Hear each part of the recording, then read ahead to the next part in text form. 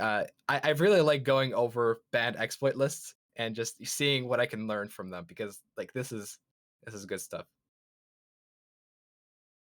Oh, and we have nice Uh, speed actually. The speed of the lobby is quite well. Mimi Man is red. Never mind. oh, speed of lobby. We're in. Yeah, yeah. All right. Give me a moment. Do do do. Turn off display capture, and we're in the game itself. I have Ready. I have also like started my stream, but it's obviously not as big as yours, but it's on Twitch just in case. Yeah, you can check out Comrade Truck on Twitch. That's where he's streaming. Uh, and if you're watching on Comrade's stream, uh, I guess you could check me out on YouTube. Oh yeah, yeah. Although Well, for now if we you're have live on Twitch, if you're on Twitch, stay on Twitch. My video will be up after the stream. But yeah, seems that people are distributed pretty evenly, hey Mr. Merrim. and yeah. What do you want to talk about? I mean, I guess we can start looking over empires. Although for the next few minutes, I want to answer some chat questions real quick, Oh yeah. and then we can take a look at some of the top players on the board and take a look at who is playing what. So I'm just gonna deafen myself real quick.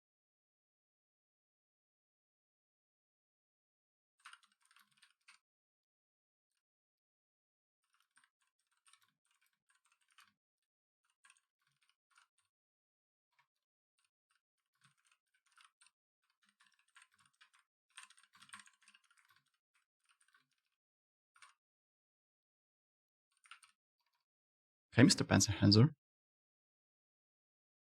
Hey Mr. Imhotep. Hello there.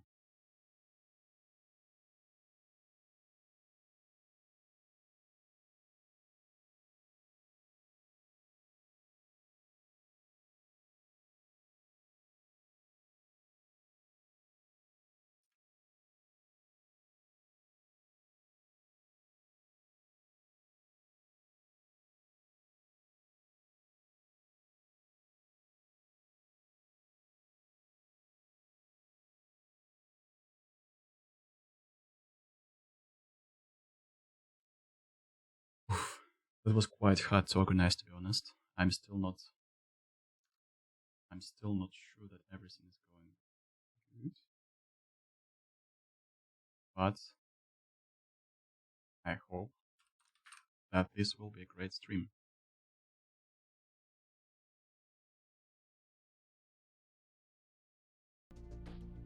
Alright, the music is on. Perfect. Okay, so what do we have here? Holodrax.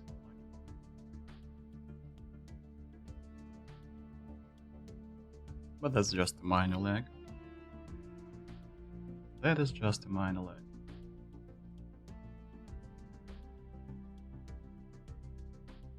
Hey, Mr. Infinity. Well, Infinity, thank you, thank you.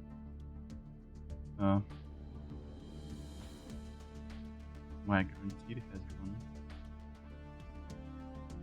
My guaranteed has run a bit. Well, actually, we do not have bad. No, I'm playing. Oh, playing. I'm casting, obviously.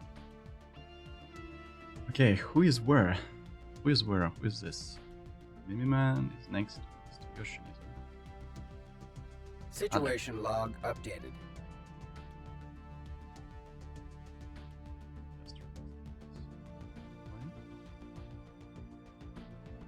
I will have no audio announcements, so I apologize for that.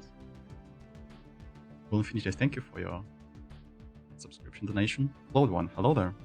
Hello, hello.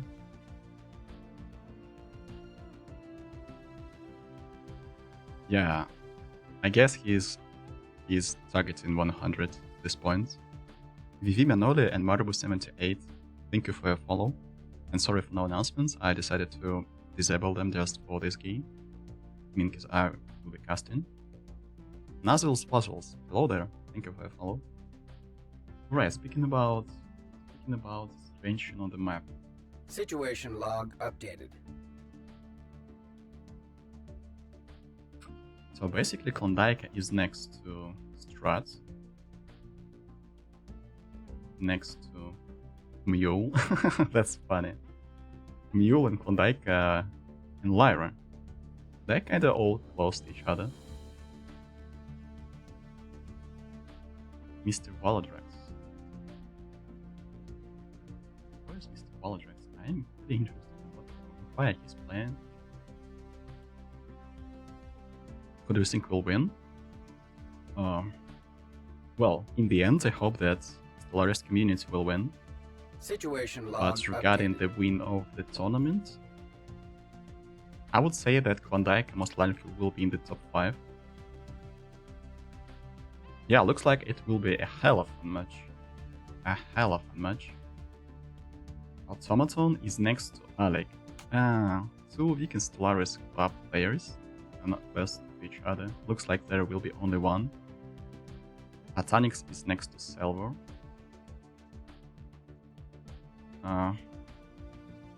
Arctic World. Wait, he said that his primitives are on their own. This one? I see no issues.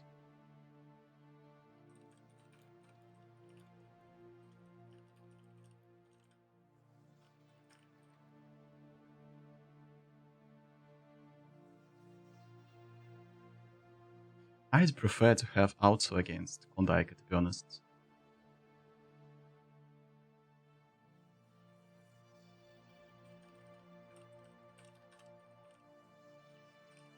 By the way, big shout out to Mr. I. Anton. The server is provided by him, and actually the fact that we're running at this speed is solely due to the I. Anton server. And even if my stream dies, or like something happens to my computer, we'll still have the lobby running. All shout out to this glorious man. Also, look at that. We have Boris ABC with 2 excavations next to him. Sweet. Yeah. Singularity is next to Uku Kirill. Oh, by the way, we have one Hive player. One and only Hive player. We have close to 9 machine empires, and everyone else are buyers.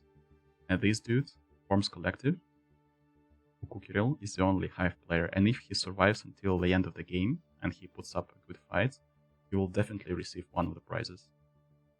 You have to have guts to be the only Hive in the game. When everyone plays meta, you just, I'm gonna play Hive and have fun and try to conquer me, because if you try to conquer him, you will Howdy, see comrade. like, hey Stefan, I'm just discussing Yes.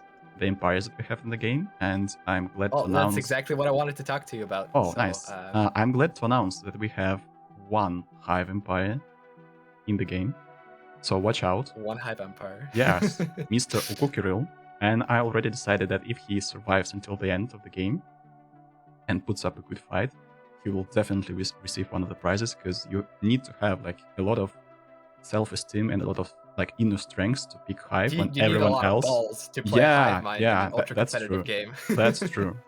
Because basically he's the only one. Like, imagine how lonely he is in the galaxy filled with Yeah. robots, like void dwellers and necrophages. And also we have already quite some interesting positioning. Like, Alec is close to Automaton. Both of these dudes are from Weekend Stellaris Club, and like both of them are veterans, so I'm expecting some really interesting fights right there. Klondike is next to the Mule, and I also expect something really interesting in this regard. So far, the server runs really well, and I have done a shout out to Mr. Anton, who provided us with the server.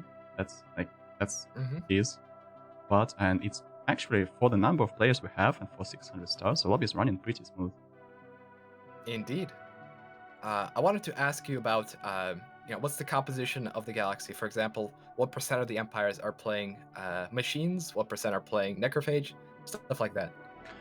We had a little bit of late comers, so my statistics may not be 100% accurate, but 20 minutes before the start, we had 30% of the lobby playing machines, and like all of the machines starting with resource consolidation, and basically 70%. All of them. Yeah, all of them.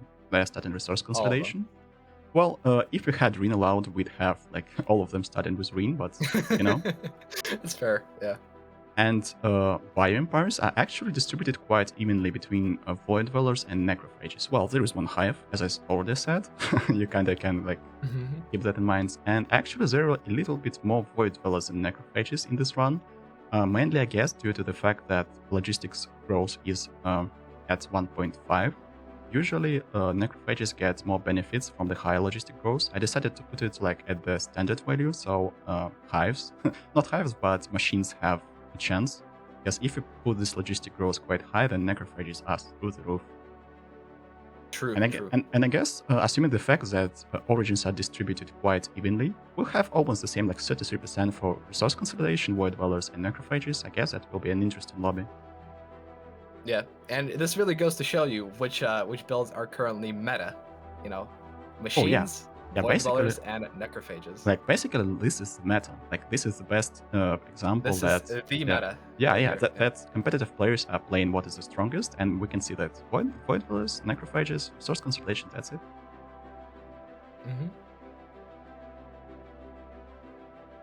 At some point, It's definitely going to be interesting to see who comes out on top out of those three categories. Yeah, and actually, it will be really interesting that we had a lot of discussions about rules, and obviously, we had the most heated discussions 15 minutes before the start of the lobby. You're cutting out. Oh, yeah, I'm sorry. Like, I guess I was saying that we had the most interesting discussions about the rules like 15 minutes before the lobby, as usual. Like, everyone had a week before. Yeah, but in the end, we decided that Vassal and Tribute war goals will be banned until year 50. And until year 50, everyone is obliged to use a claiming line. It means that you should claim territories of your target starting from their borders. You're cutting out again. Oh, I'm sorry. Give me a second. Yep. But yeah, so vassalization and tributization is banned until year 50. And so are neutron and proton launchers. So there's not going to be, people getting completely wiped out by some technocracy in the very early, especially with void dwellers. So with year void 50, dwellers, I bet basically everyone is going to be slinging neutron launchers. Well, yeah, basically, if you do not have protons or neutrons year 50, then it means that you're done.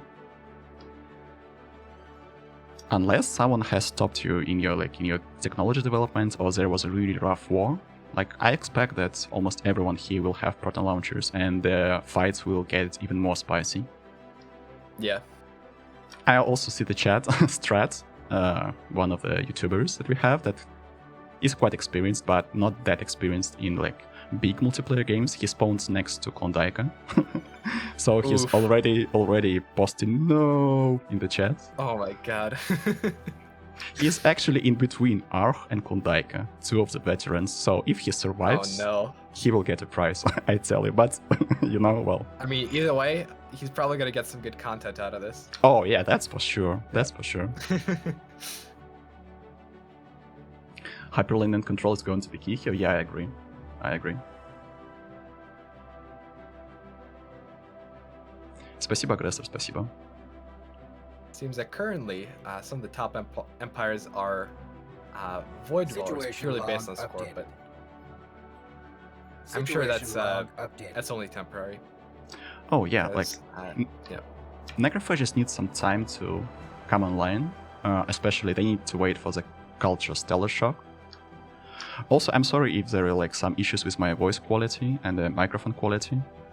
Hopefully they will. Fine now. It's fine. Oh, okay, nice. It's just that if you go too far away from the mic, it starts clipping. Sound quality drops. Oh, I have an issue. I see an issue already. Like a lot with necrophages, a lot depends where your primitive spawn, like how far away from your capital. And the mule already has an issue. One of his primitives spawned like 1, 2, 3 hyperlinks away, and he has just taken them, so he's a little bit behind. I see that. Yep. And Klondike had both his primitives next to his capital, so Klondike is even more dangerous right now. Definitely. Also, watch out for Mr. Yoshimizu. He's also a necrophage player, and actually he's one of the most talented newcomers. This guy has maybe 500 hours in Stellaris, but he plays so well. When I had 500 hours, I wasn't even close to his current level. And he also plays necrophages, so he's going to be a big threat on the map as well. Alrighty. Speaking of necrophages, let's take a look at what people are choosing as far as their civics go for necrophage. I'm Situation seeing log functional updated. architecture. I saw that on Klondika and Joshimizu. Although on Klondika I see Shadow Council. Situation Bit of a log updated. moment, but Oh, I can tell you why. there's that. But actually, And meritocracy on Joshimizu. actually, Why is that? Yeah. Actually, Klondike is targeting the elections. We have a rule that no one is allowed to manipulate candidates during elections, but Klondike wants to have cheaper elections. That means that he's targeting the destroyer focus leader or cruiser focus leader. That's minus 20% for the cost. Mm-hmm. And actually, if he will be able to roll such a leader, that will give him an immense boost. Yep. That is an interesting strategy, yeah. Speaking of leaders, what was the leader manipulation thing that you talked about? Obviously, Situation we're not going log to updated. see that happen on stream, but I'm just curious from, player perspective, what that means. Dragfire, so who has best starts? I cannot tell like if it's the best start, but Klondike has a really good start. So, well, I'm not sure if... Well, actually, we can talk about this, but actually there is a way to manipulate your candidates that will provide you with a chance to have almost free election. That means like re-election. There is a way to, like, if you're playing the military junta, I'm not sure how to pronounce that. There is a chance that there is a higher chance that one of your leaders, that your leader will have like either like ship focus or like fleets minus 10% discounts. And to make it more possible, you need to have like admirals. But if you make the re-election and have the same candidates in the pool, they will have the same doctrines. So you need different candidates for elections until you get the ruler that you need. And there is a way to manipulate your candidates, and you get like, there's a chance, like 50 or 75% chance to get a free re-election without the 250 influence to get that. That's why I will not announce it like right now on stream, because this is literally the box of Pandora. There is no way to check or enforce that rule.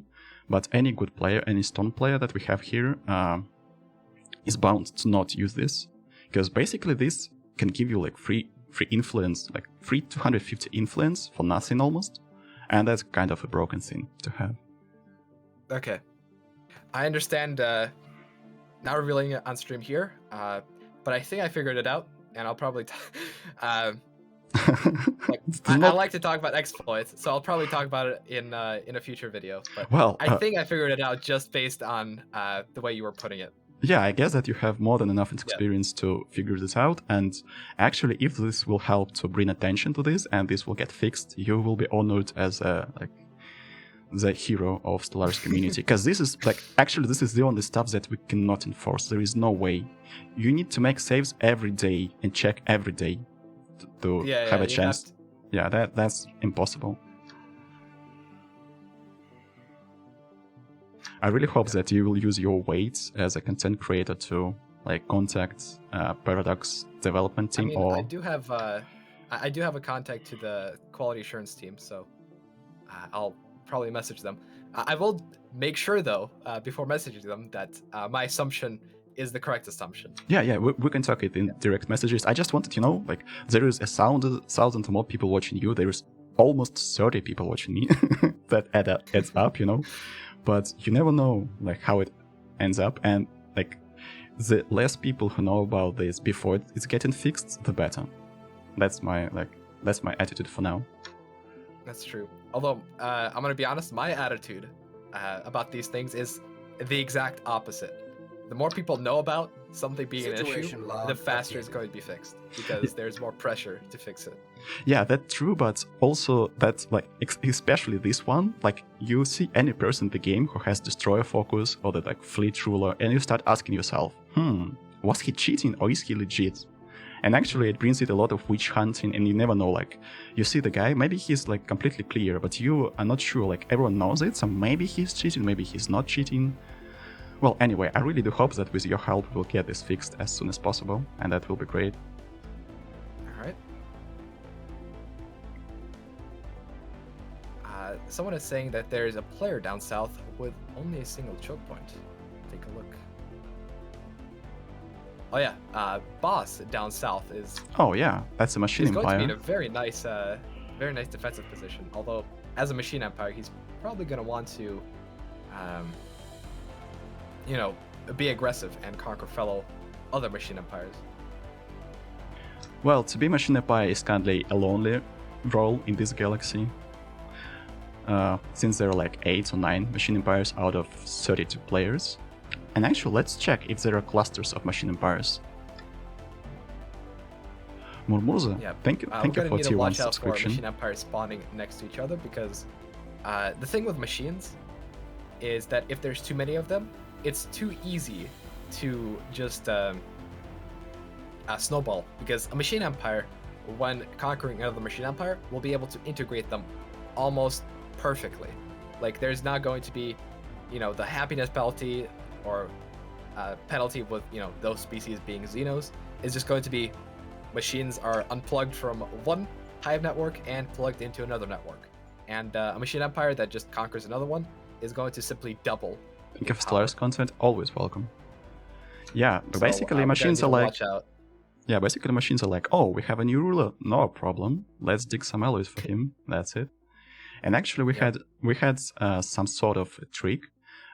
We did not finalized our rules regarding the claiming line and tribute vessel, because if you say that there will be no tributes, no vessel demands, it means that machines are kind of safe, because for the bioempire there is no point fighting the machine. And that's why players may decide to change for machines, because if the more machines in the lobby, the more point is to go for machine, because there will be more machine empires to conquer. That's why we asked everyone to send their empires in advance, like you suggested, and actually it helped a lot.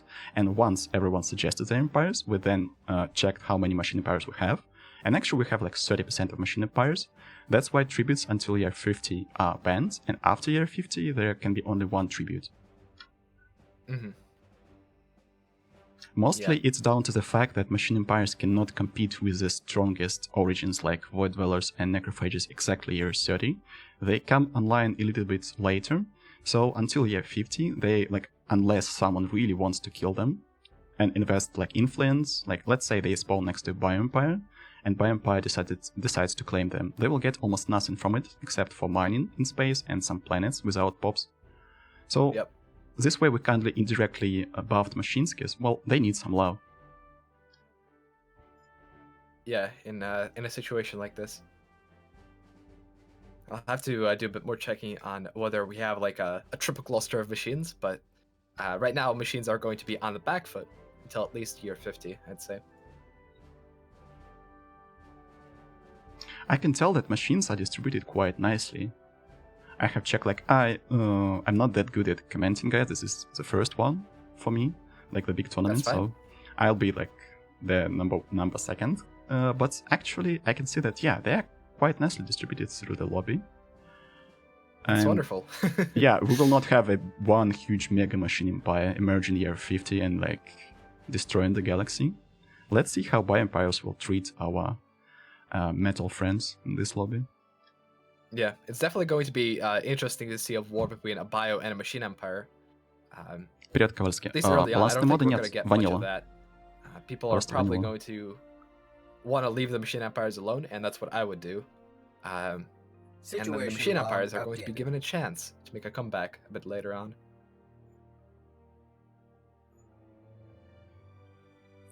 Oh my gosh, I have just checked something. Klondike has a 24 tile size planet. That means this necrophage will be able to have a huge ally producing facility. Oh my. Not year 30. Okay, I can already tell. If Klondike plays it well as he usually does, he will be a huge force on the galaxy.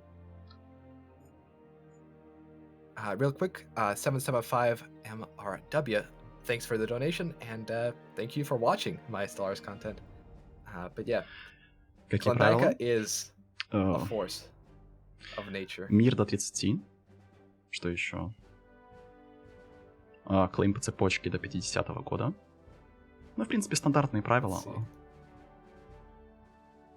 Authoritarian, xenophobe, and militarist for his Situation governing log ethics. updated. Interesting. I guess militarist is there for no retreat and slightly boosted ship fire rate. And for xenophobe military is there for junta, that the chance to roll the leader. Basically, you will see all the necrophages with militarism. Well, I expect like every single necrophage to have the militarist trait. All civic, whatever.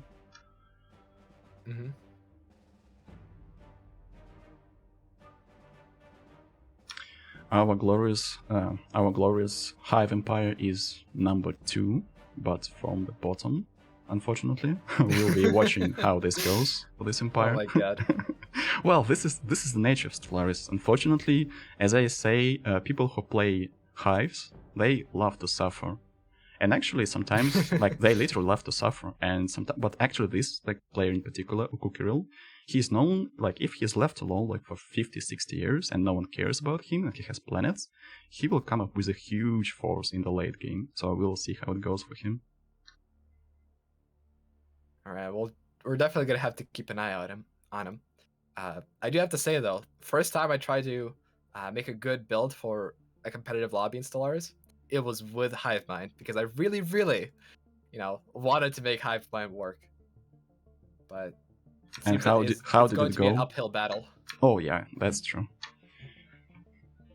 And also, like, I felt in love with Void Dwellers, and even when they were kinda like, when they saw that, like, when people saw that they're not that great, I was still playing Void Dwellers. And after Void Dwellers, when you're just tuning into the Hive Empire and you check the science income, you're like, man, what is that?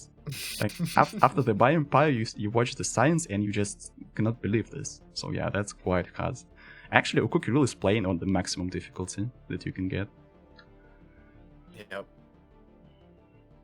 Although, the fact that he is a Hivemind, is going to be definitely to his advantage when it comes to people attacking him. Like with a Machine Empire, there is a good chance another Machine Empire will attack you, even though normal biological empires will probably not. But with a Hivemind, like, what are you gonna do? The only counter to a Hivemind would be Necrophage with Xenophobe, I suppose, because a Xenophobe Necrophage can purge a Hivemind and take their pops. But let's see here. Are there any necrophages near Ukukiril? Nope, he's free of necrophages. No. But he's really close to Julius or Singularity. So they might fight each other for the planets. And actually there is this corner is quite interesting. We have Azrael. Azrael is a really good Void Dweller player from France. And actually close to him are 2 robot empires. And he has no other exit. So he will have to fight with one of them.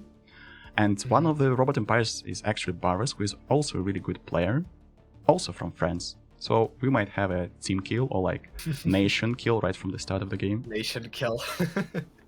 The backstab. Yeah. Speaking of backstabbing, let's take a look at what Ragunis is doing. He's playing yeah. Frickin' Criminal Heritage, and he's near the top of the leaderboard right now. Let's see. Who would have guessed that Ragunis is playing something spicy? That's always his way to play. Yeah. Well, Criminal Heritage would be Azrael, so I suppose he's not going full meme here, but... No, Barras and let's take a look at how he's developing his planets. Both planets are energy worlds, interestingly enough, although I suppose that's Situation for log updated. Establishing branch offices. Because as a criminal syndicate, he would have to, actually do his thing as a criminal syndicate to gain benefit from it. So let's see, no clerks, lots of technicians. We can see that he's buying stuff on the market. 26 consumer goods, which is, I believe, the max that you can buy per month without the prices going up. 52 minerals, which is also the max, and 6 food. So his economy right now is balanced fairly well. For year 11, he's doing very, very well. 263 science, and although there's no ally production, I'm sure we'll see some of it come online soon enough. Yeah, he's already building industrial districts. So we're definitely gonna have to keep an eye out on Dragunas.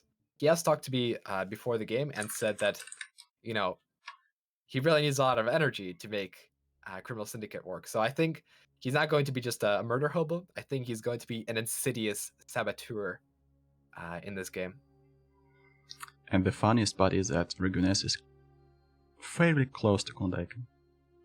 Fairly close to Klondike. Yeah. And also his plan, he shared his plan with me. His plan was to find another necrophage next to him, and Klondike is a necrophage. So we'll see how it plays out.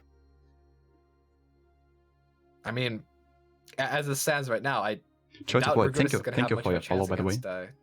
Klondike. Klondike is playing the meta, and Dragunas, even though he is playing necrophage, is still quite off meta. Like, we can see that Klondike is sitting at about 400 research per month, while Dragunas is sitting at 263. So there's definitely a significant difference here. And speaking of difference, like 400 research in year 11. As a necrophage, that's Situation quite good, log updated. I have to say.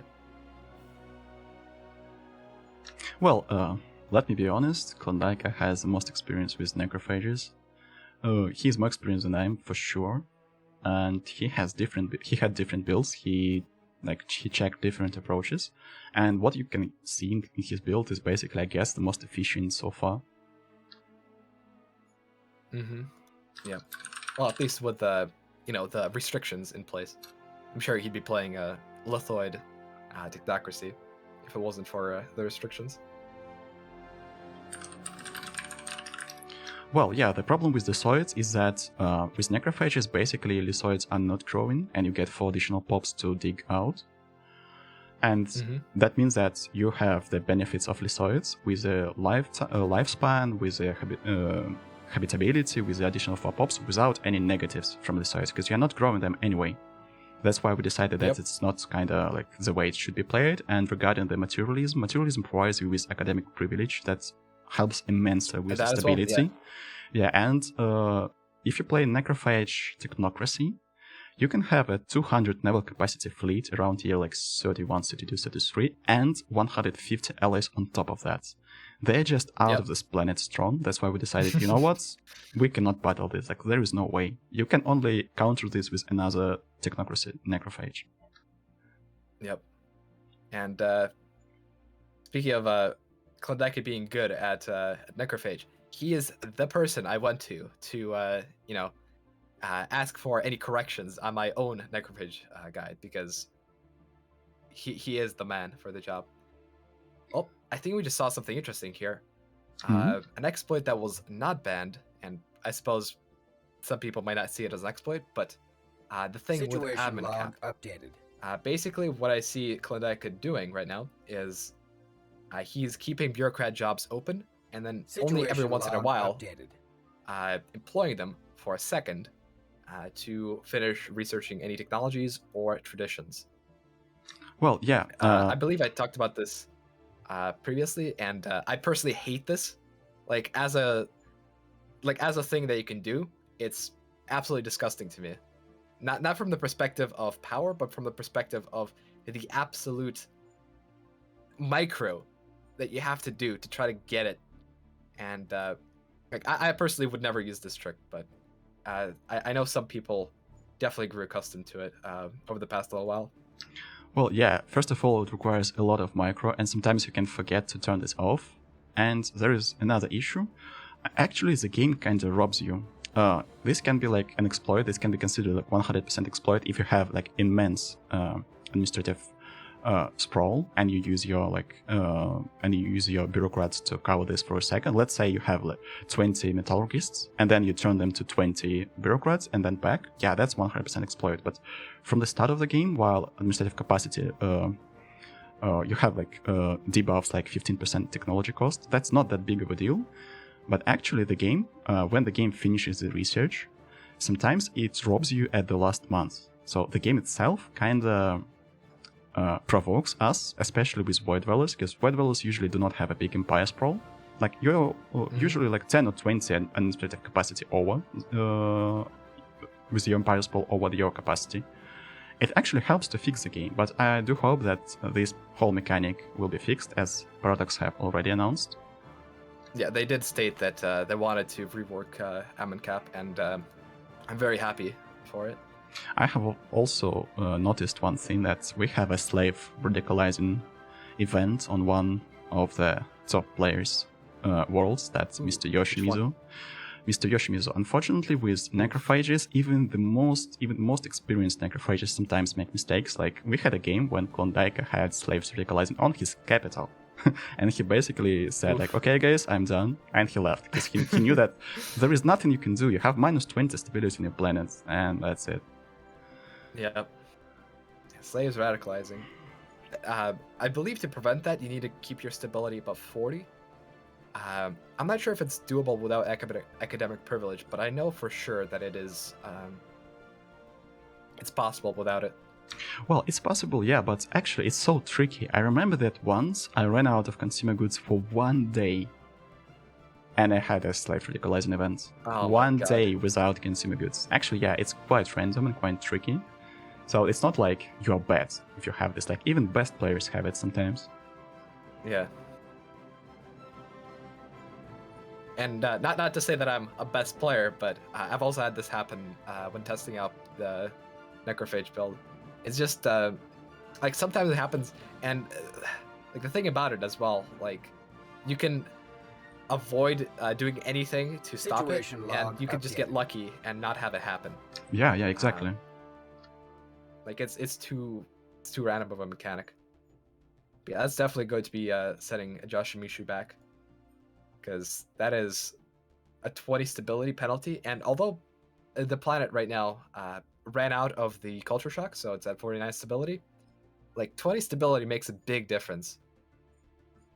Oh yeah, and it's 33% resources from jobs. I just checked myself. I remember that's what wasn't only stability, that was something more severe. Actually, additional minus 33% from jobs. That's huge. Basically, your planet is not working. Well, it's radicalized. Mm-hmm. Also, I'm watching Mr. Esdrael. He was kind of lucky. He went... I know that there are different approaches. I have been testing both going for the first Ascension perk as Technological Ascendancy or Voidborn. And he prefers Technological Ascendancy. And that means that you lack building slots. No, Esdrael. Ezreal. Yeah. He's a Void Dweller player. And actually, he was quite lucky. He got the Society Research for +1 building slot, Kirama Metal Infrastructure, quite early. So we'll see how he will develop his empire. For now, he has 520 research and 50 alloys. At tier 14, we'll see how it goes. I can see him also upgrading his star bases already. Yeah, he has... Oh, he's upgrading to Starholds. Actually, I prefer to upgrade to Starholds a little bit later, because Starholds, like, upgrading them early only like gives you the upkeep, and you do not need them. True. But he's in the nebula. For those couple energy cards. Yeah, even one energy. If you check it for the 30 years, that's like 600-700 of energy. That will allow you to try to roll for the leader. Oh, and he has an intellectual governor as well. So the things are going really well for him. Yep. It's definitely nice. I also noticed I'm sorry, governor on Klondike, so I'm sorry for not paying much attention to the chat. I'm trying my best with casting. Yeah, speaking of Void Dwellers, one thing I noticed about Void Dwellers when playing competitive a couple months back is Void Dwellers, like, they have to invade another empire around 30 years in, or else they will fall off of a cliff very, very rapidly. Well, yeah, basically. Yeah, that's still true. Well, with some limitations. But yeah, basically, if you're against a necrophage, and necrophage just stays in defense. Let's say, like, once I played against Mr. Yoshimizu, that was him, who actually fought against me. He had a Star Fortress, and he had 30 cruisers, years 30. So he was like literally an immovable defense force. And I know that if a Void Dweller attacks necrophage I cannot break through, in 10 years you will just get overrun by sheer amount of pops. So yeah, actually that's true. As a Void Dweller you have to attack someone, or you can actually sit and build habitats, but you need to pray that no one attacks you in the next 50 years. If you'll get like 90 years, 8 years to develop, yeah, you will be the strongest empire on the map, but you have to evolve in peace, basically. Mm-hmm. Okay, let's check Automaton. Automaton is also a force to reckon with. Situation log updated. Oh, definitely. All right, let's see what he is playing. He's playing Void Dwellers, actually. Void Dwellers with technocracy and meritocracy, militarism and fanatic materialism. He has slave optimization ruler. I always love it. You have no slavery, you have slave optimizations. You have slavery, you have something else. Like, that's always the case. Yeah, right.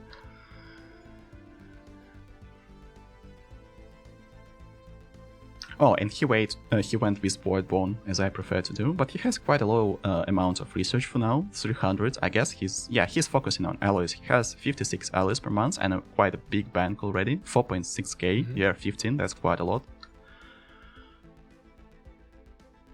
Something tells me that year 30 will have either Alex Empire in the place of both of them or automatons. There will be no survivors in this case.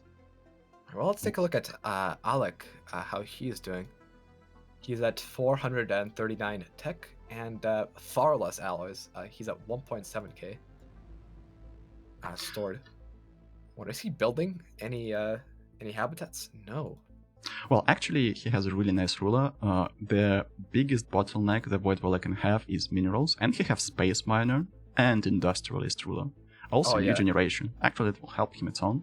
And what about his systems? Well, oh my gosh, he has a system with a lot of minerals with rare crystals. Oh my god, yeah, that is beautiful. yeah, he has a lot of, like, basically, minerals is what limits Void Dwellers. Usually, I played a game yesterday, and at some point I had +1 mineral per month. I could not build Alloy Forges level 3 because I did not have minerals for that. And Void Dwellers, you cannot provide minerals on your habitats, otherwise you will not have space to produce alloys. That's why, like, with Void Dwellers, you really need to find at least some minerals in space, and actually Alec has a nice, but he's in a nice position right now. Plus 50 alloys, around plus 50 as the usual number of alloys a Void Dweller can have if you rebuild your habitat full into alloys. I guess he has one, let's check. I guess he has one habitat. One.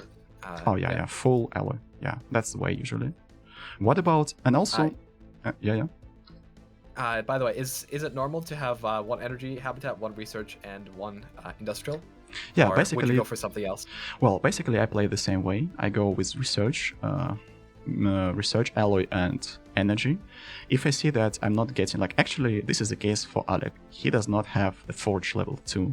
Oh, Forge level 1, the first upgrade of Forges. And for Void Dwellers, this is incredibly important. All upgrades for the buildings, for the production of buildings, are extremely important for Void Dwellers because you do not have many pops. You cannot compensate that building more districts. You just cannot. You do not have more districts. So the only way to improve your alloy production is either building alloy forges on your other habitats, and that means that you will have less efficiency not producing on one forge habitat, or you need to make research. Let's see what he has. Okay, he has finally rolled alloy mega forges. Let's check. Yeah, I saw that. yeah, exactly like we are speaking. Let's check Automaton. Does he have it?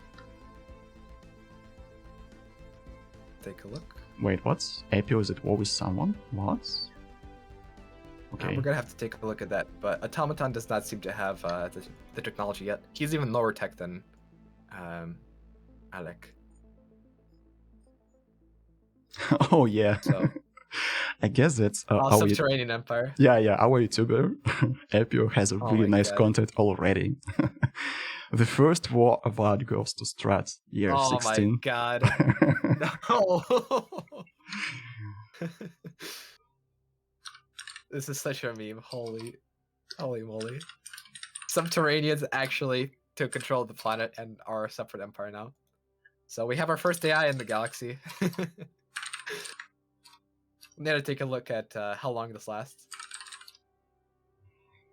Probably not very long, considering how he's against an actual player. But I'm not sure if it's very profitable to build ships at this point. If you build ships right now, you're sacrificing, first of all, efficiency, because you're going to be able to only build relatively crappy ships, and you're also going to be, sacrificing upkeep. Oh yeah, unless that's you true. disband your fleet, in which case you're sacrificing alloys. So it's a it's a no-win situation. Like any sort of military action before year 30 is going to be hampering your empire development. Hattori Hansa is another good player. He plays Void Dwellers, and actually this is one of my viewers who watches a lot of my streams and checked one of my... Oh, wait a second. Okay, I will not talk about my stream just in case. He has a relic world, 17 tiles, and also asteroid belt and titanic life on it. Wow. That's kind of interesting. And his he next... has 2 relic sites in one system. It's awesome. Oh, yeah. Crash Starship, that's a great excavation. Crash Starship. What does it give? Okay, like, is it min-max to know all of the relic sites, or is it just something you learn over time? Because I personally never memorized the stuff that you get from these things. Yeah, actually, like, it would be the perfect min-max to know what excavations give you. Like, anomalies are extremely important as well. But I have just a gut feeling. Like, I remember that Crash Starship gives you quite a lot of minor artifacts and energy, so it's good. Asteroid Blast Door is just... That's the only one I know. Yeah. Asteroid Blast Door, and it's 50 cracked. to 100. Like, it's cracked. Dreneurs is great.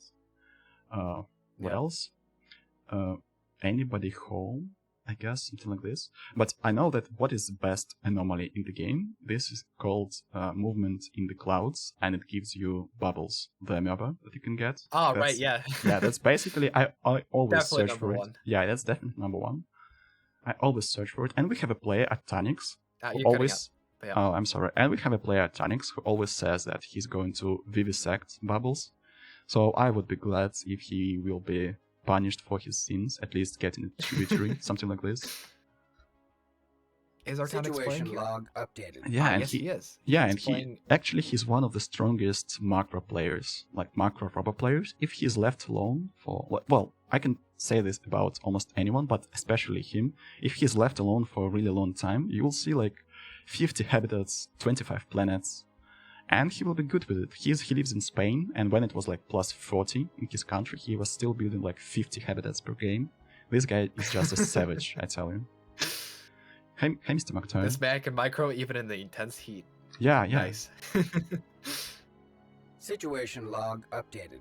See, replicator maintenance protocols. I think I saw Rogue Servitor at some point. Standard host, hello playing Rogue Servitor. Oh, pardon me, he's actually number 1 on score. Oh, yeah, he's known for his Rock Servitor runs. He's one of the veteran players, and he loves Rock Servitors. Yeah, I was wrong. I lied. We have, I guess, planetary unification, right? It must be planetary. Yep. Actually, we have one planetary unification player amongst robots. That's cool. That is cool.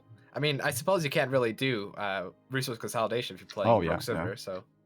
It would be quite inconvenient for your buyer trophies. If it was like the case.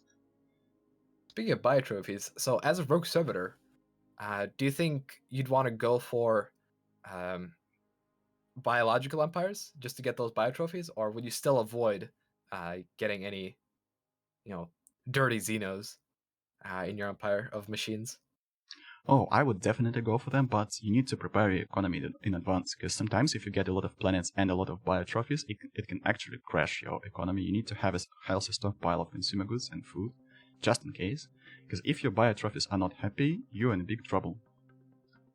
Mm-hmm. Yep. Set and Fangirl, hello there, and welcome. Thank you for your follow.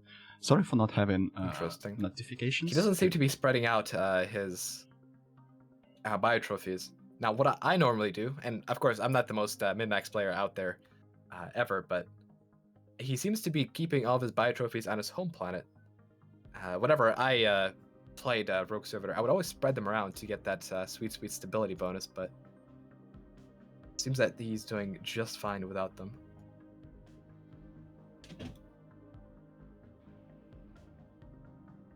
Speaking about strong players and their luck, R has abundant colony ruins, dig site, and he has production of Zero on one of his planets.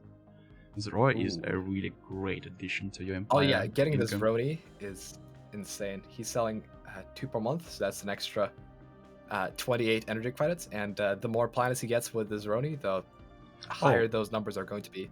We have Klondike and Dragoness finally finding each other, and Klondike is already happy with that, as you can see. And Dragoness is even more happy with that. Science ship sustaining damage. Let's see, And in Klondike Doomsday? is at 3.3 plus 69 alloys, and No, it's not Ragunas banned, and we do not have it.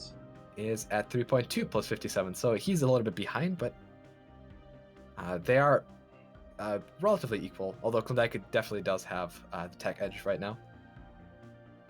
They will not be meeting each other directly, though. They'll have to conquer another empire to close the gap first. I'm pretty sure that Klondike will be coming for Ragunas, because Ragunas has an edge in crime. That's for sure. And he's going to be planting his stuff on his planets. Yep. I wonder if Ragunas has any branch offices out yet. I mean, it's a bit early for spending influence on branches, Situation log let's take a updated. look. There was another crime player in the galaxy as well, other than Ragunas, so that's something I want to check out. Guess who is his first branch office target? Who? Klondike? Klondike, obviously. His first. Oh my god. Yeah. His love is in the air.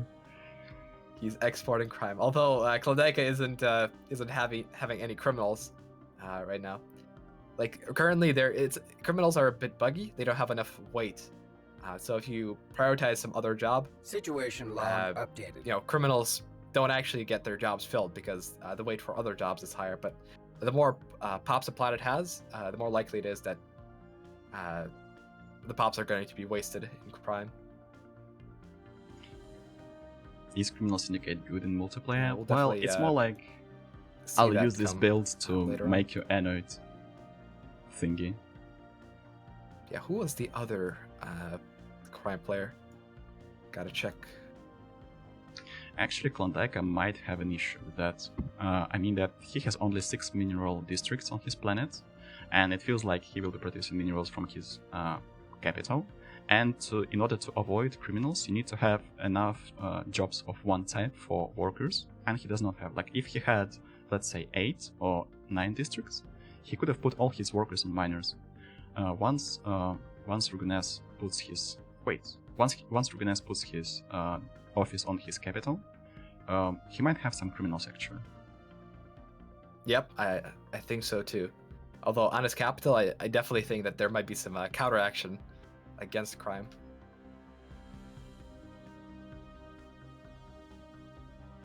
But even that counteraction, like either way, it's going to cost Klondike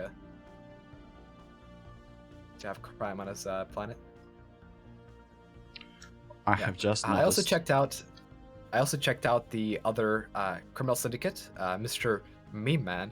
Oh yeah. Surprising name here. He has actually exported his crime a lot to another Situation necrophage log empire, I believe. updated. Oh, Mr. Yoshimizu. He's suffering. Yep. Yes? Oh, I know. He is suffering.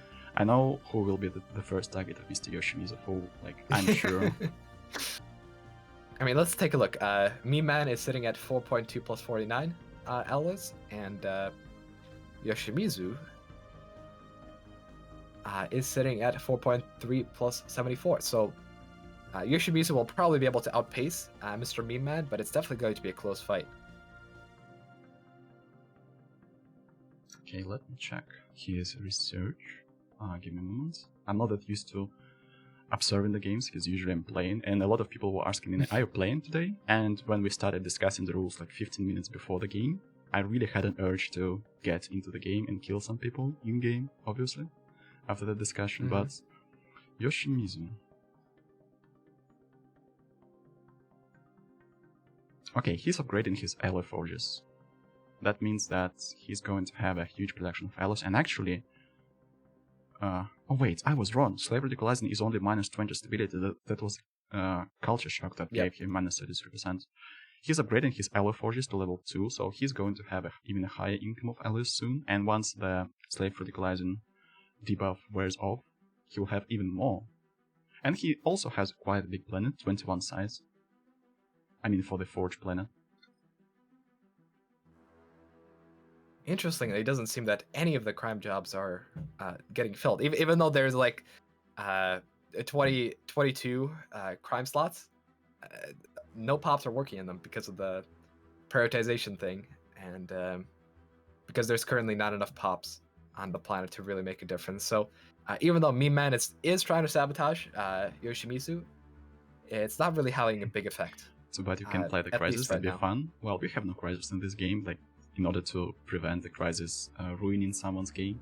But yeah, people are also asking me why am I not playing, and the simple answer is I like to spectate these games more than playing in it. And plus, I believe it makes for a more entertaining experience because, you know, if I'm just playing, I'm just playing, and I could be playing a game in any lobby. But with a lobby with such high stakes and such competitive players, it really is good to see what's going on across the galaxy, and I can't really do that if I'm playing.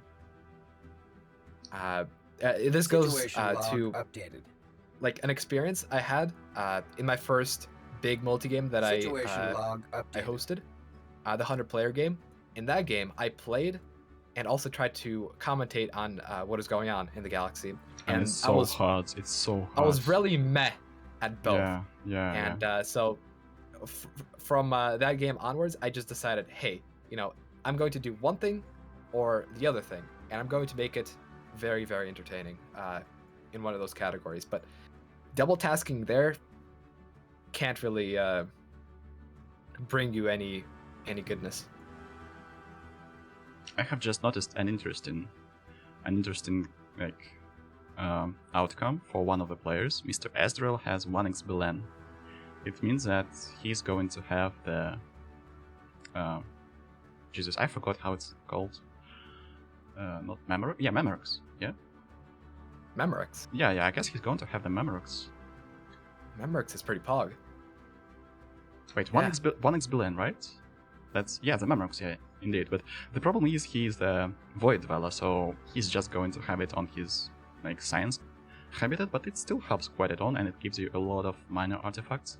And for Void Dwellers, minor artifacts are always, like, for any Empire, that's quite profitable, but especially for Void Dwellers, because your economy is so tight. Sometimes you get, like, +0 energy. Well, actually, he has plus 100 minerals. Wow. He has really nice territory.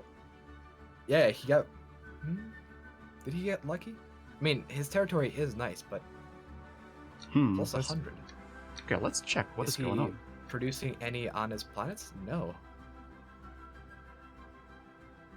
Oh, Starbase. Oh, he's getting 36 minerals from Starbases. He has the Nebula refineries. The Nebula, yeah. That's why he went for upgraded Starholds. That was the case. Oh.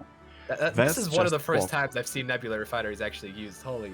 That's just like for Void Dwellers, that is Pog. Like literally, he will be the strongest type of Void Dweller you can like possibly have in the game. Like that's 100%. Like having 100 minerals as a Void Dweller producing 80 alloys. First of all, like I saw that it's some sort of AI buff that he has, but then no, that's a player. Where is he getting these minerals? Yeah. It's that Nebula, man. It's amazing. Also, Craig C, thank you for the donation. You're welcome. I'll be doing more and more Stellaris content in the future. But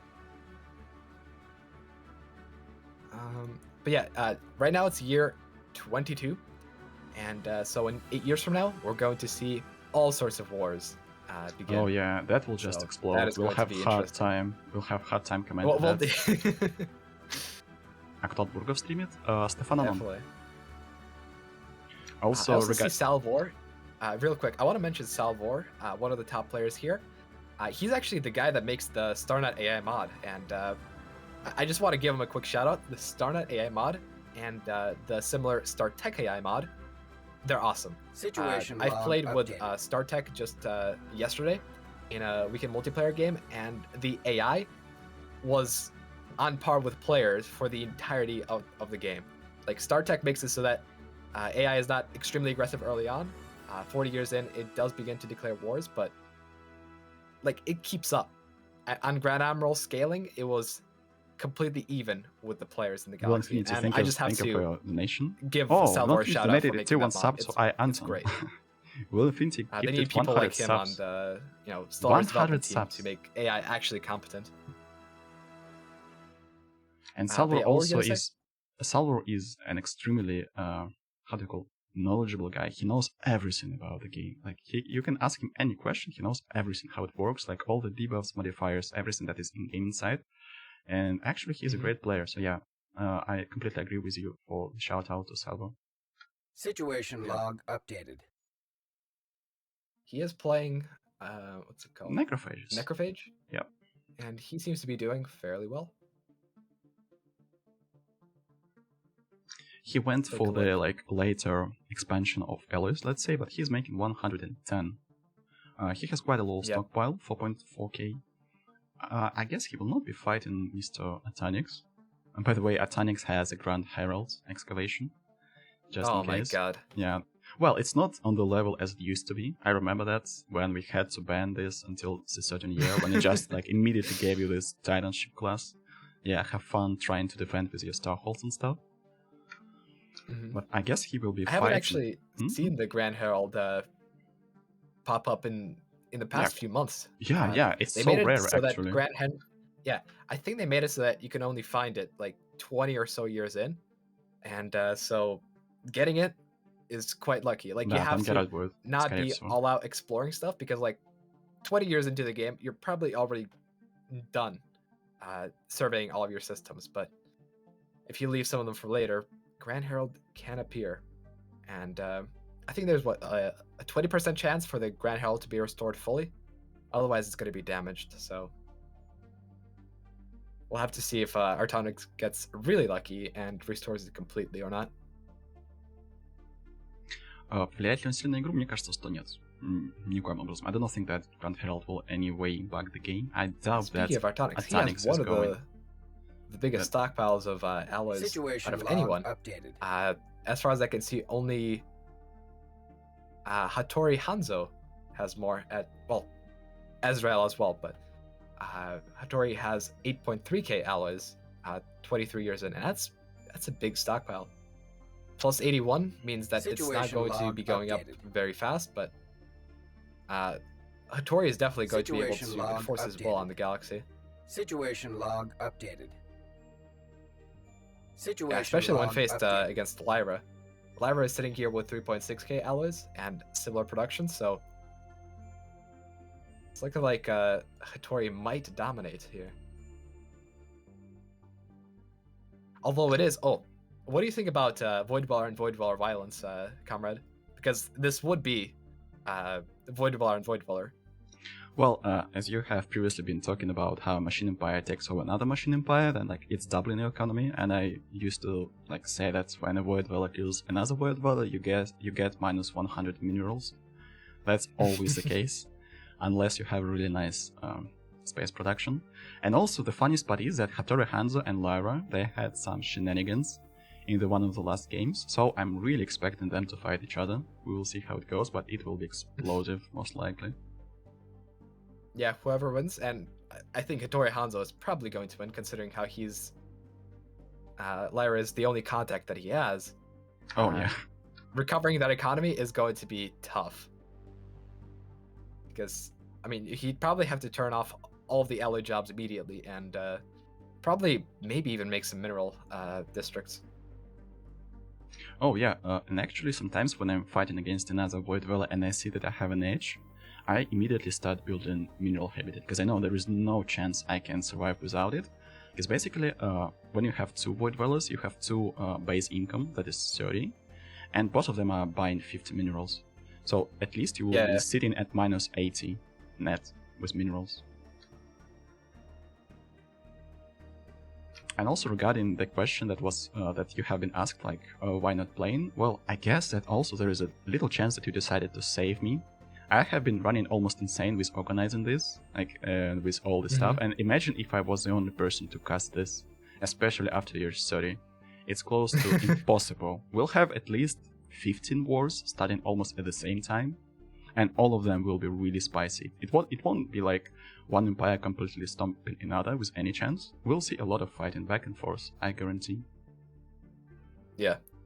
Right, we're gonna have to be jumping around all over the place. And real quick, Sagittarius 8, thank you for the donation for the next prize pool. Sure thing. Speaking of prize pool, Again, if anyone watching the stream right now or later wants to sponsor a future stream, that'd be great. I would love to have these streams be like a sort of an esports tournament type deal.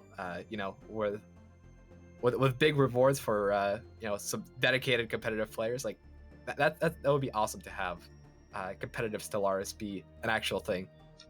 Well, actually, I can reveal something. We already have the plans for the team Stellaris games and 1v1 games, because we have the mod that allows you to play 1v1, 3v3, 5v5, whatever you want on the mirrored maps. There is 100% the tournament that is upcoming. So yeah, I guess that's if we will be able to make it more famous, like I mean the competitive part of Stellaris, that will be huge. Maybe we'll even have some sort of a league, you know, like a global StarCraft league, there is one. Like with like different players from different servers fighting 1v1 and then fighting in the finals. That would be great. Okay, real quick, I just want to note something about Artonix. He has 2 Grand Heralds. Is that seems a little whack? Wait, what?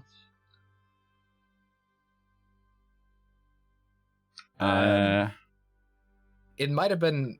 I know, for example, my mouse sometimes double clicks when I press the right mouse button. Maybe it double clicked and summoned 2 Grand Heralds. We're gonna have to message Artonix to delete one of them, because this is give me a second. Yep, please do.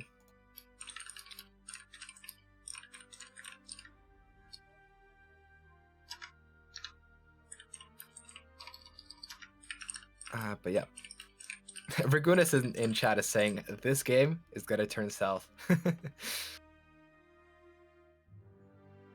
Seems that he is not very optimistic about his chances.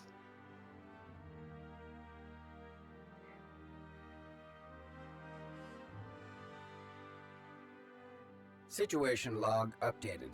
Alright, Mr. Yoshimizu finally hit his operational stability, plus 111 alloys and AK in stockpile.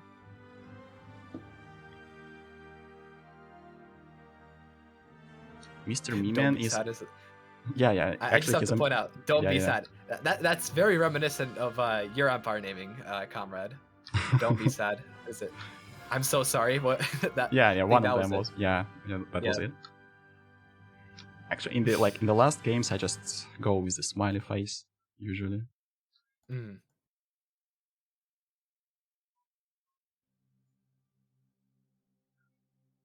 Yoshimitsu has an InterStellar Assembly. If he restores that would definitely be meme worthy.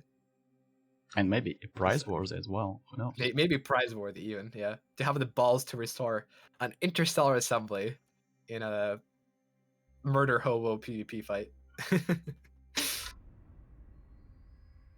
We'll have to check back on that later.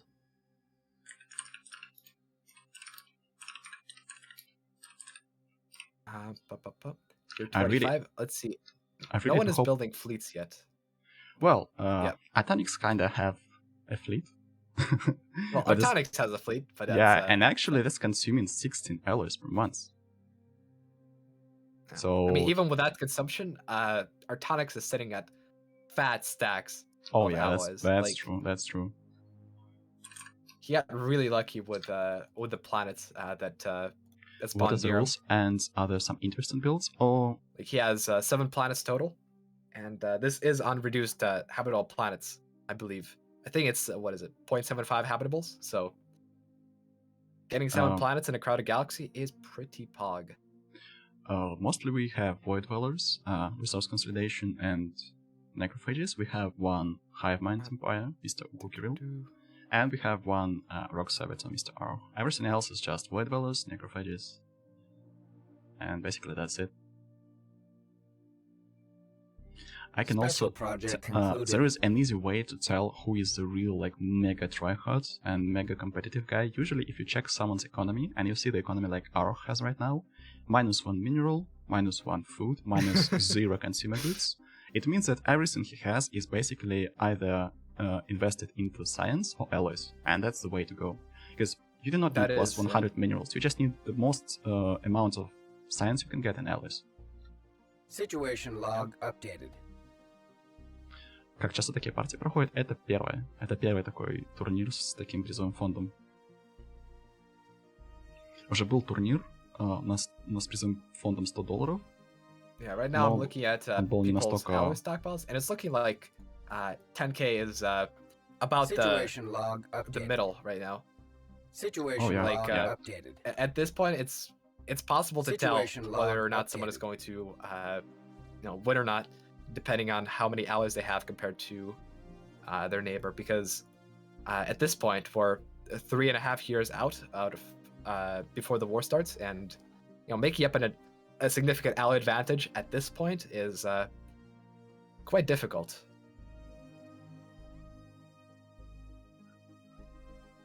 So we'll see the galaxy explode, and it's going to be great.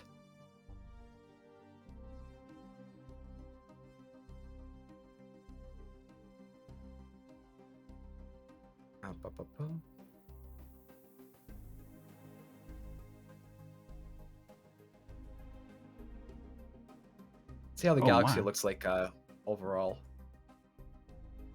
Actually, Automaton has quite a nice stockpile. He has almost 13k of alloys, and he has lasers level 4 with destroyers, so he has quite decent technology score. Let's see what Attic is going to do.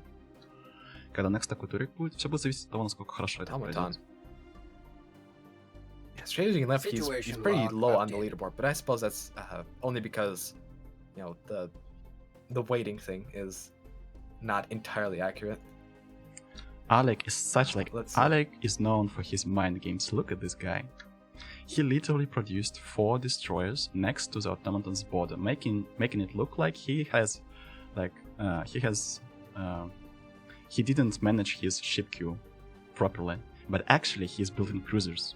So Automaton might be thinking that he's building destroyers, but he's building cruisers. That's also the mind games. And actually it's really smart. That is such big brain, and that is such big brain. Holy shit. All this, when you're playing against really strong players, a lot comes down to these mind games. Sometimes people build a ship with full shields, and enemy might think is he really building full shields, or is he making me think that he's building full shields? So I'll go full kinetics, and he actually builds full armor. So I know that Automaton is just not thinking.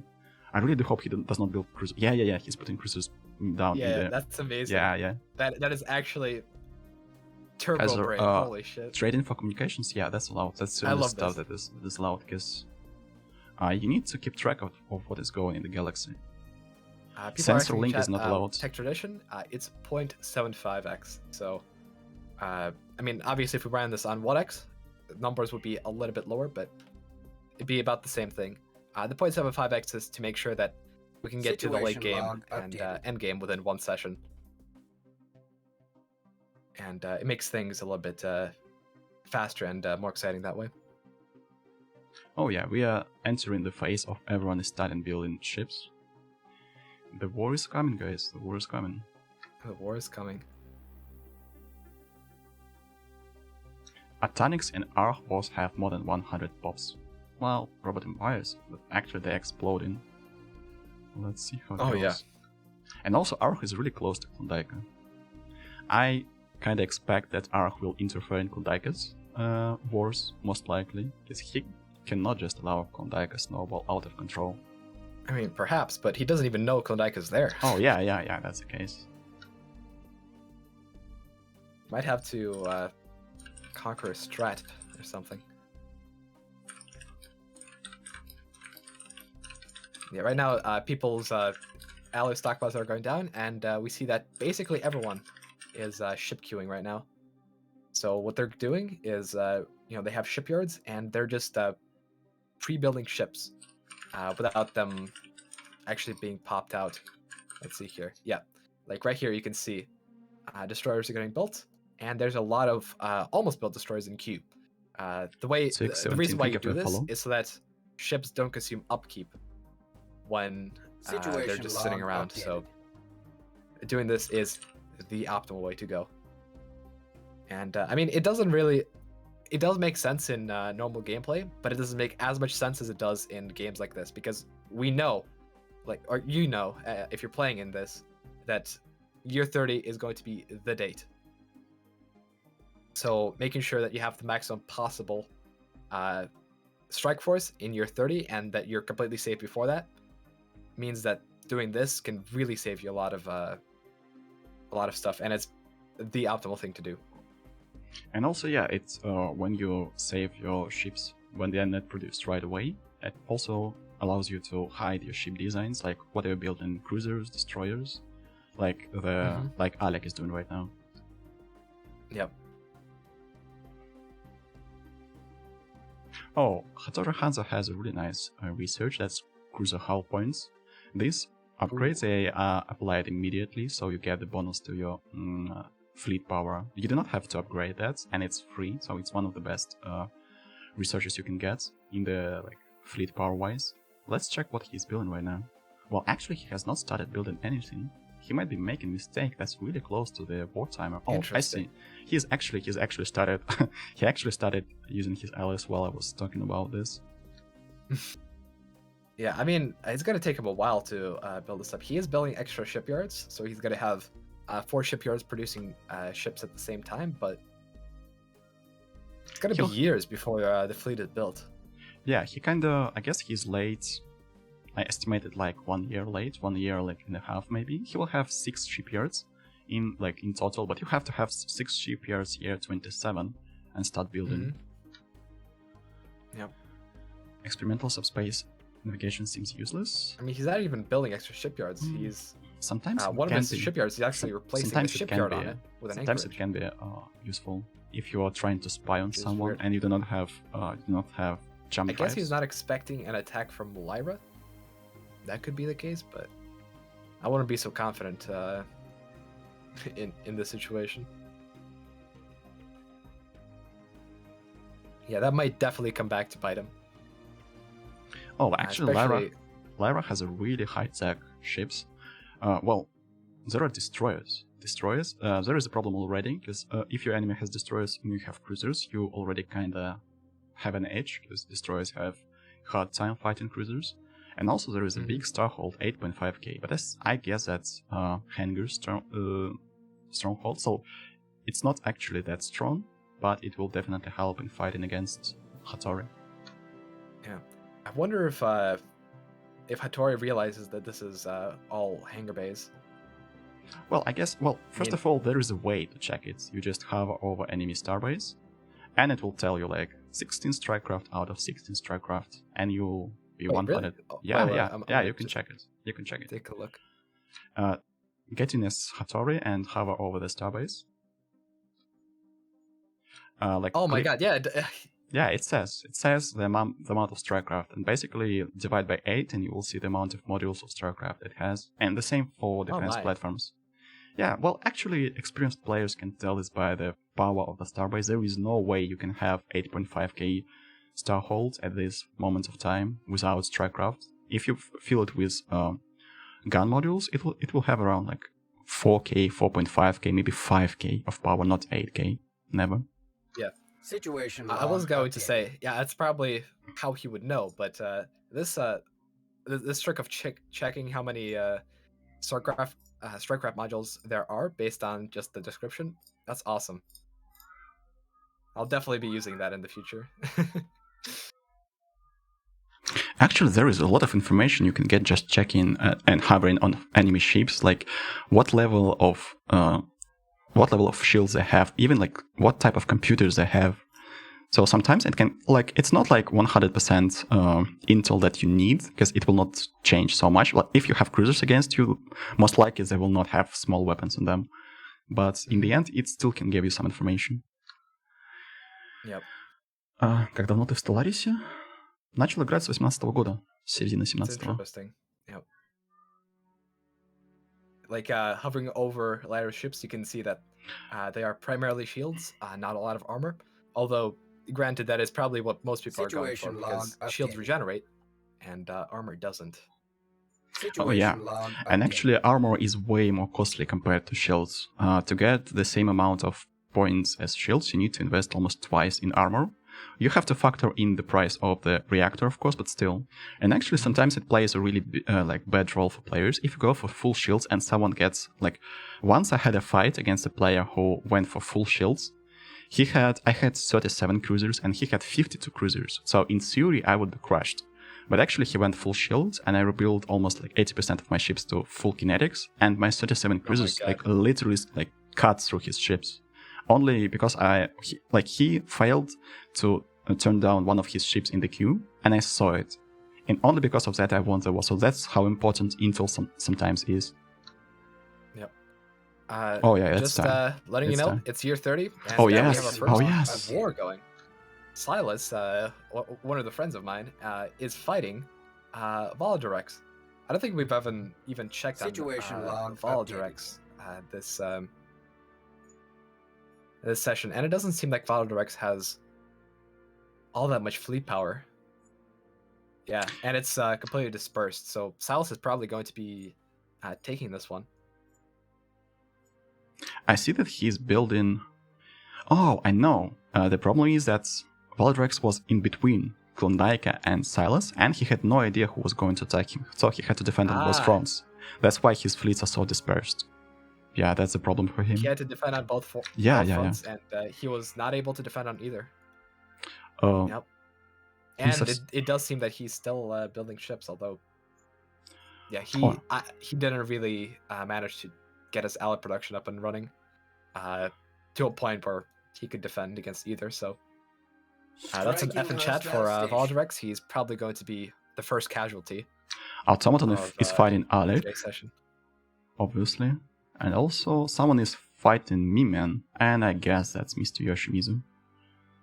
Yep.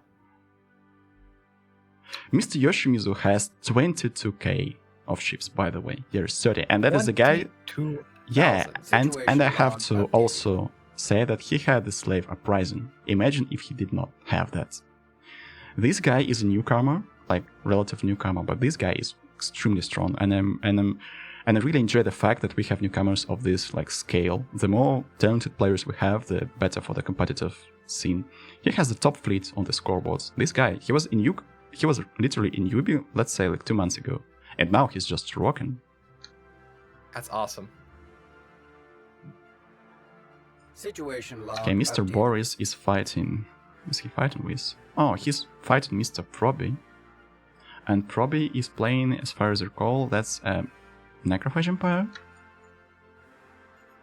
Oh, it's so hard to keep track of all the wars. Sorry, let's take a look at wars that of people that we have already covered. For example, I want to take a look at Alec and Automaton's war.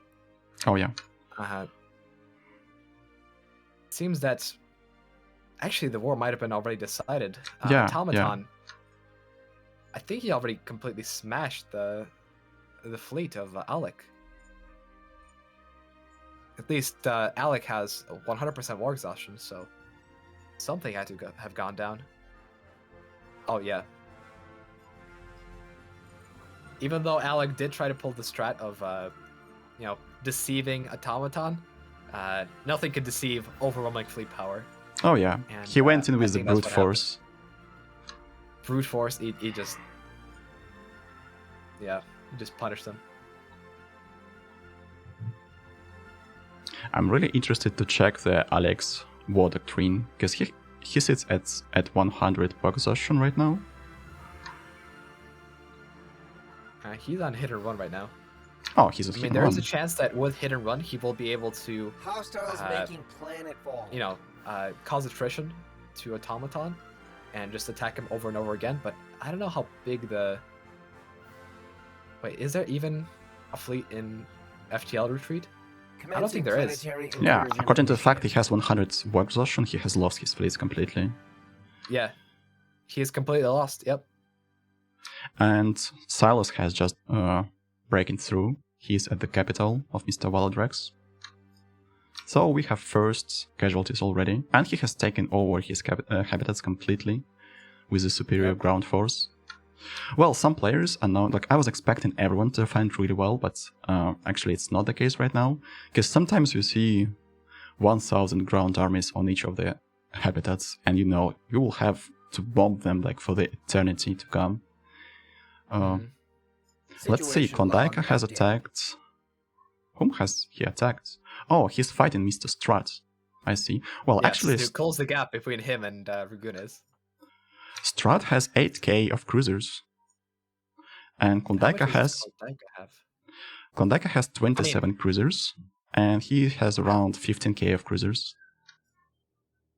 Yeah. I think Klondike will win. He's reinforcing right now, it seems. Oh yeah. He might use his armies as a shield to take the first strike. Well, he's going to win the battle anyway, but to be honest, 8k of cruisers is quite low number. The same goes for, actually, even 15k of cruisers is like an average number. Klondike is known for having 27k of destroyers year 31 when he has a destroyer leader, but I guess it's not the case. He was not able to roll it, otherwise he would be going for destroyers. Have, a destroyer or a cruiser later. Oh, actually, you know what? Actually, it's Lyra who is attacking Mr. Hattori Hanzo. It's not the opposite way. It's Larole who's on offense. It's not the way we expected it. Yeah. Interesting. See, Hattori Hanzo has currently 13k worth of cruisers. He's still building more. And Lyra has 12.8k. Hattori Hanzo has not defended his starbase, though.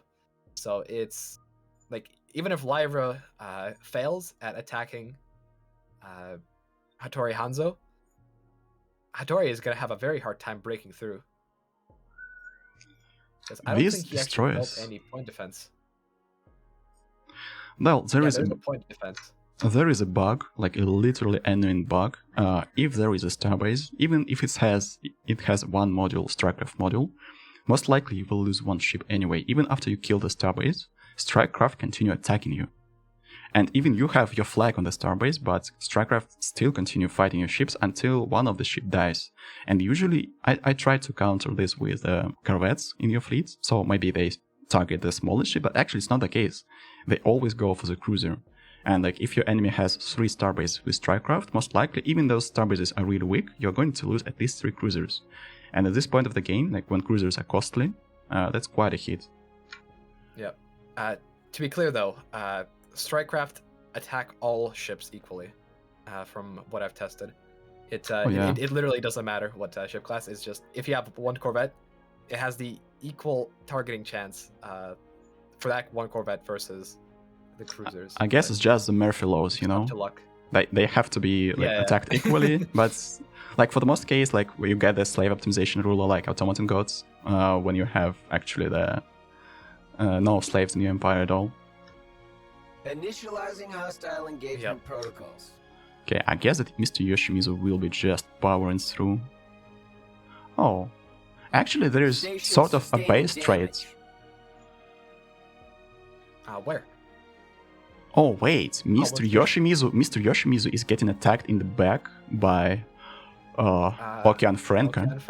Yeah, so that's a 2v1. I guess that Meman just said that, guys, there is a 22k of fleets right in my borders, so maybe you take some actions, otherwise that will be nasty. Alright. Okay, Azrael has 15k of cruisers, and he has attacked Singularity. Oh, and the whole territory of Singularity is claimed by Azrael, though this looks like a wipe for Judas. Azrael, hold on. Top or bottom right. But actually there is Mr. Barras with his fleets on the border. He's not engaging in the fight, but he has corvettes. There is a problem with corvettes. You have only one chance with them. You need to like all in and rush. Otherwise, if you're... Yeah, that will be quite interesting to watch. Oh, there's the general battle. Oh wait, actually Singularity is running away. Wait, Singularity is fighting a Kukiril? How did he go through? I guess he's trying to expand into Kukiril while someone's expanding into him. Oh, I guess he just... Yeah, I guess he attacked a Kukiril and he got attacked in the back. Wow, that's... Usually in multiplayer lobbies we have this, gentleman agreement of rivalry. Okay, I will 1v1 this guy, you will 1v1 this guy, because it's... Okay, Space Cockroaches was the first empire to die. That was Alec. So basically Automaton has doubled his empire. And that's what you were saying about the attack in the back. I don't think that's what happened, because if we take a look at when these wars started, just based on attrition alone, Azrael and Singularity fought first, and then Singularity, seeing that he's not going to win, so basically he wants to Urker. He wants to migrate his empire, basically. He wants to attack Oku. Well, Oku is known for having a lot of armies. Let's check his planets. Oku has fortresses that are unpowered right now, already in position. Let's see. Yeah, Oku has... Yeah, he's just spamming fortresses. Yeah. Yeah, this guy will defend Isn't gonna give up so forever. easy. Yeah, this guy, you will never...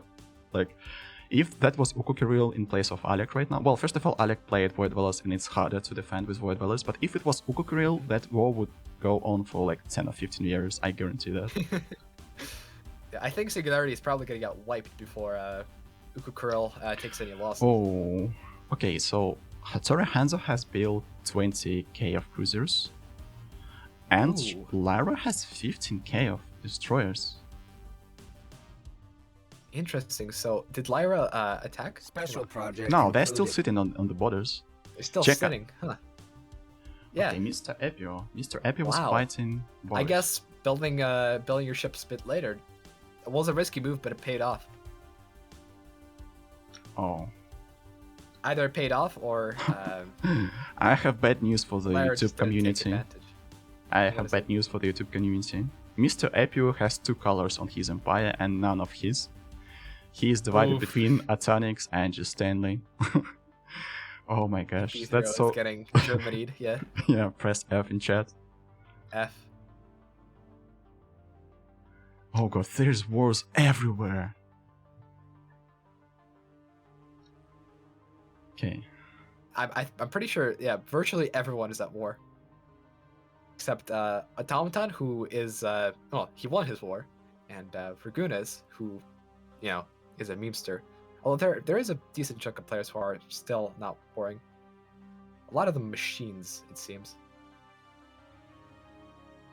Yep. Lyra It is doesn't really trying... make sense for machines to go to war right now. Lyra is trying to taunt Hattori to attack into the starbase. That's a bait. Because on the starbase you lose a lot of ships. That is, yeah. Yeah. It's definitely bait. The idea is to make him attack earlier, but Hattori is building more. Situation log updated. Actually, Let's see, Hattori has an is issue. sitting at 55 alloys, and then Lyra has plus 30 alloys, so he would be able to just outbuild Lyra. Yeah, also he has an issue with naval capacity. Yeah, he does, and his energy credit production is suffering because of it. As you can wonder if see... he has reserves of... No, he doesn't. I know, actually Lyra kinda outplayed him. There was a war that started before he could change to supremacists. That's why he has issues with naval capacity. He sits I as see. isolationist. That's why the war, that's why Lyra was the first to declare the war, and actually it paid off. He has minus That makes 130 energy right now. Yeah, actually it can, actually cripple you quite hard not having this Initializing supremacy. hostile engagement protocols. I mean, you can I'm pretty sure you can see the stance. Yeah, you can see the stance just from normal diplomacy, and so Lyra seeing that Yeah, he didn't Hattori was, swap. Yeah, isolationist? immediately declared the war. the chance. That is a great strategy right there. Yeah, you have to use any edge you have. Although now it does seem that Oh wait, that Hattori did take the bait, and he is now attacking. okay, let's see. But actually, I was told in chat that Okan Franka was just Swarm, but Yoshimizu. Okay, let's check Hattori first. Hattori and Lyra. Yes, we need to see what's gonna go down here. Right now, Yeah. it's a lot of positioning. Okay, the engage is coming. There we go.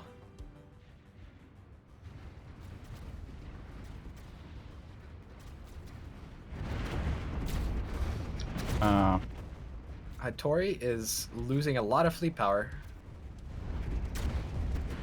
I'm known as the guy who calls for an ambulance too early, Oh, but there we go. actually, yeah, you did it. Hattori did end up succeeding here. Oh, And Singularity is dead. has been I wiped guess. out. Yeah, Yep. Mr. Ezreal has done the job. Yep, and Uku has managed to defend his territory in the meantime. The hive stays strong. The hive stays strong, yes. Freaking army spam hive mind. That's amazing. Ezreal is such a gentleman, he decided to help the only hive. on the map and completely wiped out Singularity before he could do any harm to this poor Hive. Yeah, well, actually, first elimination was That's Ale, amazing. then Singularity. Yeah. I think in the battle between Lyra and Hattori is just he's just gonna win, I think. Yeah, like when you have cruisers and your enemy has destroyers, it's almost like, unless your enemy has like 30-40% more naval capacity. I guess that Lyra had like 55 destroyers, and Hattori had at least 40 cruisers, so naval capacity wasn't even close. Yoshimizu is still sitting at 22k. Okay, He hasn't lost the fleet power. and he's in He's 2 wars. taking his fleet back.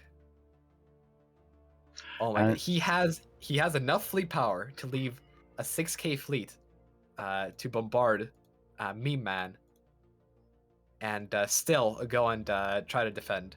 Like, And yeah, and he's coming for Orc and Franka, and assuming the war exhaustion, Orc and Franka sits at 50% war exhaustion, and Yoshimizu only 20%. That means that he lost way more ships. I guess it will be 1v2 and quite successful for Mr. Yoshimizu. yep. Strat is still fighting against Klondike. I respect that. Like, he's still defending, he's using his armies. RC means resource consolidation. Defending where? Isn't all of the space occupied right now? Yeah, only one system. But he has some ships. Oh no, that is space anomaly actually. Well, I mean, he wasn't conquered right away, so at least he had some armies on the planet, so Klondike had to use his armies as well. He fought Oh, he has taken back his capital. Klondike for 6 years, yes. Yeah, well, actually, when you're fighting Klondike, that's quite a testament that you're a good defensive force. Yeah. Oh, Hattori says good fights, Lyra. Nice. Always nice to see some Fight good Lyra. manners. Yep.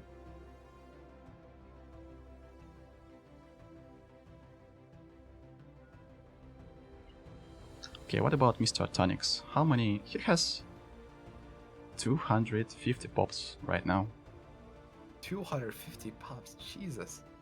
if I'm getting this right. Oh, and look, I see Oh. the same numbers as you. That's yeah. And he has 2 resource consolidation walls. That's an issue. I can already tell that Oh, he has- someone's... Oh, Yeah, someone right, is he going did to be attack big. P3O. Yeah, Strat Wow, has to yeah. delete ships. I guess we have this bug when ships are not targeted. They're invincible. Let me check real quick. Oh no.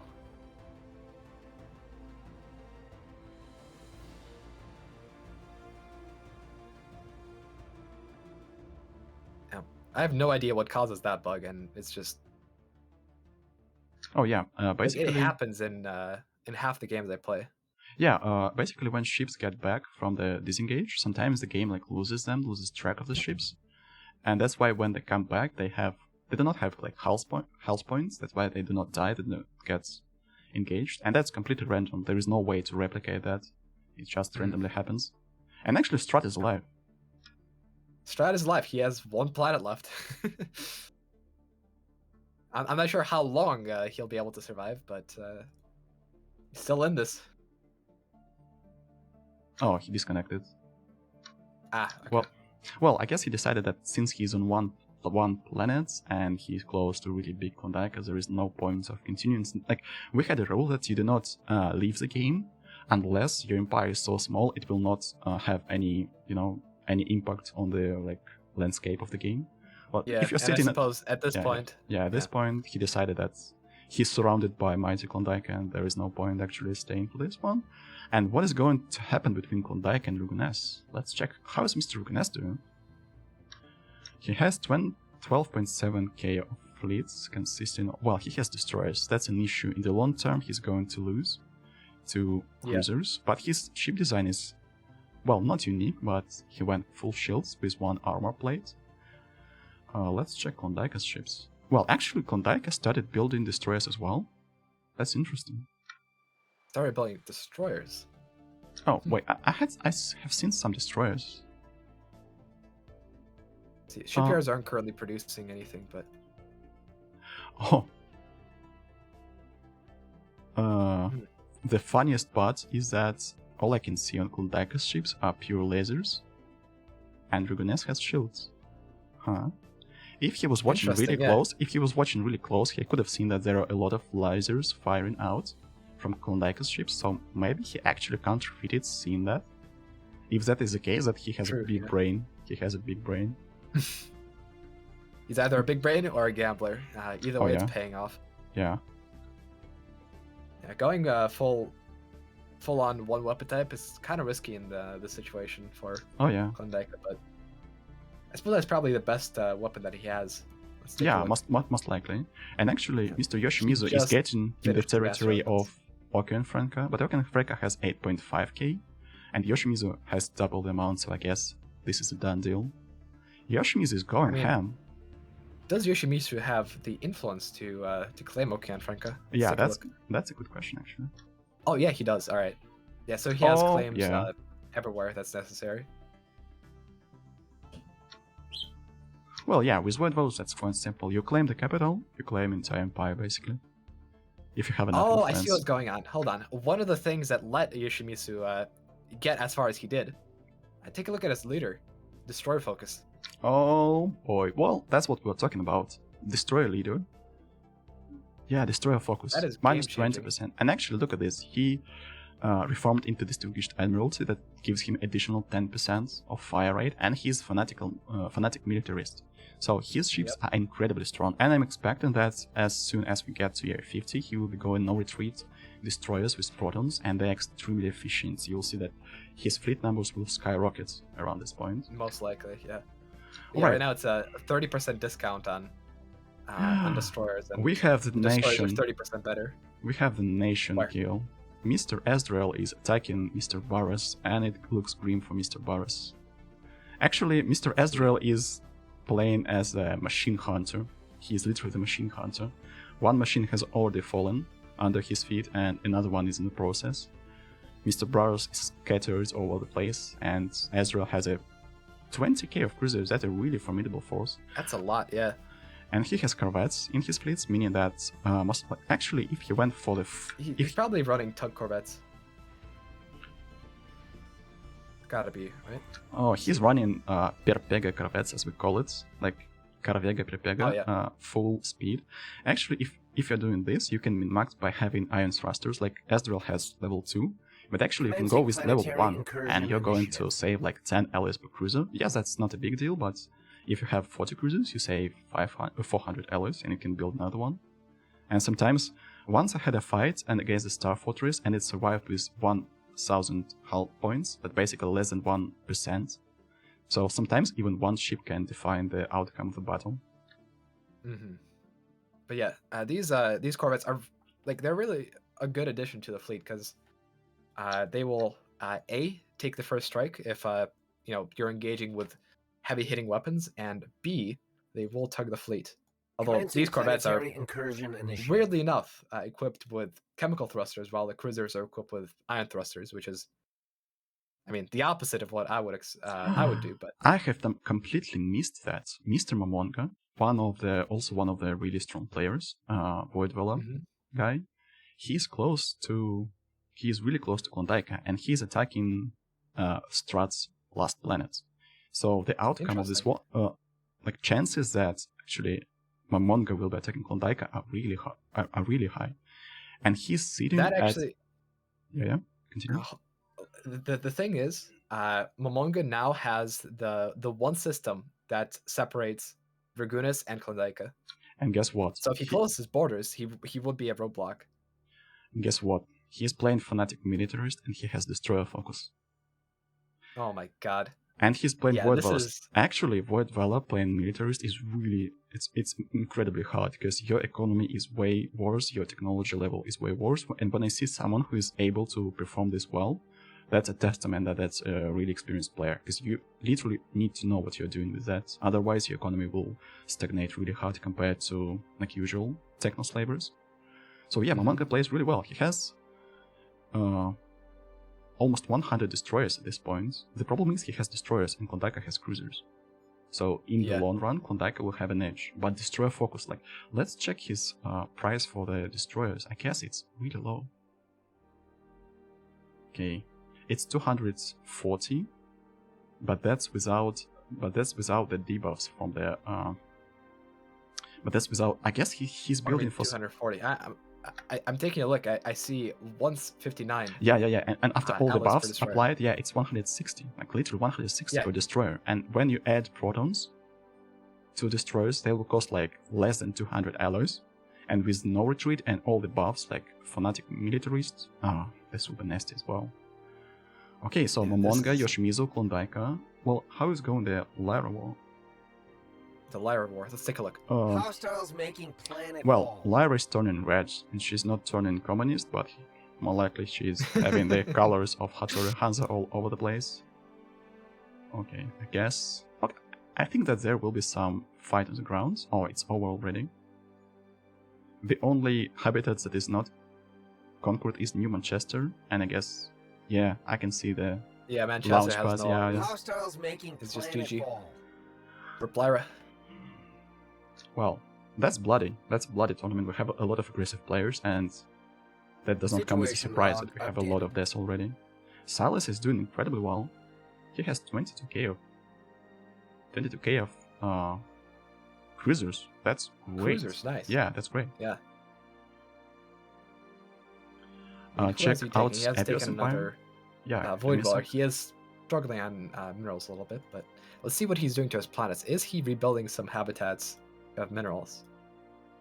No. Look at the Epios Empire. Let's take a look at. Just look at the names Poland. of his. Look at the names of the planets. This is so sad, actually. Aw. End me, please. End Aw. me, Secundus. Yeah, I guess it's April is more than free to leave. Yep. Poor AP30. Bro moments. Oh my god. Yep. And he's just kept there as a buffer state at this point. Wow.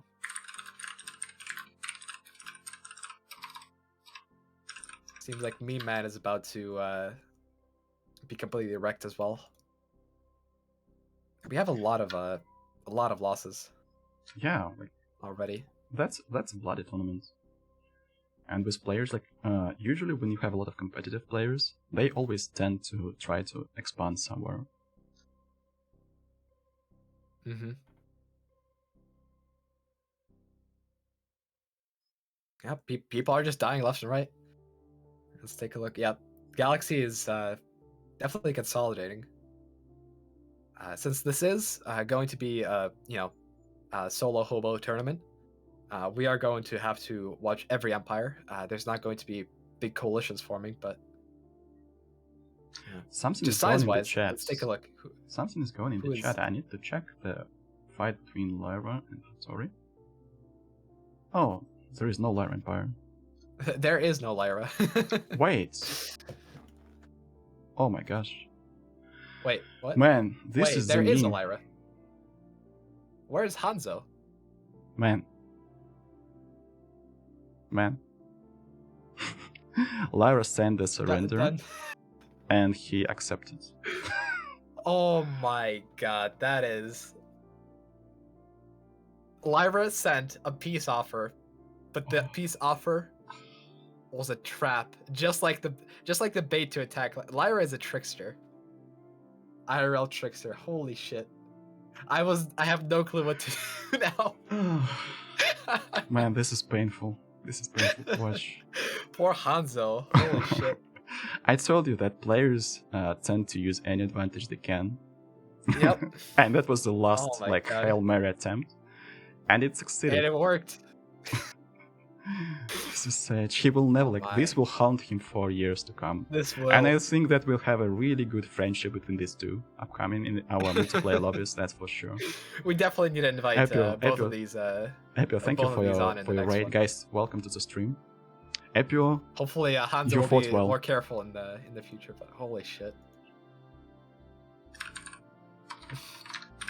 I mean, Lyra is going to be tasked with rebuilding an entire fleet right now because previously, like, you know, Hanzo, if he had one, he had 20k fleet power and a preparedness to, you know, actually control the new Empire portion. But with Lyra at the helm, it's going to be tough to rebuild. And if someone attacks Lyra right now, probably going to win. But that might not happen.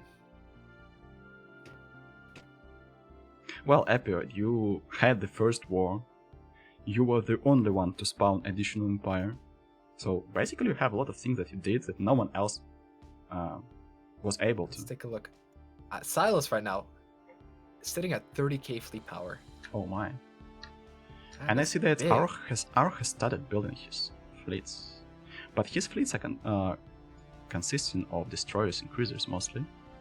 And also, look at that, a Mixed lot of fleet. players go for full energy weapons. I do not like this. I mean, you can get countered by shields so hard. I mean, and the shields are generally what people would go for. Yeah. Because, well, yeah, they're regen, but Oh, Mr. Ezreal is I mean, still it is fighting easier Varus. to get. It is easier to get physics, weapons and physics, because there's less important stuff to research. Like in engineering, you have to, you know, forego researching a lot of good techs like ship techs, starbase techs, stuff like that. But Was glad to have you, Apio, physics and doesn't actually really have having as you is much, so great. this makes sense. That's And- what I normally go for a single player, but And the idea of multiplayer team is kinda plays, risky. team like game for YouTubers, that's See. bonkers good. I think there might be a showdown between Josh and Misu and Silas. Silas is declaring war at the very moment. Whom is he a fight? Oh, he's fighting against Yoshimitsu. Okay, most likely the Yeah. winner of this will rule this part of the galaxy, because there is no one who is even close to be strong. You're cutting out, but Oh, I'm sorry. I mean that the winner of this war most likely will rule this part of the galaxy, because there is no one who is even close to being as strong as the winner of this 1v1. yeah, definitely. SP June subscribed Yeah, as Prime Gaming. Yoshimitsu would have Thank you so will much, have man. to Thank you. start building up Welcome a to fleet the crew. and be Sorry preparing for to now, defend because Alerts. as it because stands I'm right now, casting. Silas would completely destroy any sort of fleet Yoshimitsu could throw at him. He has a combined fleet of Gauss cannons and X-ray lasers. And in 9 years, he'll probably upgrade to neutron launchers as well. Oh, Kontaika is throwing some warnings in chat. Who is attacking him? Oh, Mamonga is attacking Kontaika. Yeah. Momonga is attacking him. Okay, Kontaika. this will be explosive. And actually, I have quite close fleet powers. Like I'm so surprised. We have such close fights. And look at these fleets. Look at these fleets. There's not like have 20, 30k fleets all over the place. Yep. Dude, we're gonna have to. If you can keep an eye on this, just tell me when shit's about to go down. I want to take a look at what Yoshimitsu is doing. Oh yeah, okay. Let's separate it. Okay. Oh. Check Atanic's economy. Where is Yoshimitsu? Yeah, Yoshimitsu's fleets are not even in his home space. They're in Okan Franca's space, and he is actually still at war with Okan Franca. Franca has militarized. He has built colonization fortresses, phase complete. and so Yoshimitsu. Oh, was unable Kondak to is conquer him. engaging Momonga. Okay. The fight is happening right now. I see it. Yes. Oh my, Klondike got wiped. Yeah, these are all particle accelerators, I believe, on Momonga's ships. Well, it's actually a mix between Situation plasma log accelerators and railguns. Oh, Klondike has actually started building kinetics as well.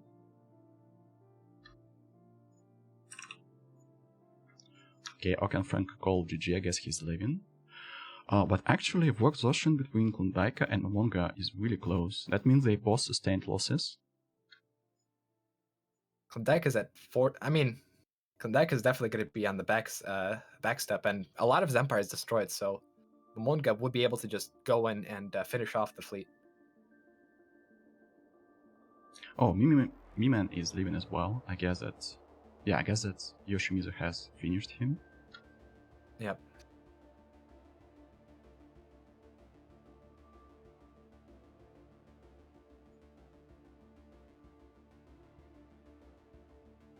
Okay, I guess we need to wait until this registers.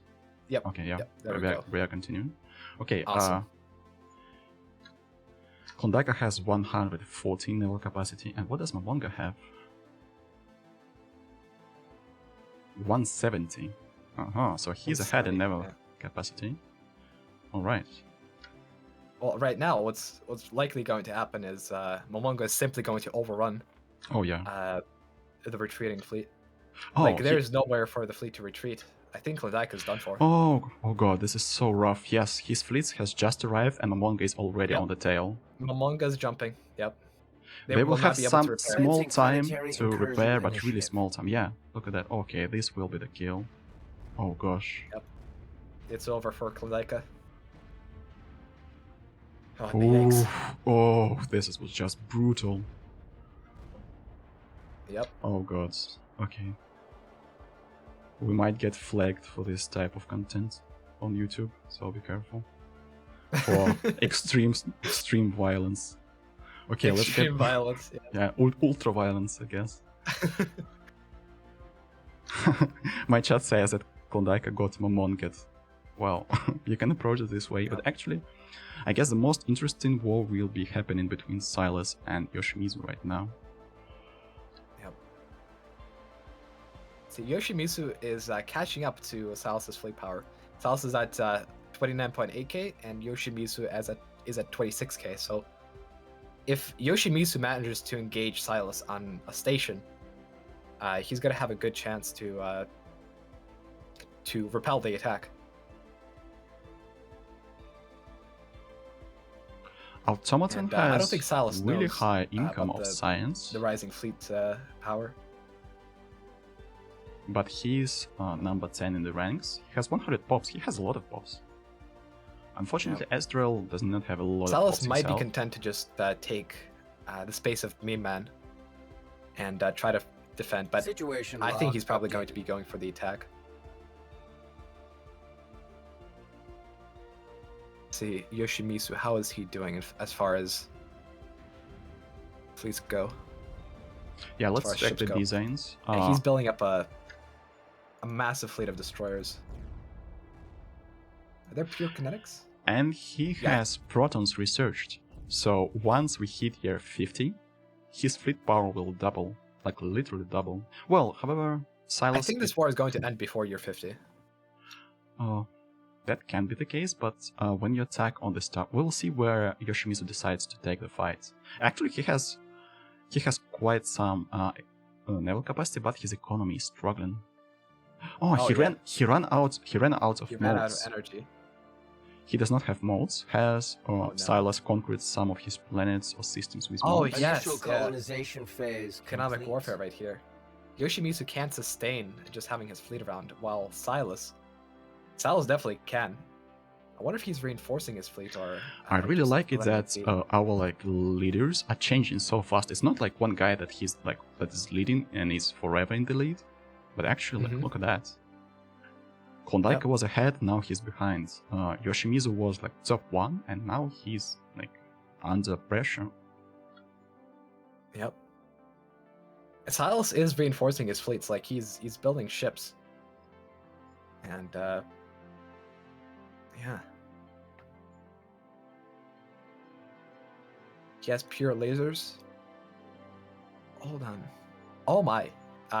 If Silas decides to hold in Quad Phi, he would be able to take out Yoshimitsu's advantage of having kinetics. Because there's no shields in general, and because Silas is running a lot of lasers, he'll be benefiting from that as well. I don't know, man. We're definitely gonna have to keep a careful eye on this, because this is going to be deciding. Okay, so basically there is a storm, so they do not see their fleets. Like Silas cannot see fleets of Yoshimitsu, but Yoshimitsu has quite a track of the fleets of Silas. Okay, let's see what they decide to go. They're going in.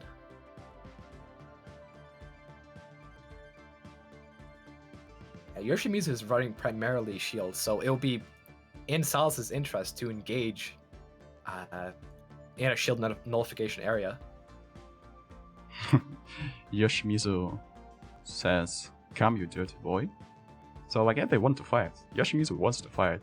I see there's like moral warfare involved as well, like psychic warfare. Psychological. Yeah, psychological. I'm sorry. It's not time for psionics warfare yet. There's one hive. Ukuki will play in hive. If they decide to engage in Archernar, I think that's exactly what's about to happen. Situation log updated. Let's see. If they decide to engage here, okay, Yoshimizu has army in front. Yeah. Silas is consolidating fleet, so they're not moving off, like one off another. Well, I guess one of them has a Corvette, so needs to do that. Wait, Silas has okay, good. Silas has more numbers. He does. He's going to win. But there is starbase advantage here, and armies to soak up the first strike. There is not a module there. There's just food thingy. Okay, let's see. This is going to be. No, that's brutal. That's brutal. Nope. Never mind. That's brutal, I take back what I said. Yeah, that's brutal. Yep. Yoshimisu's going down to Silas, the horseman. Silas is doing really well. Yeah. And also, I have really good news. Remember our hive guy? Yep. He's top 7 right now. Remember what I told you about him? 7. Well, it's moving, but he's actually in top 10 for sure. He was second from the bottom. He's not top 10. Oh my god. Imagine if Hive wins. Props Man, if Hive wins, all the 5 special prizes go to him. Like I tell you, I swear, all of the 5 prizes. If he wins this game, all 5 special prizes goes to him. Like imagine that the only Hive, like 31 robots, void holders. Oh my god. Okay, well, actually, I'm not getting too optimistic because I know that's highly unlikely, but who knows? Speaking of special prizes, I would like to award one to Lyra for that devious trick. Oh yes, that's for sure. Let's see, is Lyra trying to build up fleet or not? Not even. Just they're just sitting there, prepared to be a tribute. Well, I guess actually, what you can do, you can scale with habitats, maybe build habitats. Let's check if there's anything going on that front. Ascension perk has not been picked yet, so I guess it's been saved for the Flash's week, most likely. Yep.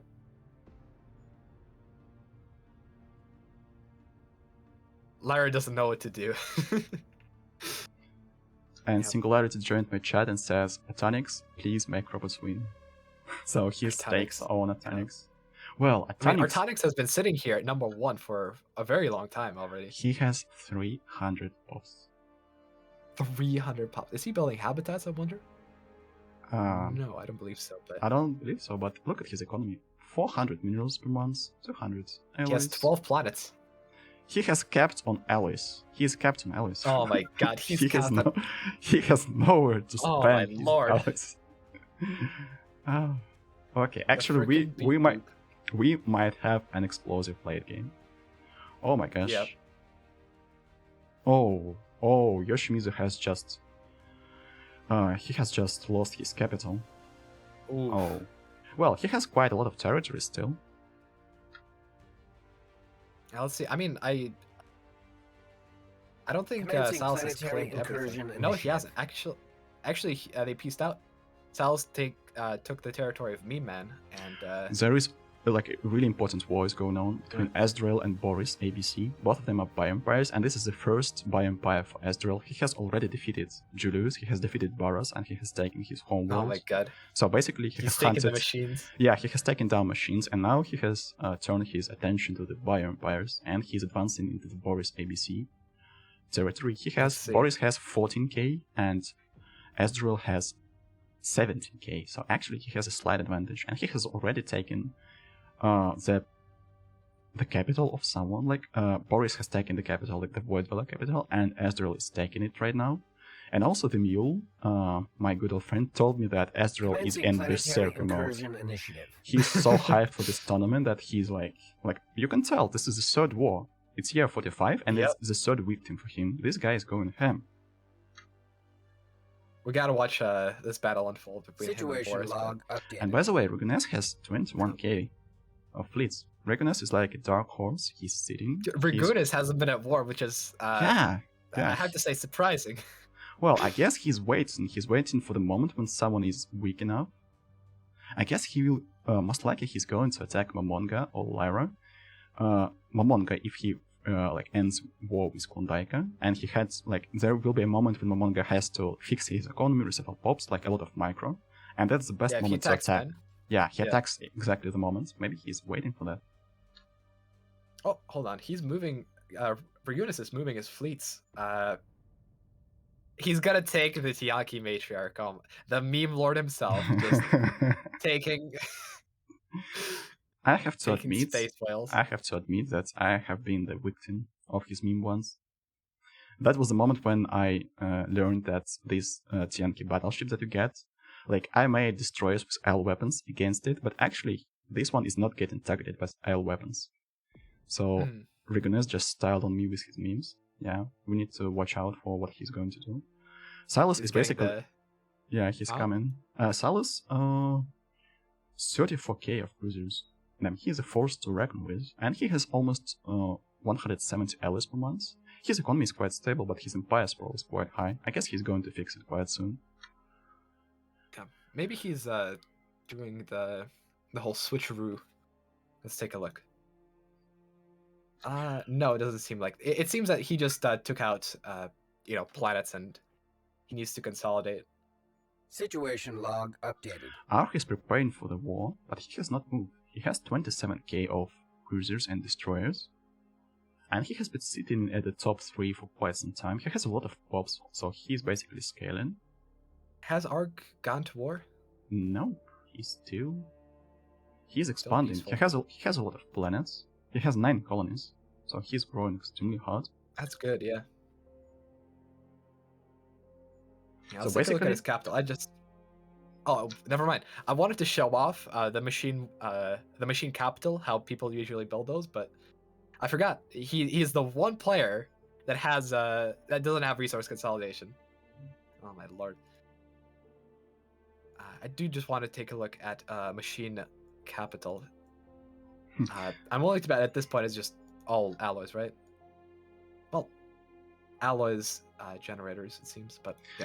I have to make one shout out for the player that has not came to the tournament, and a lot of other guys wanted him to. It's Dizzy9X, and if you check Klondike's capital, the name of the capital is Dizzy9X Planetary not incursion welcomed, initiative. and that's a testament. So if one of the strongest players has a name Dizzy9X not welcomed, that means that guy is a beast, and I really do hope that Dizzy9X will show up for the next tournament. I really do hope. Yep. Rip Well, Klondike. Well, to be honest, I would not expect that. Yep, me neither. 46 years into the game, Klondike is dead. Yeah, we are going to have a wild tournament, and actually, in some sort, I'm happy about it because we have new players who are taking over. In some sort, I was expecting Klondike to perform, but they had a really nice fight with Momonga. Momonga is performing well. Momonga's doing great. Let's see. I mean, Ragunis, I don't think Ragunis is going to attack Momonga, considering how his fleet is away, but right now, Momonga has to consolidate. Oh yeah, Momonga will have some issues. Remember what I was talking about? Economy issues? Look at that. Look at his empire right now. He's basically trying to, he's sitting minus 170 energy, minus 140 minerals, minus 3 consumer goods.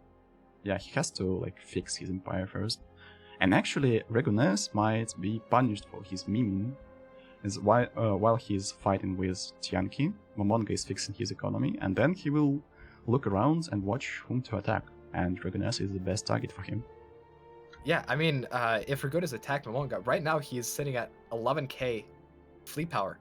That's Oh, not. yeah. That's really not a lot. Yeah, he lost a lot fighting Godiva. Yeah. So, Ragunas. Can Ragunas even see that he's... Well, he's attacked someone. Hold on. Ragunas has attacked Joshimizu. Oh, man. Interesting. All Wait. right, let's see. Joshimizu is sitting Situation at log how much fleet updated. power? He has a lot of fleet power, actually. He has like 19k. 18k fleet power. Oh, I tell you what. Ragunas has also claimed Lyra. Or maybe he had claimed the territory of Hataru Hanzo previously. And he has claimed... Well... Yeah, he has claimed... Oh, now Ragunas will see Silas. Actually, we might have the Server kill. Silas and Ragunas are from Grand Flotilla. And they're good old friends. But let's see if the friendship persists while they are fighting on the tournament. And actually, I mean, if they don't even know about each other yet. yeah, but they see Chi aliens and they can check the players and see that actually that's Silas. Commencing planetary incursion initiative. Ragunas is stealing from Silas. Yeah, he's trying. Well, it's not that easy. Yoshimizu will fight back, that's for sure. And Otanix has started building ships. Otanix has started building ships. He has 200 naval capacity right now. Interesting. Let's see. I just want to check. They're not even investigating each other. They don't want to know about each other. What the fuck, Titan? That's the Grand Herald he has. Perhaps they haven't, got on top of it yet because Ragunas just came in. But it seems that Ragunas will be able to move his fleets through Silas's territory without, having any risk of border access denied. Also, we have not discussed it yet, but I guess at some point we'll have to make a small pause for players. Like 5 to 10 minutes maybe, to grab some water, maybe like bio pause. To have like a little break and then come back with more powers to fight. I think that sure. maybe like around Let's here. have that at halfway point, so in 25 minutes. Yep. Plus, I have to say, this is to stream mostly, but I set an alarm for 8 a.m. today so that I could be completely ready for the 10 a.m. Stream. However, my alarm failed, and I actually woke up 40 minutes before the stream with a comrade messaging me. It was kind of embarrassing, but I cleaned myself up. I got ready for the stream, set everything up, and my breakfast of chicken nuggies and barbecue sauce. It's still sitting here because I don't want to eat on stream. Like, so you're tempted. Like I just have these tempting chicken nuggets sitting there right in front of me. Well, I have a cup of coffee and I had no time to even take a sip because we were talking and checking all the time. Yeah. Imagine if I were alone. My throat will be dead by this point. Yep. I see Otanix building fleets and I'm afraid. And I'm also proud. Yes, Otanix my... Well, actually... Daki? What happened to Daki? Let's check. He said, GG guys, well played. Let's see. Yeah, Daki is at 0 fleet power. Or is he? Oof, right. Oh, he has been attacked by Draxon. Yep. Another robot empire. Well, actually, Draxon is quite close to Mr. Azrael. That means he is in danger.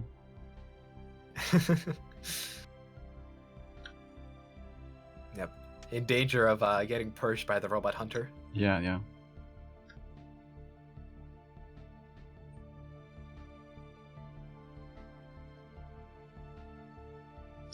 Oh no. I see that our player boss started flashing red.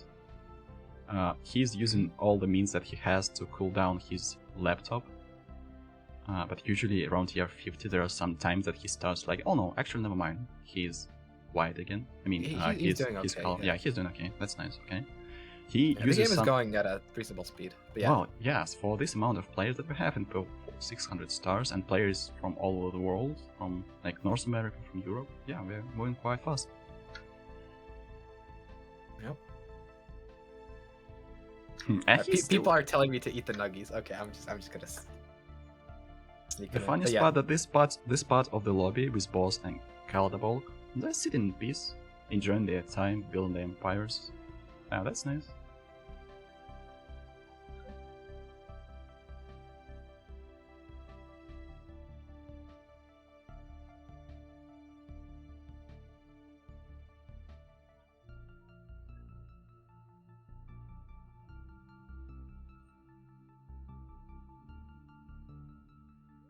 I wonder if Ortonics would even attack at this point in time. Well, usually when he starts attacking someone, you will see it. I just noticed that remember me, Apio was here, the name of the system on the map. That is a former Apio system. Actually, I love it when players like use system names to communicate something. Like bad guy lives here, and like the arrow with the guy. Actually, yeah, okay. Azrael has won the war against Mr. Boris. Yeah, Boris tried to defend on the grounds. I see fortresses on his habitats. Yeah, we missed that, but you know, I kind of figured there was a big fleet power advantage on Azrael's side. Yeah, I guess. Let me check his cruisers. Yeah, his cruisers are high technology, level 4 armor, level 4 shields. And I guess he will be transitioning into proton launchers. Oh no, he does not have X-ray lasers. Yeah, so he can't even transition to proton so launchers. He has to be lane towards protons. Yeah. However, he has 800 of science income, so he has quite a lot. But there is a problem that he has some issues with the Empire Sprawl, but that's kinda to be expected, because he has taken 2 robots. He has a lot of systems and a lot of planets. Perhaps Artonics would attack Azrael once this war is over, but I'm not sure. Artonics is probably waiting to upgrade his ships. Well, to have proton launchers. If I were Artonics, I would set my eyes on his neighbor Automaton. If we check Automaton from Artonics' perspective, he can see that Automaton is almost twice ahead in science. Yeah, Artonics has overwhelming economy, but his science is falling apart compared to Automaton. And it's so basically, in order to like defend yourself and to ensure that there will be no strike in the back from a really high-tech empire, sometimes it's worth it to actually kill that empire. And actually, Automaton has a lot of habitats, and Artonics loves habitats. So either Automaton or Azrael will be his targets. We'll see how it goes. Yeah. Also, speaking of proton launchers, I mentioned them, but I didn't actually realize that Artonics doesn't have proton launchers either. Yeah, his technology level is quite low, by the way. But I'll also know that he's a guy who loves small fleets. Sometimes he just swarms with corvettes. Well, you know, like corvettes are not that great, but when you have like 500 naval capacity of corvettes against 200 naval capacity of cruisers, sometimes even cruisers have a hard time fighting that. And he's the guy who sometimes has these transitions, like crazy transitions. You fight him, you see battleships, and another wave is just full corvettes. Yep. Real quick, I gotta go check out what's going on Situation log with my internet. updated. I'm seeming to be dropping frames, so please entertain. Oh, I'll try to. Late chat. But I'll be back in a minute. At the moment, Calderbolg is attacking Boss, and Boss is not happy about that. They were sitting there as good neighbors for the entirety of the game. Oh, GG, like GG. And actually, Calderbolg decided to get some robot pops. I guess he seeks the glory of Azrael. He also wants to be the robot hunter. And Boss does not have any naval capacity. I guess he was expecting to live in peace with Calderbolg. V1. Who's V1? I guess that was Mr. Boris.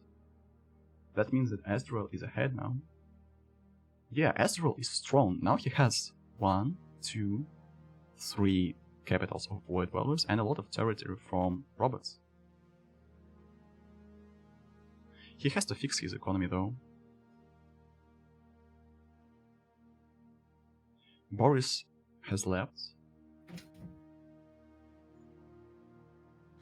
So basically now we have Azrael as a really big force on the map. We have Arch. Okay, Arch has declared the war. Whom is he coming for? He's coming from Vonga. Okay. That's wild. That's wild.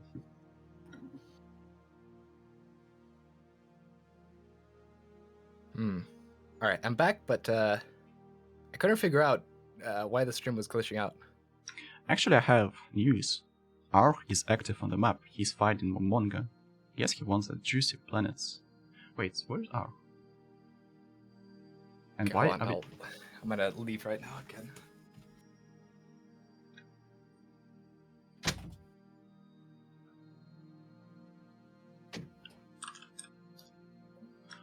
Klondike was destroyed by Momonga.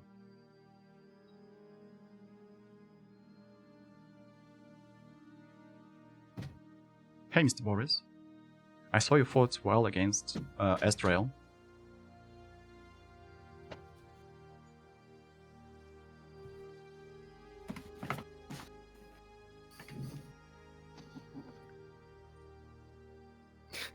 People are saying that this is just an excuse to eat the chicken nuggies. Oh. We will have an explosive war. Yeah. Ark is attacking Momonga, but Momonga has a really huge stockpile of alloys. I'm quite surprised he's not building anything. Maybe he's preparing designs with proton launchers? Oh, he does not have them. Maybe he's waiting for the technology. No. Okay, Momonga's in trouble. Momonga's in big trouble. And Ark is going to get a lot of planets. Situation log updated. Oh my. Automaton has neutron launchers. YOLO Yeet class of destroyers. I love his names. Usually Automaton comes with really nice names of his ships, and that's exactly the case. YOLO Yeet. That's full speed. Like literally. Level 2 afterburners. Level 4 thrusters. Neutron launcher. Oh my. I think I figured out what was going on. Yep. Should be. We will see an attack from Automaton quite soon. And I guess that he's going to attack Atonix. And Automaton has neutron launchers. However, he does not have a big stockpile of alloys. That means he will not have a lot of ships.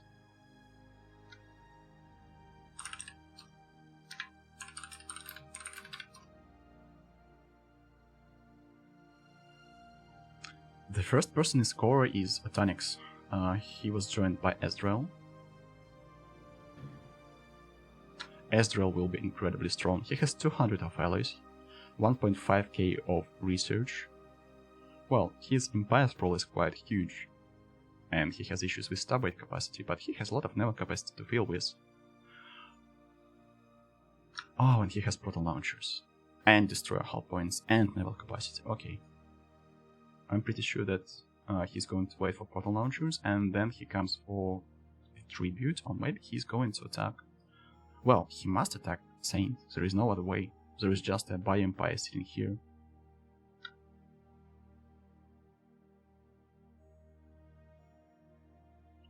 Klondike attacked Strahd, and then got killed by Momonga after that.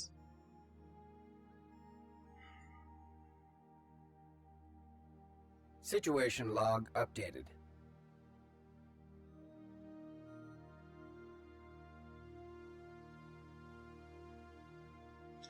Wait a minute, actually Ark is going for a tribute, he's not going for planets. He's waging tribute war against Momonga. And for some reason Momonga is not building anything.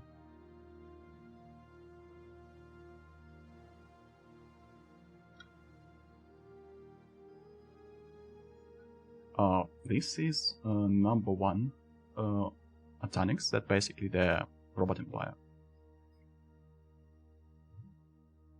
The next decisions of Automaton and Ezreal will basically shape the galaxy. We'll see whom Automaton goes for. Automaton just needs economy. He has a lot of technology right now. He just needs the resource base. And Atonix has a lot of fleets. He has a great income, but he lacks technology. He only started researching X-ray lasers, so his protons are... There will be at least like 5-year delay between protons, like between this moment and protons, the moment he can build protons. Okay, Ark is fighting Draxon. Whom is fighting? Okay, Draxon is fighting with... Oh yeah, Draxon has just overwhelmed Daki and has taken over his territory. Okay, that he has protons. Yeah, Atanic's economy is just out of control. The problem is he lacks science, the same way as Draxon lacks science. He has only 400 research points. And his weapon technologies are not that great, but actually he has X-ray lasers. So I was talking about that decisions, and basically next move of Ezreal and next move of Automaton will decide the fate, I guess. If Automaton will be able to get more biopops and Ezreal will fail his offense against someone, that will be a huge spike in force for Automaton. What about Silas? What is Silas doing right now? Is he consolidating? Oh, he's fighting someone. Silas is fighting the remains of Okean Franca. Oh, right, because Okean Franca managed to fend off Yoshi. Oh yeah. I remember when I checked Yoshi's Empire, he had no minerals and +7 per month, so he didn't even have enough minerals to build armies. That was the case. That is why Okean Franca was able to defend. So. Oof. I see Joshi left. Wait, Automaton disconnected. Oi. Give me a second. I doubt that this is an intentional disconnect. He probably lost connection. Just keep the game paused and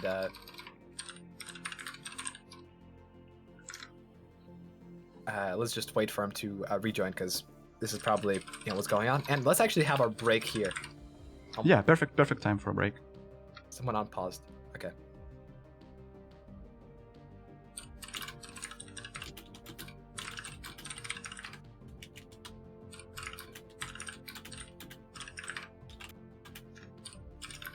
Let's see, 10 minutes or 5 minutes? I'd say 5-minute break. Yes, let's have 5-minute break.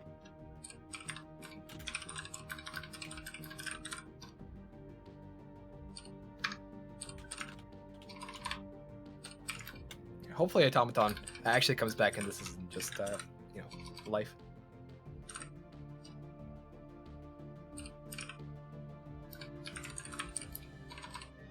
So yeah, if you guys, I'm just gonna speak to chat for the next little while.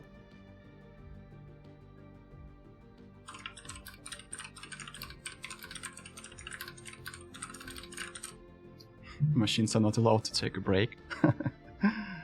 Only bias. Wow. Well, actually, I'll take a little break too. I literally need to stretch my body a little bit. Actually, 6 to 7 viewers. Thank you guys for coming. Thank you for your attention to the competitive tournament we have. I'll be right back in 2 to 3 minutes. Hopefully I'll get another cup of coffee or tea and we'll see how this goes. Momonga against R.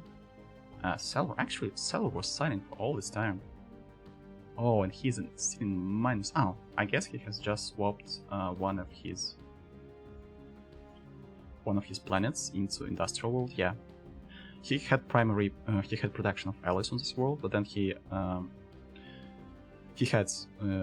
was missing some consumer goods. So basically, the way to fix that, you take your alloy foundry world and just swap its civilization into industrial world. You get enough alloys, enough consumer goods, to cover your losses, and then you swap back to production of alloys. That's why you see minus 82 here. I doubt that he was making exclusively consumer goods on this world. And whom is he fighting with? Wait, Silas? It feels like that's... Wait, no, wait. Oh. He's... No, wait.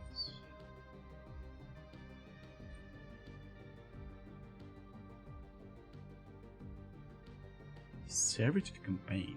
Oh. Give me a second.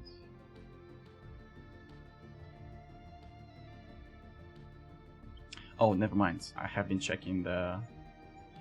This has not been updated because we're on pause, but actually the war I was checking was the war between Silas and Okean Franca's AI, and it's not the war that Salvor is in. I wonder who is he fighting? The protocol droids...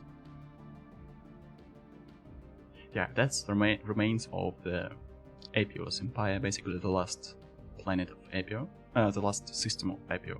Actually, there are a lot of pops here, close to 50 pops.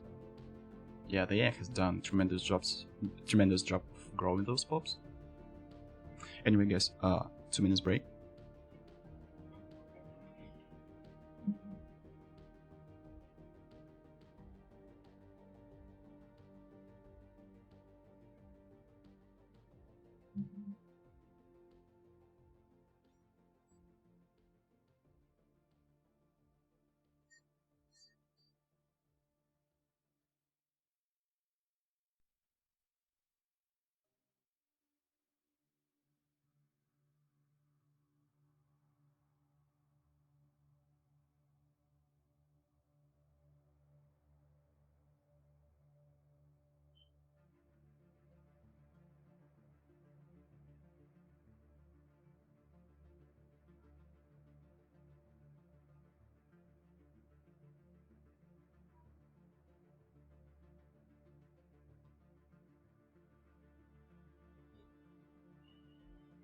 I completely forgot.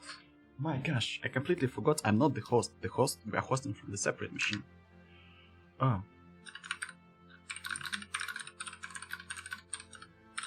Kappa.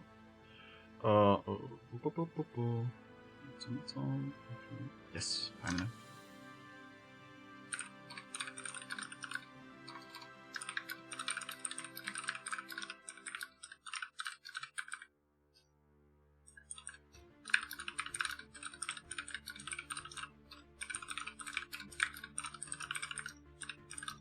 I literally forgot that we are hosting from the remote machine. I was like, well, there is no hot join request from Automaton, so we are good to go. Like, we're having a pause. I have to wait. And then I realized that I'm not the one who's hosting, like, not this machine is hosting. And I have to check, and actually that was the request from Automaton like 5 minutes ago. Well, actually, that's a really nice moment to have a pause, so that's alright in the end.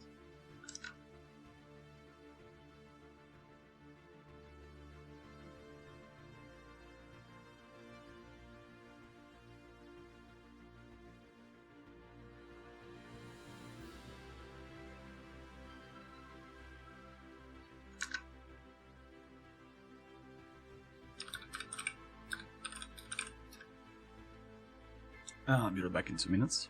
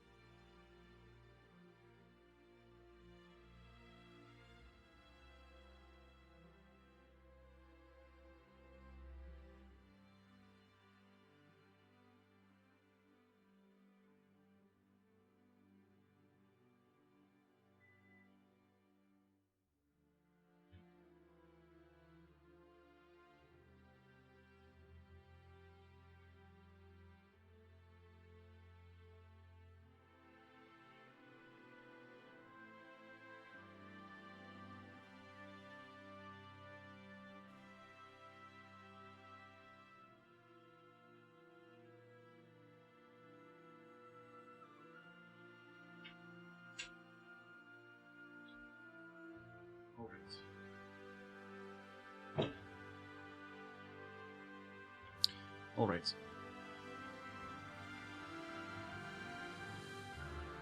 Yeah.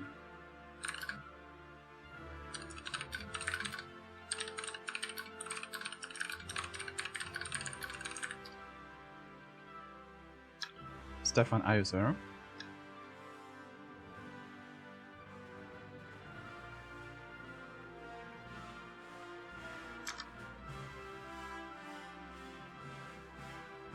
When you're not in the seat, we can see the matrix behind it. Well, actually, I'm casting from the matrix. Kappa. Confirmed. Confirmed. Oh, okay. Hopefully, so far we are doing great.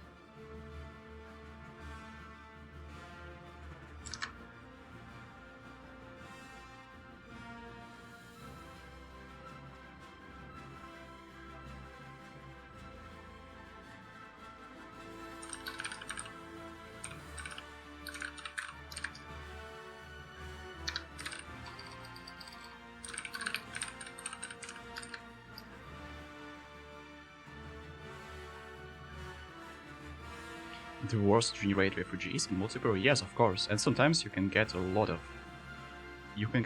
of orbs just from the refugees if Gestals are attacked by empires.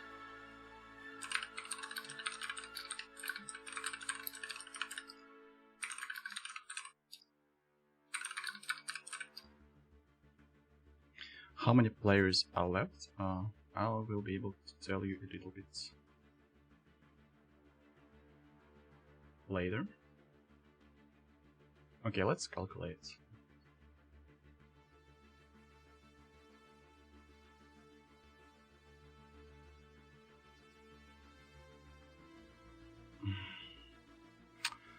This is brutal. We have around 15 players left, but... oh god. Automaton just desynced. That's really unlucky. Okay, let me message Stefan.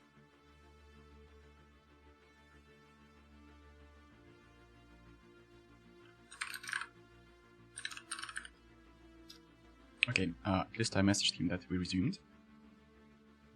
Let me check.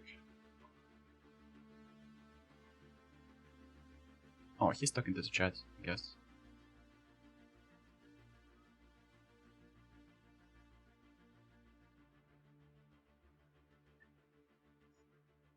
Hello. Hey there. Yes. Well, that is an unfortunate set of events. Automaton connected back and immediately desynced. Yeah, that's a yikes. I mean, he'll be fine for the next 5 or so years, but... well, yeah, but it's like a ticking time bomb. Yeah, I mean, in 5 years, I think we can rehost. Because well, if we keep having him rejoin, it's just gonna be... yeah. Like, actually, the rejoin can fix the issues he has, and we will be hoping that he will not be in the wars that are not actually present on the map. I can still remember when you rejoin after the desync, and you were winning the war, and actually you were losing the war. And you're like, wait, guys, I was winning in my timeline. Oh, your timeline was wrong. Yep. So Arch is fighting. Arch is basically fighting Momonga to get his tribute, to get him as his tribute. And actually, it's quite interesting that Momonga is not building ships. Interesting. Let's see. Momonga's building armies, but he's not building ships. What's going on? I guess maybe he's preparing for defense. Maybe I doubt that he has level 2 fortresses to slow down Arch's offensive and upgrade proton launchers. Last time I checked him, he did not have protons.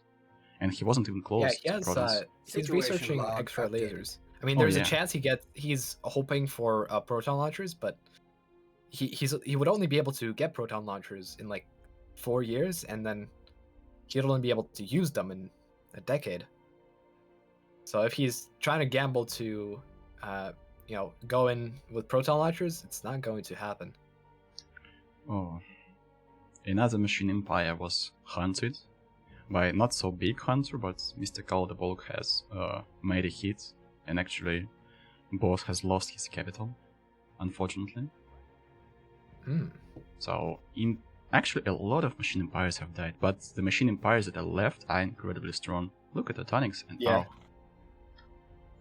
and this is such a cruel fate. Automaton always does so great in tournaments, but sometimes his computer just decides that nope. Today you're going to have some issues with the things and just decides to reboot or something. Yeah, I mean that happens with me occasionally. With my internet connection, it occasionally just does that. So I understand them. With my last breath, I curse your Atonics. So Automaton wants to be the savior of the galaxy.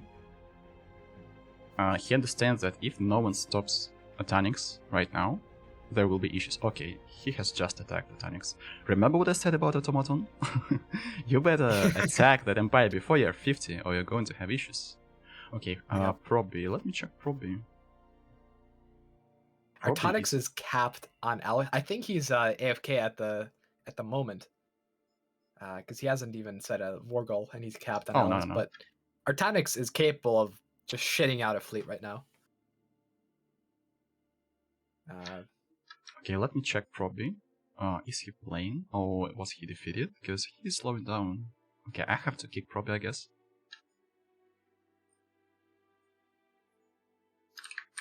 Let's see what's going on with Proby.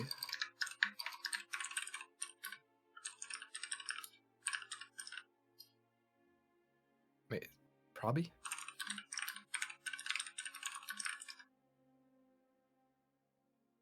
If no one comes out, I don't see Proby in the list. Am I blind or? Oh, he's right above me in the list of players. Is there anything on my side?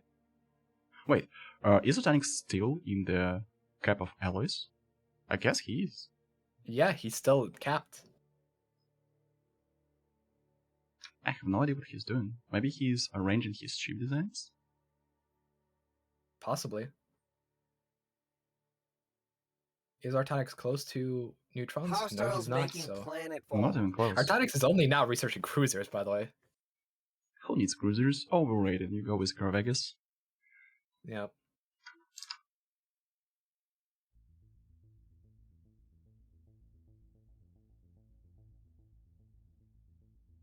See what ship. Oh, Automaton has neutrons. Yeah, he has neutrons. Yeah. The only problem he has right now is that he does not have resource base. He has a lot of technologies now. He just needs to conquer someone. Yeah, he's only at 94 alloys per month, and like the 30k fleet power is only because of the neutrons. He's only at 100 naval cap. Artonic's at 263. So, yeah.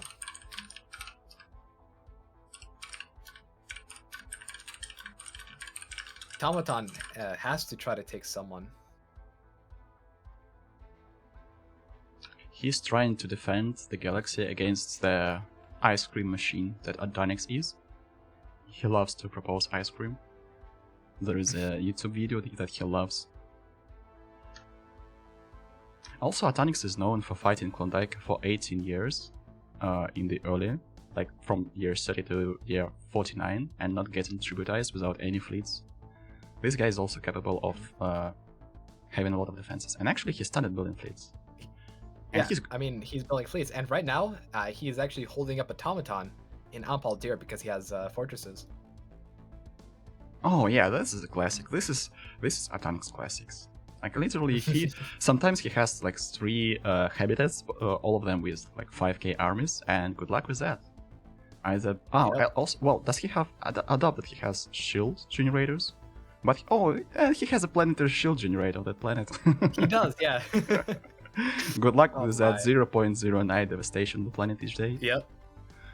That's classics. That's Atonix, I know. Situation log updated. Actually, we have 2 players with... Actually, 3 players. Mule has 40k of ships out of nowhere. Look at that. He was sitting all this time, and then he just He's attacked... just chilling. Yeah, he was chilling, Yeah. and now he's attacking Silas. Wow. Attacking Silas.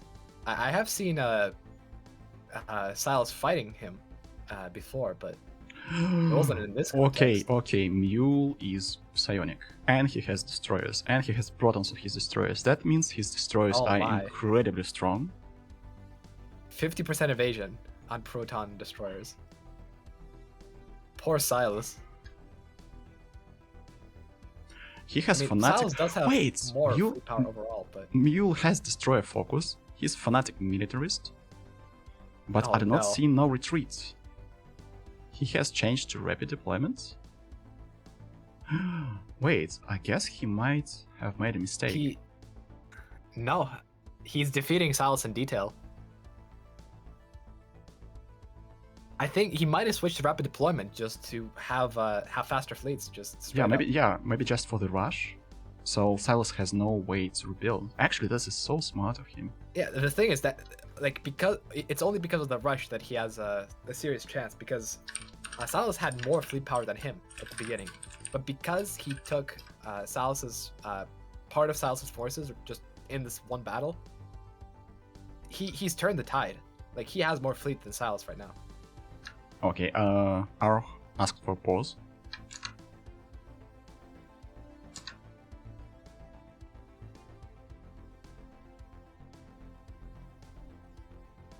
No, just to talk to Momonga, I guess.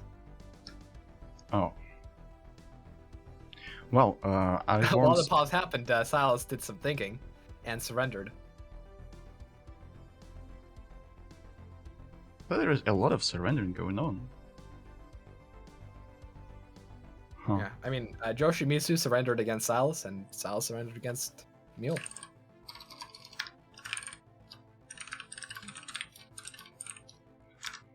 Well, I guess that is it. That's why I was against allowing tributes, because it's really easy to surrender, and this has a lot of complications, but our players voted for allowing tributes after year 50, and that's what we have. We're getting back to fast speed. So Momonga just surrendered, right? To yeah. Ark is just the overlord now.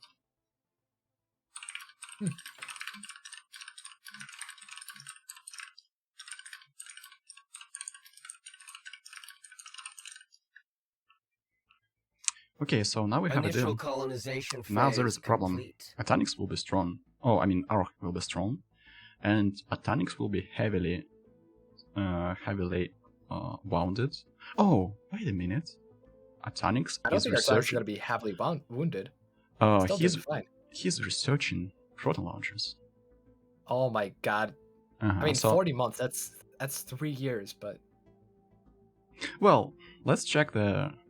Actually, he's sitting in a quite a high Empire sprawl. So if he fixes his Empire sprawl, this research will take like 20 months or something. How's this Biffin Yeah, I League guess. doing? hold on. Tonics? Oh yeah, perhaps he's still doing the switcheroo. Yeah. Also, I see that Artonix is building up the next planet that Automata will have to encounter into a fortress world. So he's Oh stalling. yeah, he And already has a he won't be planetary able shield to, generator. He's already upgraded fortresses. Well, usual stuff, you know. Yeah, he'll be able to stand off.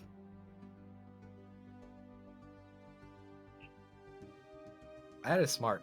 Army tactics actually working in Stellaris. Okay, let's check how is Lyra doing.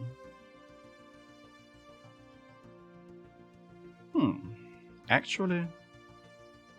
Wait, 64 pops? Wait, Lol Ragunas has 30k fleet power. Oh, he does. Lyra has he had that for a while, I 64 think. pops. I don't understand that. Oh, what happened to Lyra? 64 pops, wait. There is no slave market. Hold on. Did Lyra purge something? I guess there was a purge of the like of the Hattori Hanzo pops. The hatred was so hot. The hatred for Oh, Hattori. actually, I have been asked how is Ukukiro doing. He has two. Yeah, let's take a look. 200 pops. Yeah, He's just 200 chilling here. pops. He's building habitats. He's building habitats. Remember what I said about all the special prizes? Yes. The dream coming true. How many planets does he 3 have? habitats come online. Well, he has 5 planets so far. That's not that great, but he has 700 research points. It's not that bad actually, and he has 165 alloys. I guess he's investing everything into like habitats. That feels like. Yep. Oh my. I mean, this is how I would play a hive mind in this sort of game. Like, it doesn't really benefit you to attack. Like, yes, you get more planets, but you can also build your own planets and habitats. That's great. Oh, Mule has won the war, but at what cost? He sits at minus 150 minerals, and he has a lot of issues now.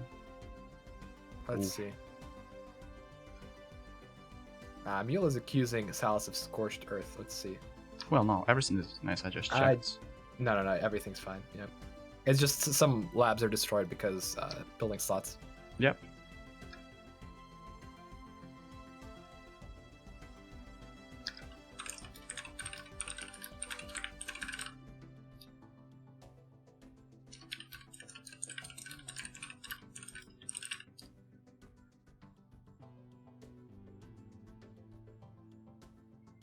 Well, we have the top 3 powers, like superpowers. That's Atonix, Ezreal, and Arh. Yep. They're sitting at a comfortable 45k while everyone else is solidly below. Except for Vergunas, who just declared war on Silas. So he decided to take a bite of the Silas Empire. Damn, our leaders changed so fast. Like, Yeah. like 10 years ago, Silas was ahead of everyone. Now, bam, and Silas is in danger right now. That's so interesting, actually.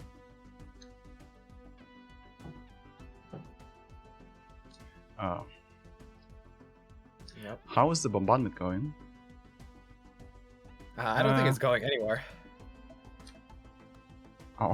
Initial colonization phase. I guess that Automaton decided to get rid of the armies, but actually it's going so slow.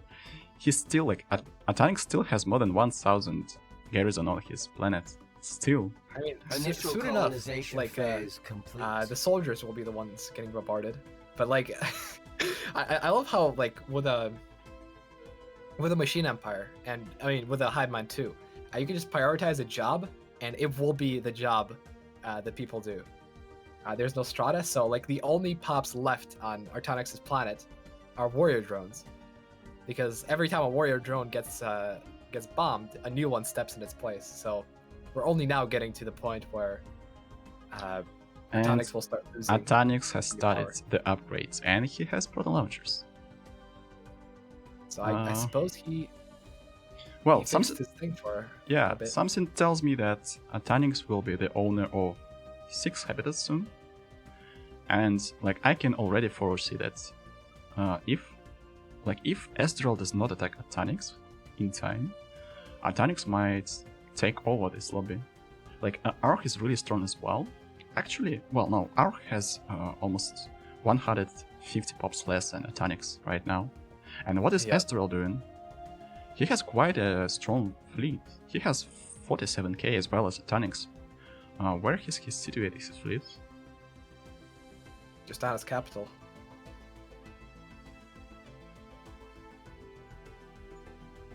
I don't wonder know if he's waiting for a truce with Boris to run out. No, he's not.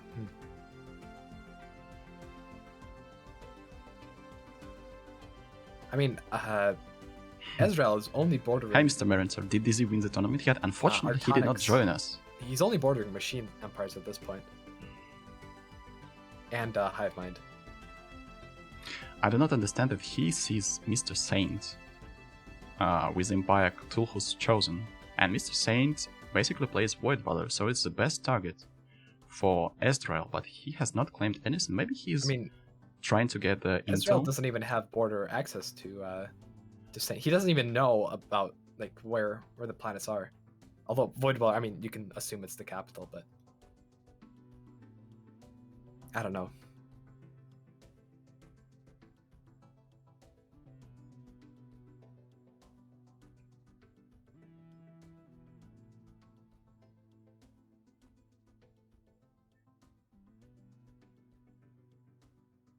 Yeah, Automaton definitely messed up here.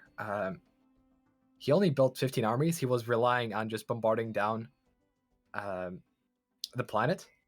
He didn't know. But that's not going to pay off. Yeah. Because like the thing is, even if he bombarded the planet down to a point where he could invade with the armies, there was another planet waiting, which he would have to do the same to. Versus if he just built armies, he would be able to conquer both planets. Knowing Atanix, I would not be surprised if I see that he's building a habitat in the Romanox system in order to convert it into full fortress habitat.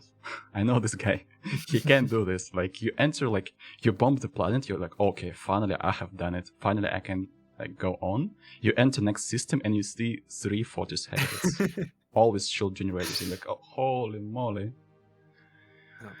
Well, currently it seems that Artonix is very confident about his prospects. He turned off his fortresses and planetary shield generator. He's min-maxing, you know? Yeah, he's min-maxing. Like, additional 5 energy, 5 energy upkeep for shield generator. No, I don't need it.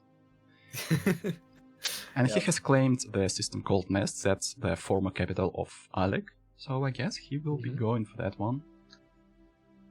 It has 3 habitats. Atanix has already 16 colonies. So this will almost put the number of his colonies to 20. And like, he grows exponentially. The only issue he has is science right now, but I see that he is improving his science count. It's at around 1.3k of science now. Yep. Speaking of science, let's see who's on top in terms of science. I just want to. I guess that Ezreal must be the leader in the science department.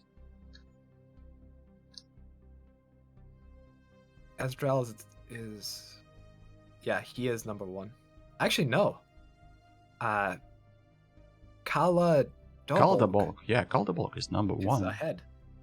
And actually, his economy strength. Well, he might be the dark horse. We have not been paying attention to him. Yeah, Kaldabolk just he just got the Cybrex as well. Situation log. Updated. Oh my. Actually, wait. Did he? He just had an event for the Cybrex homeworld discovered, but I'm not sure if that's true. Yeah, never mind. Forget what I said. Well, actually, I see a lot of... Wait a second. He has Lysoids. I guess that he's going to colonize all these planets, and this will put him in a really favorable position, because his science is great. His pop count is not that great, though, but once he colonizes everything, he'll have enough pops to continue growing. Indeed, yeah, and I just see a string of colony ships moving out to do the job. Oh, and he has an Ace Drake. Well, actually, Ace Drake is not that big of a deal, but still. Oh, wait, Boss has conquered something? Wait, Boss has the Relic World. Yeah, Relic World 25 size. Wow, that's a great Relic World. My god. I love how players do not give up. He's surrounded by Daki, and Daki's gone. Yeah, basically there is not much left from Daki on the one planet. So maybe Boss is sitting there and no one sees him. No, what if there was like, if someone sees this Relic World, like I tell you, it will be claimed immediately. Because 25 says Relic World. Yeah, he's literally hiding.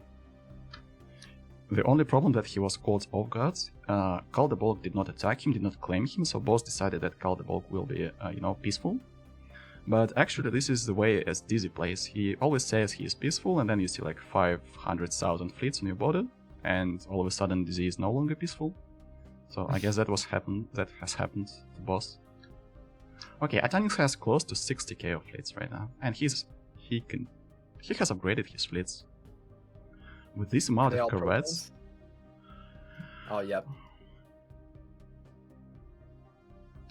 I guess that he will send his corvettes in like in the first line, and then destroyers will wreak havoc.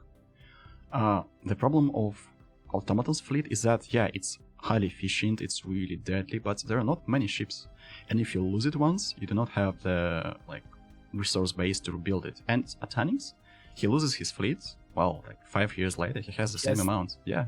He has 350 allies per month. Holy shit. Yeah. Oh wait. Artonix is. I just missed the point. Actually, we see the war between Barus and G. Stanley, and all of a sudden, Barus has attacked and taken over the G. Stanley's territory, and G. Stanley attacked into Barus' territory, but he's now retreating back. Wow. Actually, Barus took a hit, but he's still fighting and he's trying to grow. I love it. They do not give up. Like, players do not give up. Yeah, they're both neck and neck at 13k.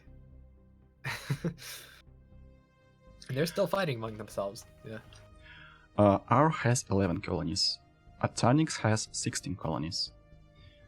At this point, if Atanix gets habitats, and if he gets the technology for habitat building,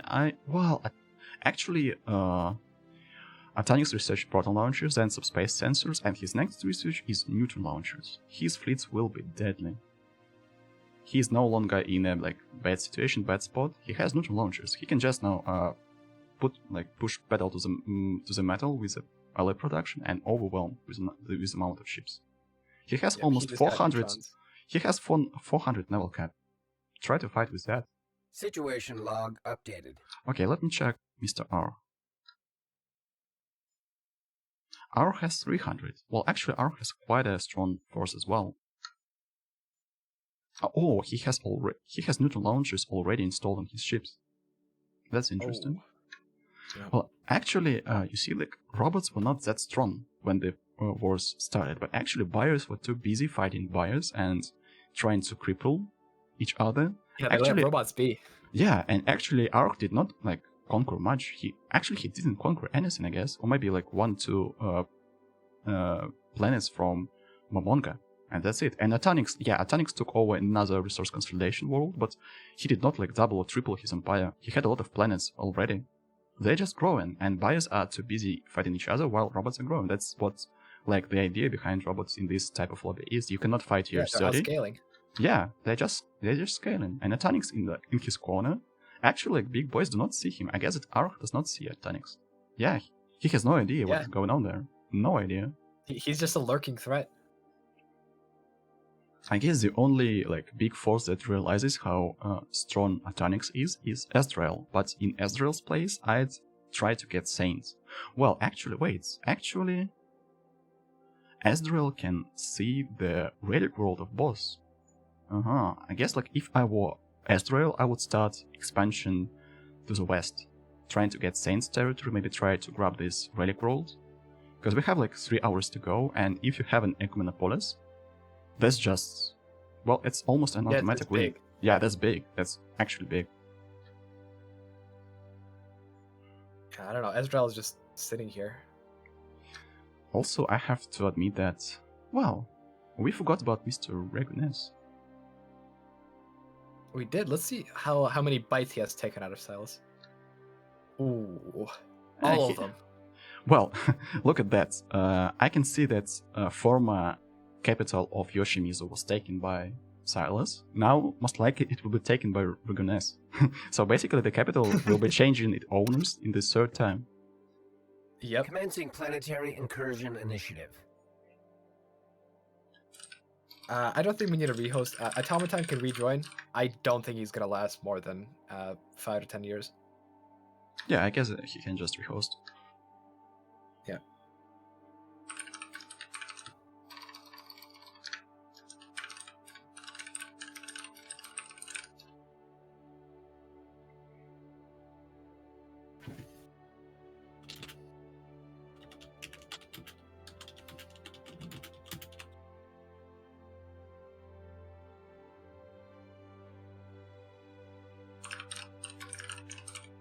All right.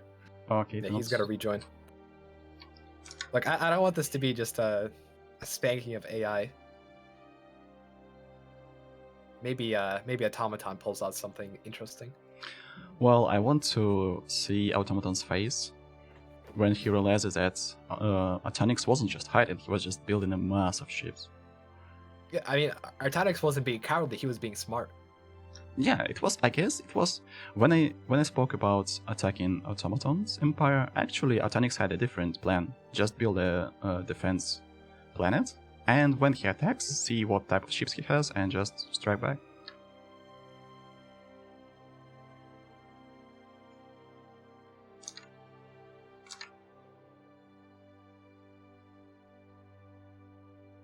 And here comes the desync.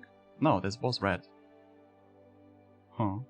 Interesting. I mean, desync happens at the first Oh, of the month yes. usually. Yeah, there we go. It's fine. Well,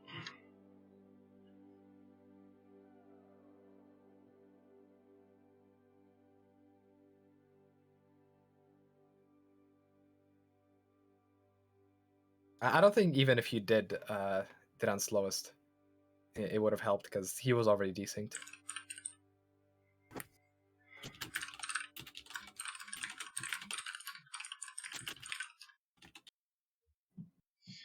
well, to be honest, at this point, we're just waiting for Atonix to attack into Automaton's forces.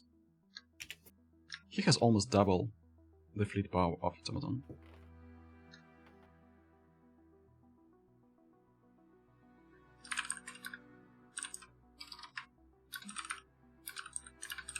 Yeah. Is he still building, or what is he doing?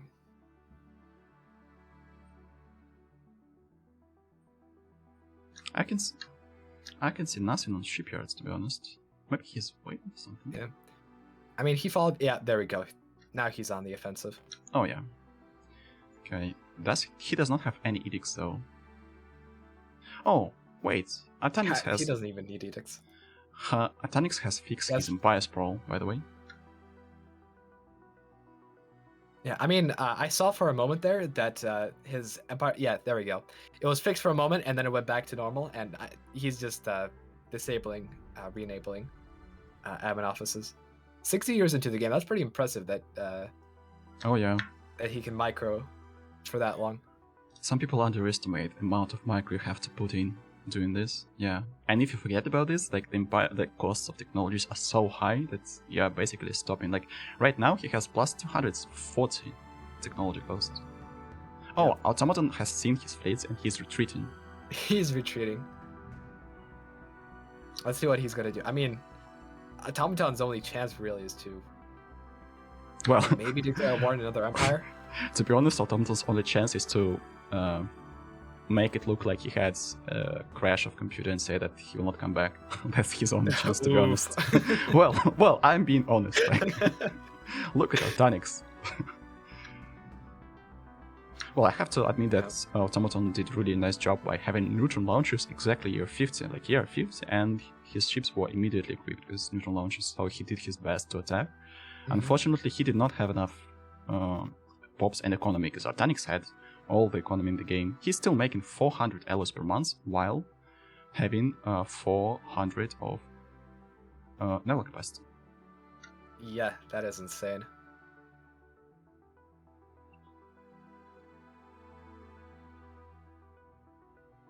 And his economy's doing great. Like, the only thing Artonix is a little behind on is tech, but that's not even that big of a deal. Well, assuming the fact he has just researched neutron launchers, he'll be good. Okay, let's check readiness. Oh my! Silas Empire is completely covered with readiness flags. Wow. Yeah, Silas is still fighting. He might be defending some planets. Let's see. No, I can see part of his empire. Occupied. He has next to none. Wait. I guess, yeah, he's completely occupied. Oh god. Wow. I didn't realize Silas was... He was literally just down to 4 planets.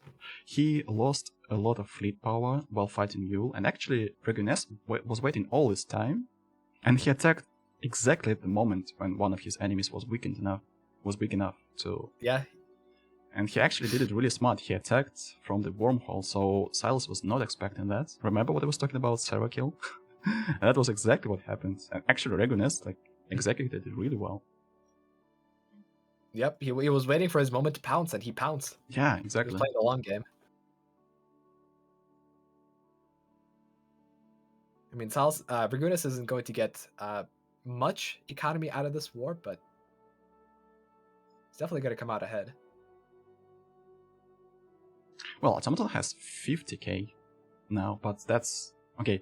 Actually, Atonix is closing in. We are going to have a battle right now. Yeah. Let's see. Atonix is consolidating his fleets, and Automaton is on defensive position, and he's upgrading. Oh, he has level 5 shields, level 5 armor, level 5. Well, actually, he's almost maxed out, except for his combat computers and his upgrade hyperdrives. isn't too big, but well, yeah, that's actually the real YOLO fleet. Okay, Atanix has jumped in. Automaton did not position his armies. Wait. Oh, Mr. Marintar. Someone subbed, right? I heard that. Oh. There we go. The battle is starting. Okay, Atanix has put his corvettes in front, so they soak the Alpha. Okay, the Titan shot. Holy moly. Yeah. Well, yeah, that's brutal. That's just annihilation. Well, actually, I want to see how much Artonix loses here. Well, he lost a lot. He did, yeah. He lost like more than 200 naval capacity. Oh, Mariners, thank you for your. He completely wiped Automaton. Thank you for your subscription. Like with neutron launchers, it's just a clean wipe. Commencing planetary incursion initiative. And Automaton, it doesn't seem like he's gonna resist with armies, so. Maybe his armies were caught off guard, I guess. Like, he has lost his armies in this very Commencing system. planetary incursion initiative. Well, if we compare economies of Atanix and Arch to like our robot empires that are at the top of the list, just compare these two economies. Atanix is making 600 energy per month and 250 minerals and almost 500 alloys. His economy is just out of control. Yep. Ezreal attacked Atonix. Yep, here we go. Here comes some action. His time. He's gonna. Yeah, he knows. He acts in his role of the. Ezreal is smart.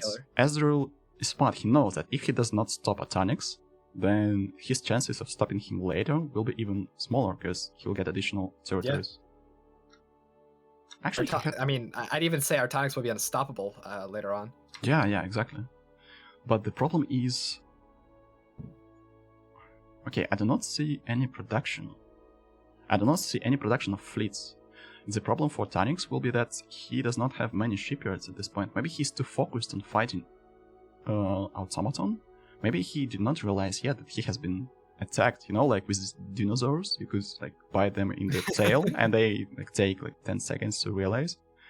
Atonix is as big as a dinosaur. I think he has taken the 10 seconds and he realized, because I see a bunch of destroyers getting spammed out. Oh yeah, I see that his alloy stockpile is just gone. Poof. Yep. Oh, and he's actually spamming a lot of corvettes as well. Initiative. I mean, the corvettes worked out for him last time. Yeah, he is soaked. And he's probably assuming. Look at the chat. Atonix says my rear is also protected, Ezreal. Let's check for the planets. Oh my god, 1.4k armies on the planet. And a shield generator. And a shield generator. Oh my god. And he's building strongholds on the habitats. It's their fortresses, dude. Atonix classics. Come on, man. And look, and guess what? Check the next system, the next planet in the next system. And it has shield generator, fortress, upgraded fortress that are now unpowered. He's min-maxing. I mean, they're not online yet, but well, once they're online, it's gonna be at least 1k. Yeah, and he's building armies there. I love it. Actually, it's such a smart way to play. He actually like blocks, like enemies' fleets are not strong enough to bombard really fast right now, and basically he's buying a lot of time, and all he needs is just time. He has all the economy in the world. He has neutral launchers. He's really smart. using his economy to his advantage, just buying time. That he knows that if he just if he stalls, he's gonna win. Meanwhile, Mr. Calderbolg is fighting. Oh my gosh, he's fighting Boss, and he's taking all the territories that Boss has, but he did not see the relic world yet. I cannot see it claimed. Huh? I mean, does he even have border Yeah, access? that's a true bottleneck. Yeah, like imagine the previous. Yeah, he doesn't. Imagine the previous times when we did not have this, like when fortresses actually worked. Just fight till the Daki AI wouldn't be that bad, but until you get them, until you we'll take have to see if Boss survives. Now you can just bomb the planets until the 50% devastation, and they stop working.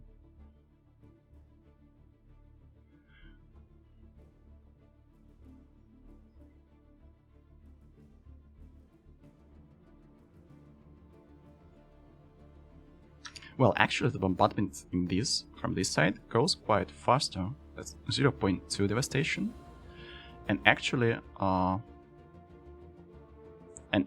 if you get devastation higher than 50%, you can pass through. So actually, Ezreal can continue right now. He can just. Yeah. The problem is he jumps into the next system and he sees 2 fortified planets there. Anyway. Okay, Regulus is now on the defensive. Wait. Who has attacked him? Is it the mule? No, it's not the mule. Oh, that's Momonga. Okay, so basically Momonga surrendered to Arg, but he had his plans. And as a tribute, he can attack other players. And Regulus left his core systems, core worlds, completely unprotected. So Momonga has all the time in the world. Still hasn't surrendered. Silas is fighting it till the end. He's not. Yep. Good on Silas. Like, he's just that's great. That's the warrior spirit. That's the warrior spirit. Yep.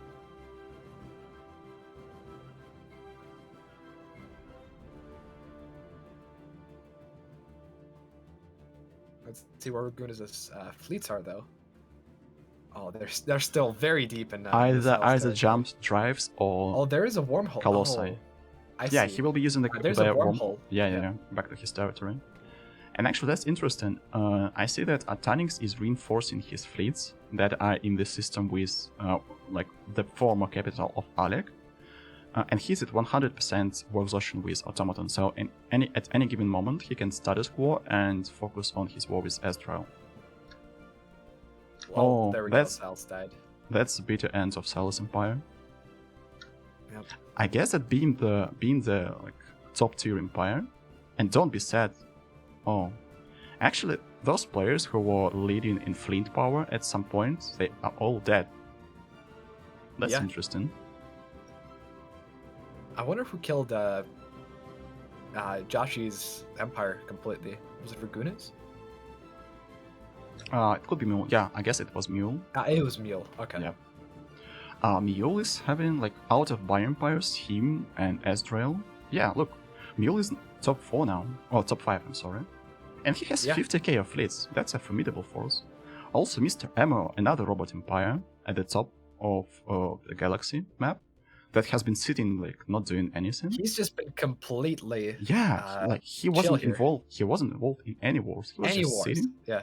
I guess he will try to. Pacifist. Well, in his place, I just claim former automatons. Well, not former, but maybe soon. Former automatons territory. That's just habitats waiting to get conquered, and automaton has no fleets whatsoever. Yeah. Although at the same time, he could just sit here and not make contact with Artonix. Oh yeah. It could be advantageous to just, avoid Artonix at all costs. You know that meme when maybe if I don't. About the power. You know that meme when maybe if I don't look, it goes away. That's exactly the case of Artonix. Like maybe if I don't have like comms, I won't get wrecked. Yep.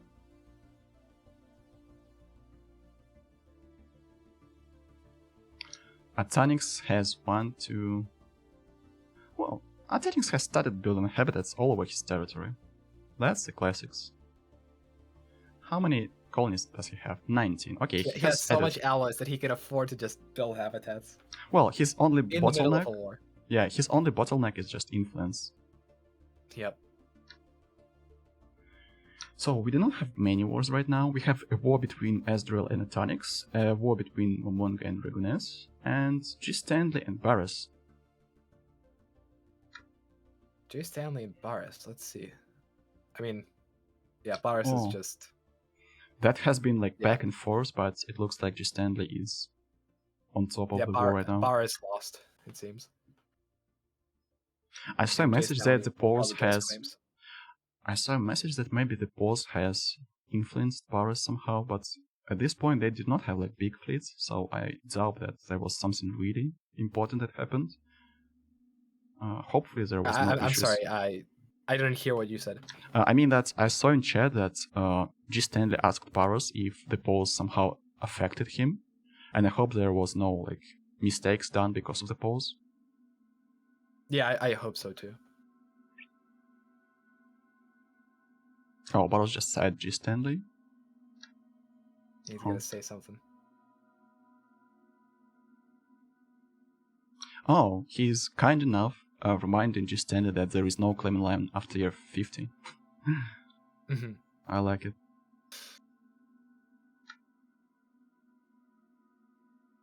Actually, yeah, my chat says that players here are allowing our Hive Mind player to chill. Well, he's building habitats. His fleets are not that great in power, but no one attacks him. And hopefully this will continue till the end. And maybe we'll see a big fleet from Hive Mind. Actually, he has 200 alloys. Well, his science is not that great. He's been ramping up his production. His science is not great, but it's not bad. Just meh. Not like, great, not terrible. That's the thing. And that's the thing with Hive Minds, unfortunately.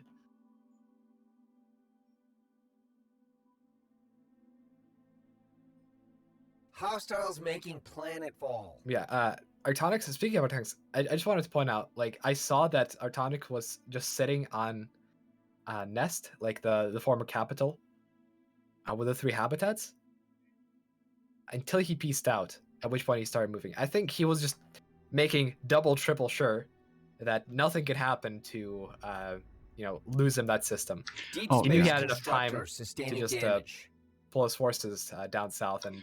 Yeah, that's smart. He made sure that he waited for the status quo, and now he's coming with his full force. Yeah. He's not in a rush. He's not making mistakes. It's just he knows his position, and he's playing it to his advantage. Well, actually, by the time these forces are done bombarding, he's gonna be prepared to take them on. Ezreal broke through the first line of defense. Now he's working on the second line. The name of the fortress world is Bru. I also like it.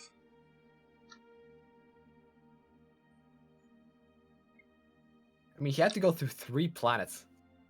He went through 2 planets already. Like, this is not his second line of defense. This is his third line of defense, and there's a 4th. Yeah, that's always in like this. Arcturus. Like, there's another fortified habitat.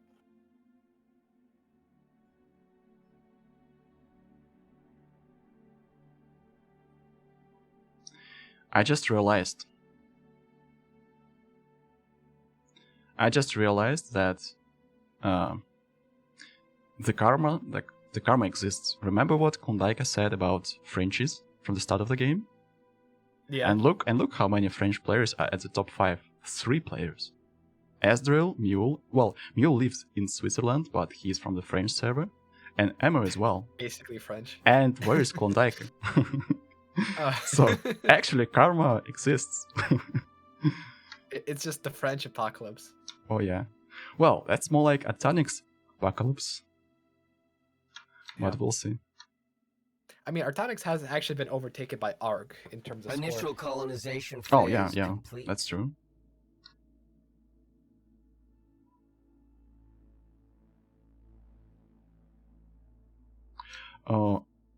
I guess that is due to the fact that Atanix has something is going on with his production of technologies. Maybe he has disabled his like researchers.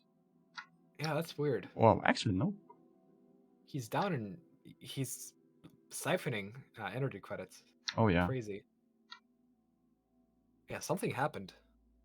Maybe he's struggling with the new conquest. Situation log updated.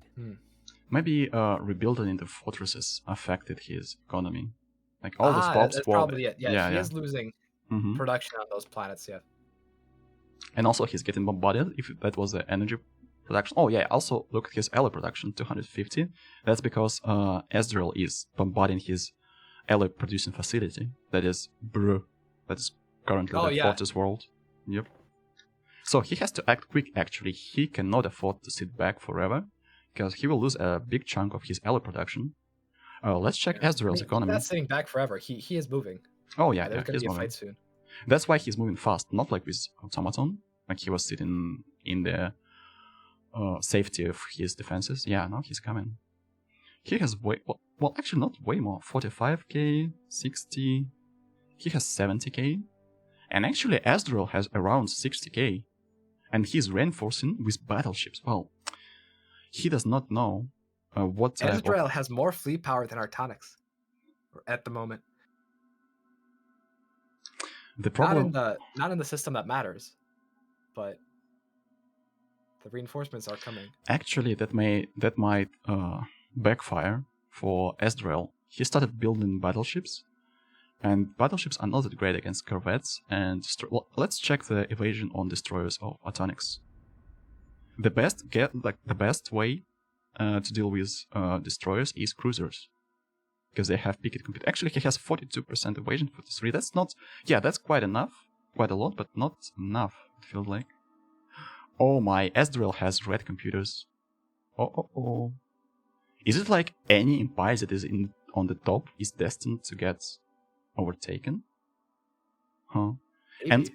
And our actually our it's just an endless churning. Endless row of empires like rising up and failing. Actually, Arch was the player who joined us almost like in the last second. But I knew that we always had a spot for him. He's one of the veterans, and look at him, he's top 1 now. And he's the only robot that was playing planet unification. That's interesting. Alright, let's see here. So the fight is coming. Oh yeah, let's observe this. Okay, Atanix jumped in.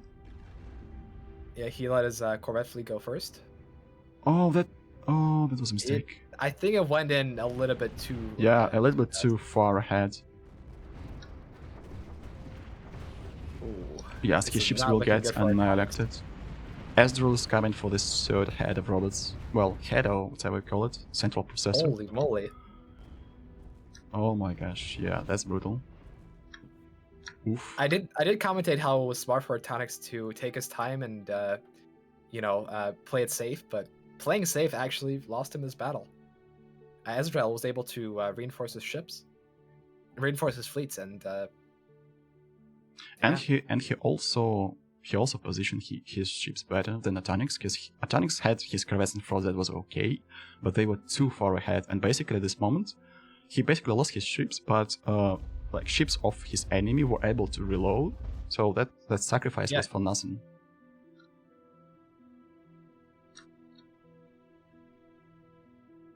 And then Ezreal lost barely any fleets. He's at 70k fleet power right now. And Artonix is at 0. And because neutron launchers were used, and because Artonix was using destroyers, there were no disengagements. The fleet just got completely wiped. I guess Atonix was running no retreat. Something tells me. I would imagine. Let's check. Policy, no retreat. Yeah, there is no other. I guess that's part of the reason why the fleet power was so big. Well, I mean, go on. You know what? I just had an idea. Ezreal is known as a machine hunter, right? And his main possible enemy except for Atonix is Arch, and Arch is a machine. Will Ezreal be the ultimate machine hunter, killing all Will the top? he be the ultimate machine assassin? Yeah. This is the third Machine Empire he's fighting. That's interesting. How many players has Ezreal killed at this point? Like, Well, he's been on a roll. he wounded Varus really hard. He has killed Singularity completely, overrun him. He killed Boris, ABC. Yeah. Oh, Lyra just declared the war against someone.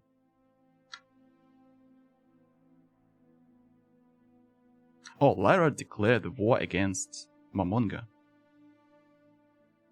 Huh. That's interesting. We have a lot of shenanigans going on.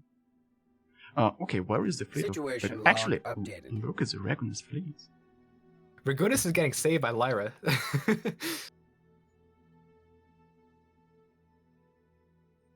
Because Lyra has to go through Ragun's space first to get to Momonga.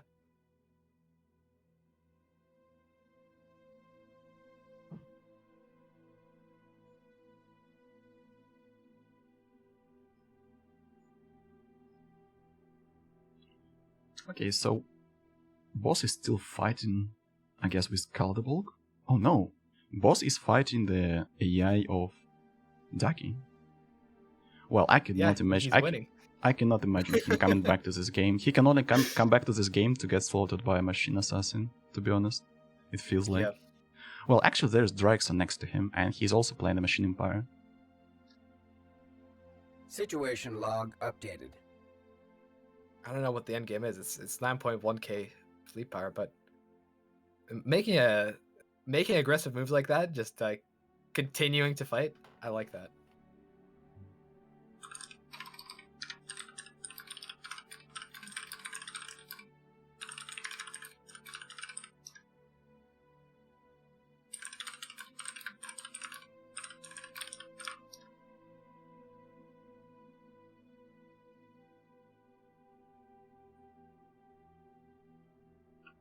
I guess that Justini just realized that there was no claim in line rule after 50 years into the game.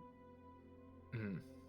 Well, this was the first tournament that I organized. I made a couple of mistakes, but the next one, like, I know that the rule set must be set in stone. There should be no like last minute checks. And actually, like, yeah, I'll make some conclusions next time.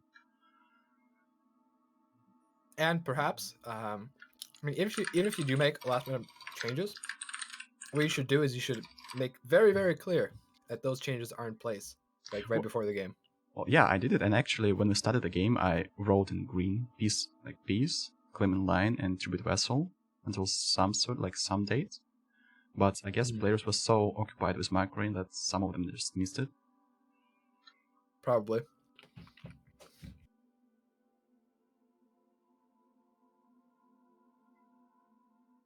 Situation log updated. Actually, Mr. Kaldebolg, he's sitting in his corner, he's producing 2000 science points per turn. He's feeling great. 200 pops. Yeah, he's just chilling. Who just died? Oh, it was the AI Empire. Boss took some land.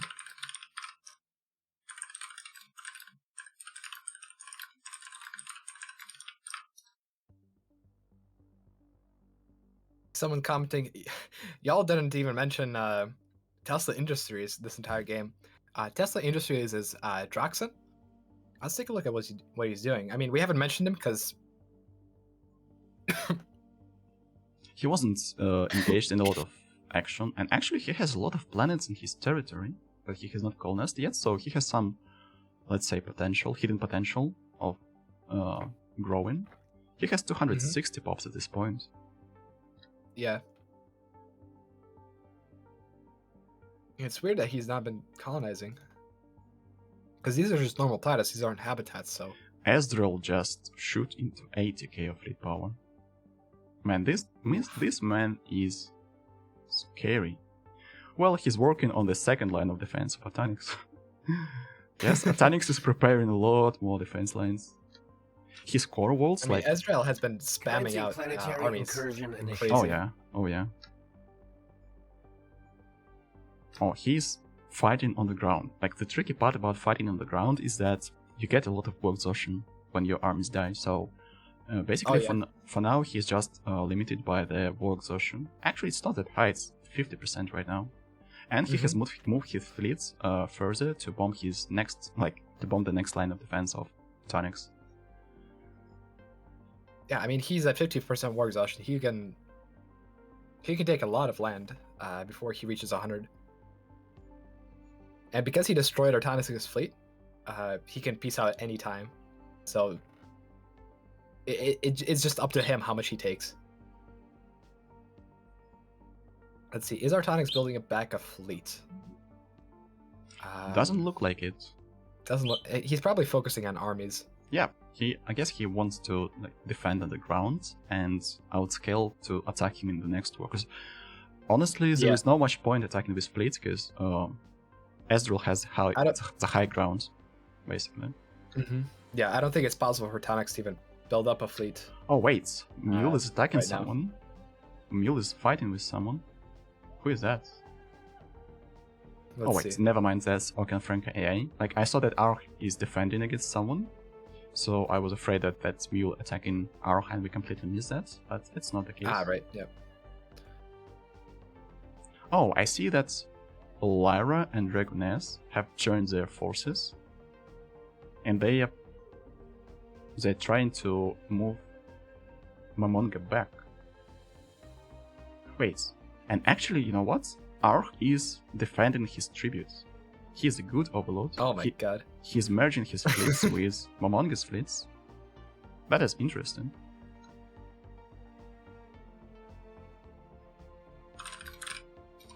Yeah. I mean, it's definitely in his benefit to his benefit to do this.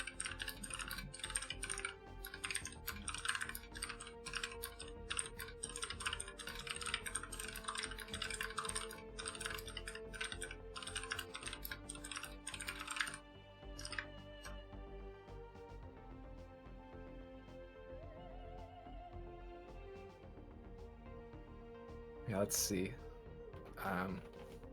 By the way, chat, if you have any questions, please do ask. But situation log. oh, interesting. The Tianki matriarch has actually not been destroyed by Virgunas.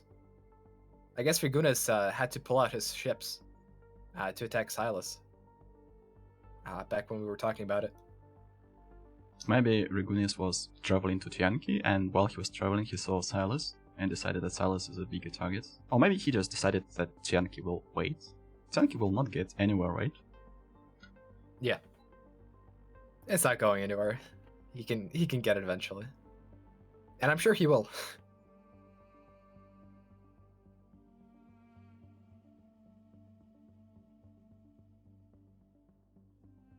Oh, I love the shenanigans. Actually, this is quite a close fight, but I guess that...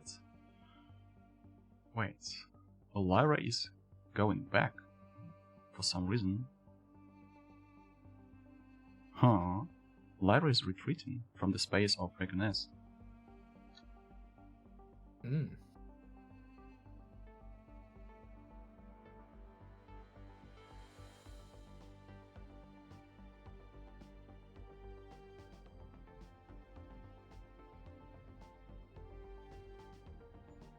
There's a lot of hiding going on.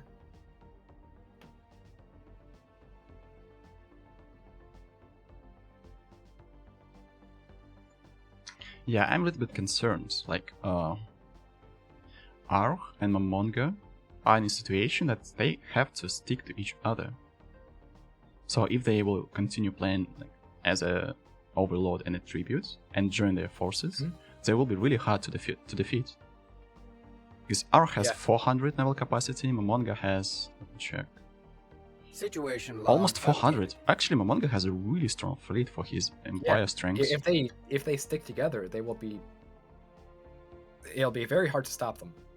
Not impossible, but Stephanox, is Ezreal a Smurf? very No, difficult. that's a well-known French player, really Artanis good, has started really to build good up some Void Vela ships, player. I noticed. Yeah, that's a good Building lobby. and destroyers. We had a lot of I guess he still top has tier the... empires. Oh, that never mind. He doesn't were- have a destroyer leader. He's a machine. that were overtaken by other. Like we had leaders like Yoshimizu. At some point, Yoshimizu was ahead. Then Silas was ahead. Actually, right now, both Yoshimizu and Silas are dead. Someone disconnect? Oh, boss disconnected. Oh, I guess yeah. I guess he had enough. Yep. So far we have like okay. Let's check how many like big empires we have on the map. That's R, obviously, Atonix, Astral, Mule, Amor. Like Amor is Dark Situation Horse. log Amor and update. Mr. Call the Bulk, they both are sitting in their corners doing almost nothing. But actually Call the Bulk has quite a significant technology lead. Yeah. And he's rank 7. He's researching megastructures at this point. Actually, the meta of big lobbies is so different from small lobbies. I mean, you're sitting in your corner, built on habitats, megastructures, and trying to get the win. And you're so far away from big empires that Initial they will have to colonization travel through the phase whole complete. galaxy of 600 stars to even get you. Yep. Sorry, internet went down. GG. I mean, Cold the Bulk is relying on the fact that there's still 2 hours left in the lobby to try to pull something out. I mean, if he builds a Dyson Sphere, for example, it's going to be massive Oh yeah. for his economy. Well, Mule told me that Ezreal is in Berserker mode, and he actually is. Like Stefanox just said that actually, yeah. Ezreal did not have any easy snowball targets. His first target was just a robot, so he did not get any pops from that. But actually, Ezreal didn't get Hostiles lucky. making planetfall. He's just fighting for it. yeah. Well, his Not war for against everyone. his war against Boris was really successful for him because he got like 2 Void Empires at once in one war. But before that, he was just fighting other robot empires. He did not get any boost from that. Well, only resources from space. Yeah. Okay, Atonix has started building fleets. Yeah. I wonder what is I his mean, plan. Artonix can see that Ezreal is splitting his fleets to bombard many targets at once. So Artonix probably figures that if he can attack before he's spotted, he could take out a large chunk of Ezreal's fleet. Something tells me that he's going to attack Salvor. Salvor. Yeah. Look, he's moving his fleets. Oh yeah, he is moving there. Yeah. But he has not claimed anything yet. But he can claim it the last second. Hostiles I mean, yeah, that's what making you would planetfall. probably do. Yeah, Salvor. look, he's literally like moving to the. Has Salvor been at war with anyone? I don't. Oh yeah, Can't recall. Well, actually, he was. Yeah, I don't remember was, who, okay. who was that exactly.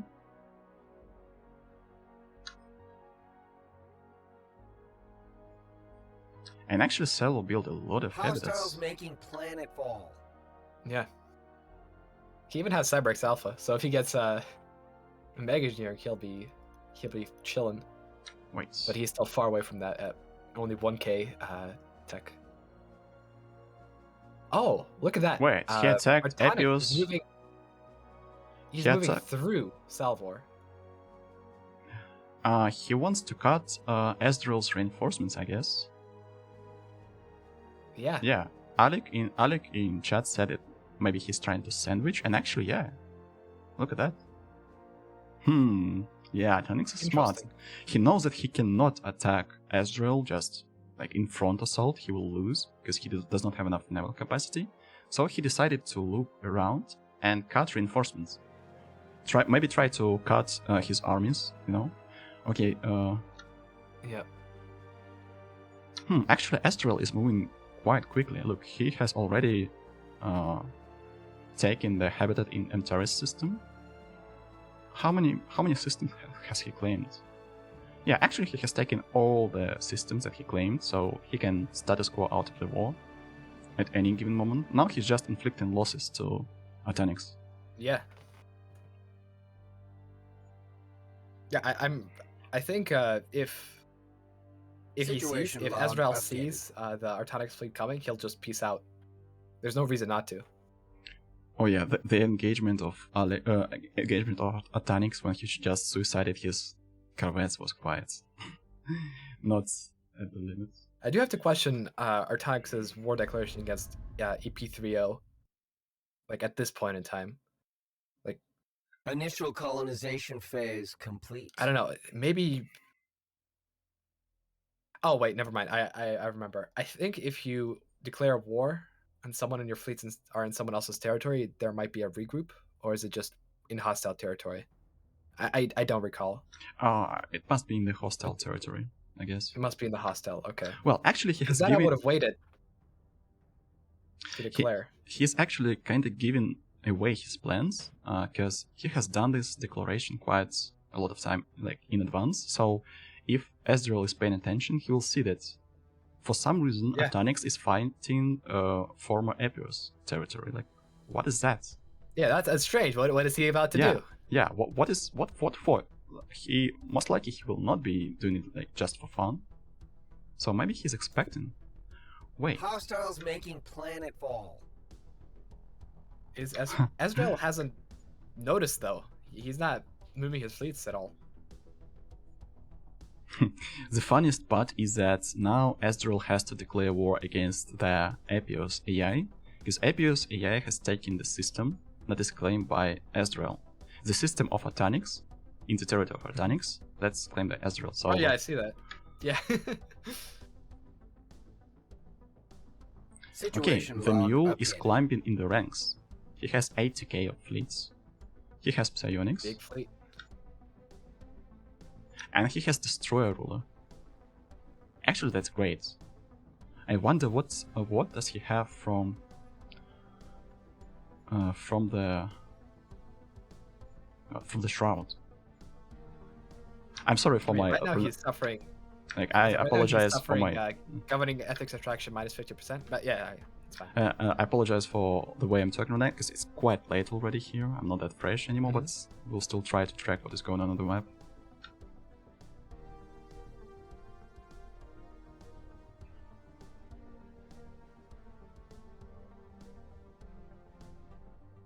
Also, I do have to point out, Brigunas was a criminal megacorp, and he has only one branch office, so he hasn't been really using his crime to his advantage. I guess crime isn't like it's such a meme that it's completely irrelevant. Well, actually, you know what? Against other than necrophages, actually that's quite interesting. Like, if you manage to somehow screw with the crime on someone's capital, and like the capital has, let's say, 5 or 6 criminals, actually that's a huge hit to the economy, and sometimes it leads to the death loop of not having minerals. Like, usually economies of players are really tight. You tend to use all of your minerals or all of your energy. It's not like you have like spare 100 minerals per month. And when you just immediately get like you get 5 criminals, let's say, and you do not have districts like to focus, so there will be no criminals. Actually, that might be a really big issue. So actually, that's not that bad. Like, if you think about not it, that bad. But in this particular game, we've seen that it did literally nothing. Like I guess that it's more about Rebecca's planets and Josh's planets. It did nothing. I guess he decided that it's not about playing the criminal way, it's about sending the message. So he decided to place sending the message, only to plant only one like branch office, and that's it. Yep.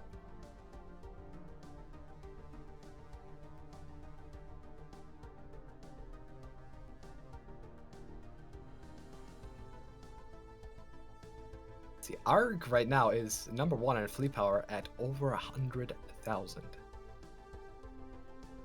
But actually, there are a lot of like.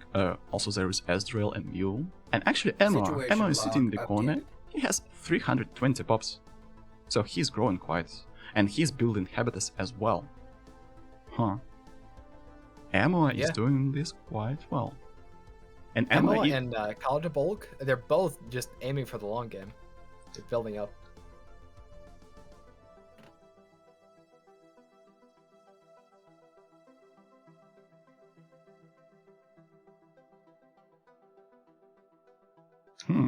It feels like Momonga is adding his fleets. What is going on? What is going on? Where are his fleets?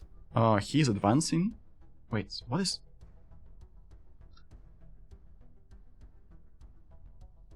okay. He's not in the war with Regunes, so he's only fighting Lyra. Yeah. he pieced out of the war with Yeah, so Reganes. now he can take out Lyra. Yep, that's what he's Maybe. doing. Well, I mean, I guess it's he still will. going to be a close battle. But Let me check. Lyra has 7 battleships and 65 destroyers.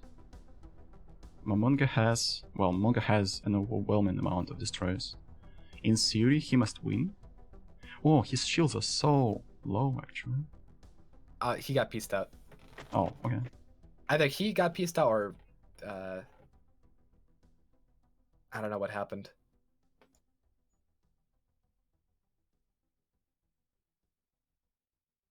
Let's see if he's humiliated, right? He's humiliated, so he surrendered. Wait, let me check Lyra. And Lyra is humiliated. Everyone is humiliated. What? Alright, this lobby is so tough that when someone surrenders, both parties just get humiliated. Situation log updated. I think what happened exactly is Momonga surrendered to Ragunas because the humiliation is 3,000 days old. And Lyra surrendered to Lyra surrendered Momonga. to him. Wait, Atanix has taken back the control of his battery system, but Ezreal has sent a fleet there. Okay, wait, is Atanix going deep into Ezreal's territory? Oh my god. Yes! He's running in. We call it terrorist fleets. Like when you send in like small fleets of corvettes just for the sake of destroying space production and stuff. That's literally like a terrorist way of doing it. But actually he's doing great. Yeah. The problem is that Ezreal now has taken control over his core territory and he's bombing. He's bombing a lot of territories. He's bombing one of the machine capitals. Oh god. Yeah, Artonix's economic edge is getting wiped. Oh yeah. Some sort, yeah. Actually, Momonga surrendered to Ragunas, and Lyra surrendered to Momonga. Once Momonga surrendered to Ragunas, because both Lyra and Ragunas were against Momonga, but Lyra could not fight 1v1. That's why, like, everyone except Ragunas got humiliated. Well, if Ragunas surrendered to... No, yeah. Everyone except this can Ragunas. This can go two ways. The attack of Artonix on Ezreal. Either Ezreal pieces out as Artonix is about to take the third habitat in the system, or he doesn't piece out and just keeps bombarding Artonix. Arch is role-playing.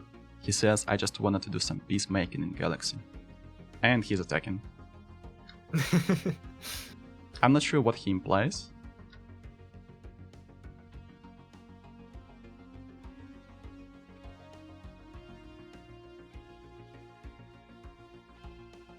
What you call terrorists, I call freedom fighters. Peacemaking. Like, cutting Ragunas into pieces. Oh yeah. War is peace, you know? Never mind, the war is over. And now there's peace. He did the original peacemaking. Situation log updated. Guess who is humiliated now? Ragunas. So basically, they just all get humiliated in the end. Yeah, the cycle has been complete. Nice. Yep. Guys, what did we fought for? Well, we all got humiliated. Ah, okay. Nice. Alright, year 75, now nihilistic acquisition is allowed. Not sure if people are going to take advantage of that, but it's a thing.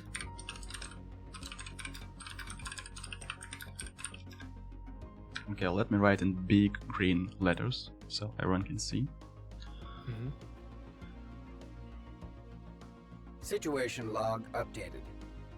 And actually, the fact that there are no joint wars, you can only attack separately. This allows for this surrenders, humiliation, all these mind games, who is going to piece out whom. Yeah, I like it.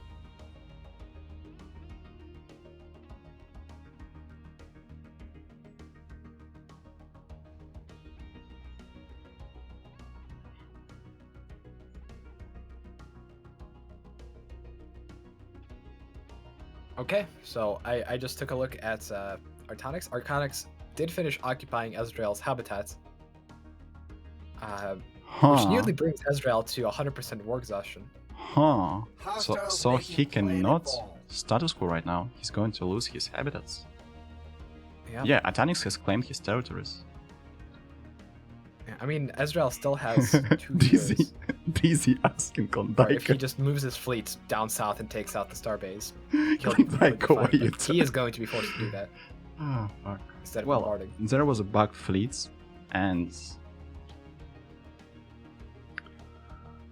actually, I was impressed by Interesting. Yoshimitsu. He had a slave uprising. I mean, either way, this does But he this still maneuver built right here 22K. does alleviate pressure on Arctonix, because Ezreal will either have to sacrifice bombarding or sacrifice his habitats, and I'm willing to bet he's not going to sacrifice his habitats. Oh yeah, Klondike had no point continuing after Julius died. He lost all the motivation to go. All he needs to do is just sweep through his space. Yeah, actually, both Ezreal and Arctonix are playing this really smart. In Ezreal's, like in Ezreal's place, I'd send 2 big fleets. Oh, look at that! Wait, has Arctonix taken? Man, okay, look at the system battery. Arctonix attacked into it, got his planet back, and now Ezreal has to break through again. He Yeah. imprisoned he imprisoned his ships again. Oh, he did! He totally did, yeah. He has to get the devastation down to 50 before Well, he can move his fleets. the thing is, we I have was a rule. wondering why they weren't moving. The thing is, we have a rule against a manual jumping of the fleet by restricting systems, but actually, like, retreating your ships when they are trapped is allowed. But actually, no. Wait a minute. He has inflicted more than 50% devastation. He can move now. He can actually move now with his fleets. Next system.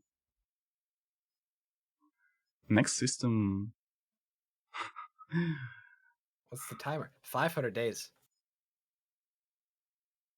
Man, what? Dude, in 500 days, Arctonix Man. may want to just settle status quo. Well, Ezreal is moving 17k of his battleships into the Lantia system. Ezreal needs to start moving his ships right now. He needs to start moving right now, otherwise he's going to lose his habitats. Oh no. After this, like, he cannot Dude, recover. Ezreal is moving his battleships into Arctonix's fleets, and actually, never mind. There was an issue with a system with shield negation. I thought he was moving less ships into more ships of Arctonix's, but it's not the case. And he's going to lose, yeah. He is going to lose. Oh my god, he's still lost, yeah. Because he has battleships against corvettes. And actually, those were battleships of Kinetics battleships.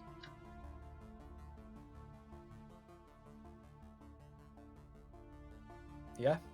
Wait, kinetic battleships? One sec. Kinetic battleships. It Instead looks of like. neutron battleships. What a crock. All right. Well, you kind of need to. I mean, it's mega mix cannon some. and neutron. It seems. Oh, maybe mega cannons, but actually, I have heard some kinetic batteries. Maybe I'm just tripping. Maybe it's too late. I'm tripping. Let me check. It's mega cannons that he's using, so I think that's it. Oh yeah. Commencing Yeah, I guess it planetary would just mega incursion cannons. initiative. Huh. Yeah, kinetic batteries would be very questionable.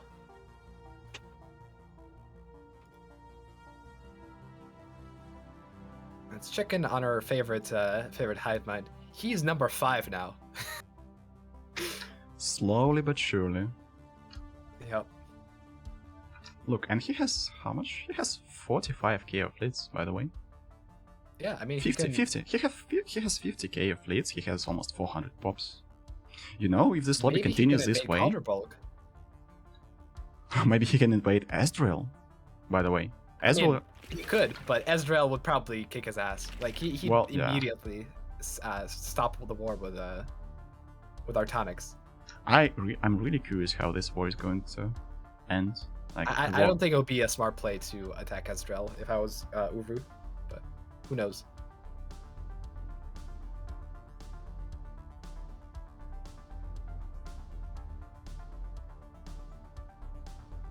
Do like me, just watch the stream and fight between Alta and Ezreal. Baros is enjoying the war.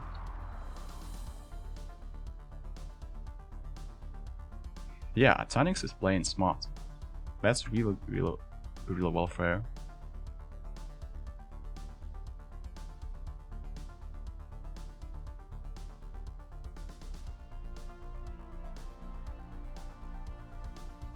I'm just looking at this. Holy, Artonix wouldn't actually lose a lot of planets if there was a status quo. Yeah, I guess that is why he's not status in quo. But once he sees this fleet of Ezreal breaking through the territory, once devastation goes down, I guess he will have to status quo. There is no way he can be allowing Ezreal's fleet to take the territory back. Oh, Yeah. Ezreal built another 4 battleships. And he's sending these battleships in order to deal with a fleet of Atonix. Yeah, there were no kinetic batteries at all. Special project concluded. Synthetic evolution. Ezreal. Okay, now he will just skyrocket.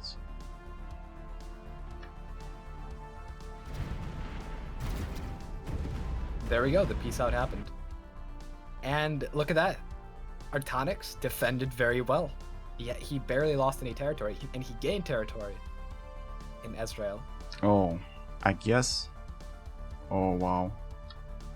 Thank you for the fully functional habitats. That seems.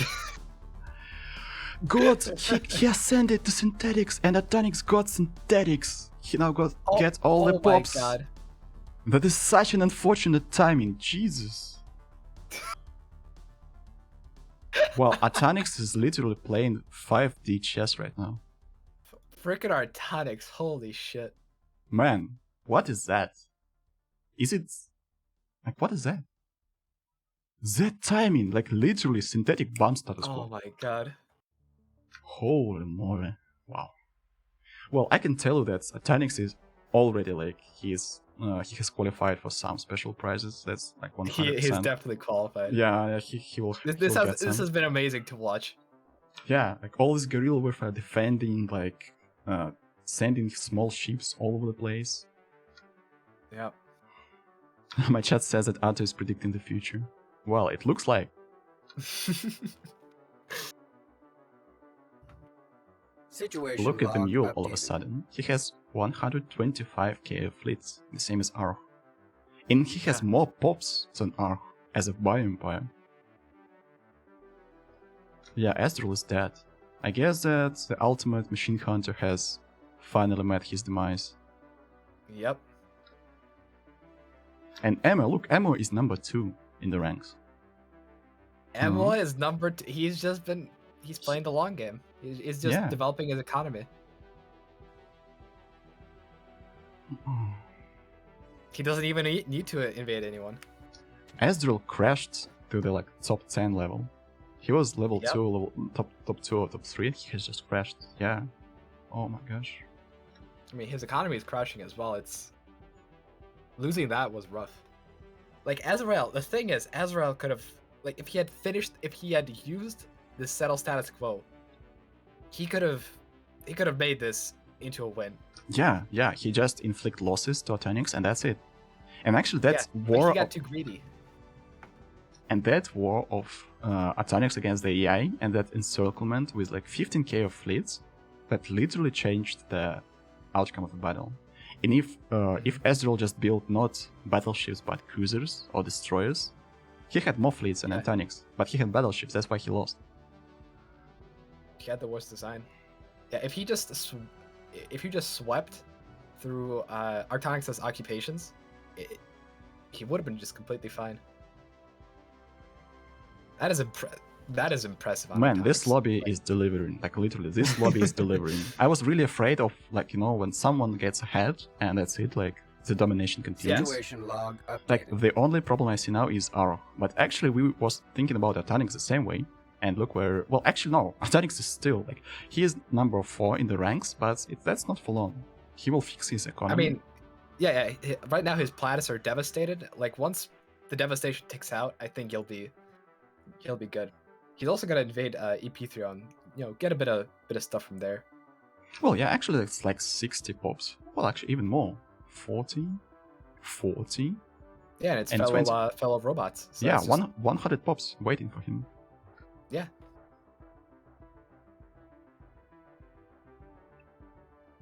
Yeah, I mean, I do have to say about the, expecting it to just be an easy, like, one person dominates. Like, I expected that to happen in the last 3 streams. Situation The log last 3 big PvP streams. But it doesn't happen. Like, it's incredible. Yeah, I love it. Like, yeah, it keeps entertainment till the end and this suspense. Something tells me like, okay, Ezreal is out of the equation, at least for the next like 20 years. So the Mule, Arg, Emoa, Mr. Calderbolt, look, number 4. He was sitting in the corner just fighting boss and doing nothing. Wait, yeah. He has 1 choke point to the big guys, and he has 1 passage to Ukukiril, and that's it. Oh, but he's close to Draxon. Maybe Draxon will look at him and decide to take some of the territory. Maybe. Also, I just saw Draxon's fleet moving away from Kaldaborg. And actually, what is Draxon doing? He's just retreating. Maybe. Well, he cannot attack Mule. Maybe he's going to attack Saint. Saint is a Void Velen. He has 6 habitats. So. Well, I can see that, yeah. Varus is still alive with 3 planets. G. Stanley. Well, you know what? If Atanix attacks G. Stanley and takes his planets, or either him or Arg, if one of them attacks G. Stanley and takes his planets, that's it. Like, the lobby will be almost over at this point. But actually, G. Stanley has almost 3k of science at this point, almost 400 alloys. G. Stanley is incredibly strong. And he's ramping up. He has 300 pops, but... Well, he has 10 colonies. He's behind in the number of colonies, though.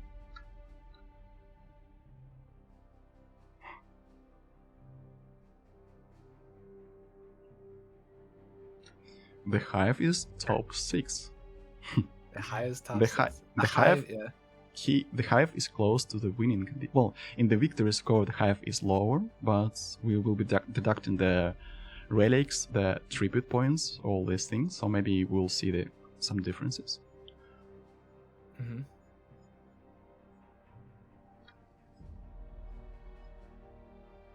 Genetic improvement project concluded. Oh, the Hive has Voidborn. Uh-huh. And 15 colonies. Interesting. Situation log. By the way, speaking of scoring, we will be taking the scores in the victory screen, right? Not the observer screen? Yeah, victory screen. We'll ask all the players to cancel all trade agreements, all trade deals. And I guess it will be fair that, like, we establish the time, like, half an hour. Like, we'll say, like, in the next half an hour, the game will stop. And then I have this, like, website with randomizer. We'll randomize the minute exactly at which we'll stop the game. So the players will have not enough time to, rebuild into full alloys to influence the score. And also we will be checking empires to make sure that no one is just rebuilding in some crazy stuff, like totally neglecting science and just going for economy score. Yeah. So to be clear, the game will end at a random point in the 30 minutes, or will people be continuing to play? Because it would be kind of weird if the score was taken at a point and then people are trying to continue. No. This will be ended. Like Cool. We will just tell players that in the next 30 minutes, the game will be stopping, and then when we random the exact time, we'll tell them like 3 minutes in advance, guys, please cancel the deals, like do all the stuff. Let's calculate the points. That sounds good. Situation log updated. Arg has just declared war on Draxon. Oh my. That's quite a fair distance away. Is there a wormhole connection or something? Let's see. Yes, there is wormhole. Wormhole like 2 systems away from Draxon's capital. Oh my. This will be nasty. Oh. Yeah, and... Wait, wormhole 2 systems. I'm not sure if that... Oh, there's another wormhole. The wormhole 2 systems away leads to like the one isolated system. No. But, I mean, the the wormhole comes. The wormhole comes 2 steps away from Draxon capital. That's so unlucky for Draxon, and his entire territory is claimed. Okay. Oof. Oh my. Well, we'll see, of course, because the mule is really Situation strong. log updated. The problem is, if the mule does not stop Arch right now, Arch will grow just out of control. He will just grow out of control. Yep. I do love how machines are becoming so prevalent in the later part of this this thing. Like at first we saw the glory days of the bios, and now the machines are starting to become more and more prevalent, and they're trying to consolidate with each other. The funniest part is that actually bios could have ended machines earlier on, just attack. But everyone was greedy and everyone was selfish. Like, why would I attack a machine? I just try and get more biopops, and every bio was fighting another bio. And look at that. That's a lesson. Yep. If you want to get rid of like late game machines, you have to kill them early. Situation. And I mean, log Ezreal was updated. doing that.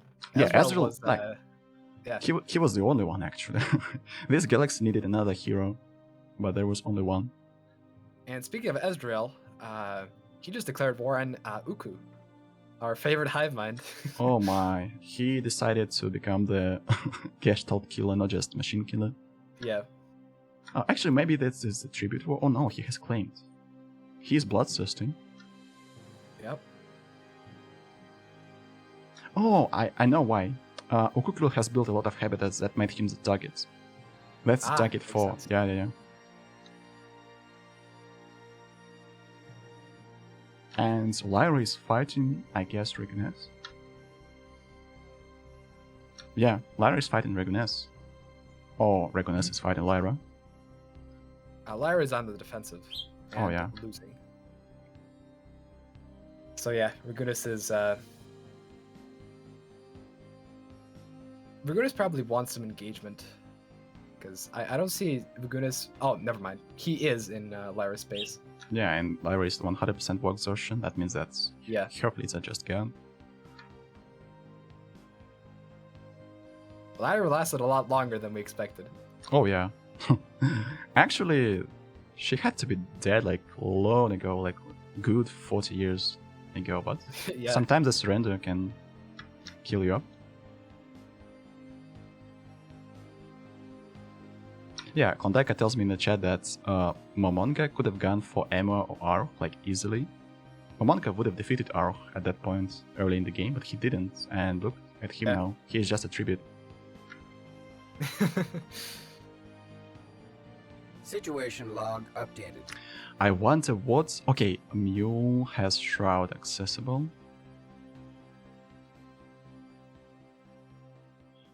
I just have to say, Uku is at 80k fleet power. He's not far off from being able to actually fight against Ezreal. The Mule has Psi jump drives. Ooh, spicy. Yeah, so that will be spicy. Crisis, like the Unbidden and stuff, they're disabled for this one, right? Yeah, we disable that just to make sure Okay. that will not. Yeah, because it would be a little unfair if someone just got. Yeah. Yeah. Hey, Priority, Correct. have you conquered half of the universe yet? Yeah, Uku is doing the same thing Artanix was doing, just army spam. 2.5k of armies. Okay. Yep. I'm sure in the future Unfortunately, I'm Ezreal not will be playing making a lot K more Orion, army so spam, that's not me in himself, charge of to try to deal with attacking. this sort of thing. Because right now, Uku is buying himself time, and let's see, he's at 80 something K fleet power right now. He's still building more ships. And Hive has So he has a adaptability chance. tree, so orbital bombardment damage is reduced by 25% on top of that. Klondike says Ezreal. 0.06. Klondike says day. Ezreal doesn't know what he got himself into. Yep. The Hive meta. Ban in Hive chat. incoming. Yep.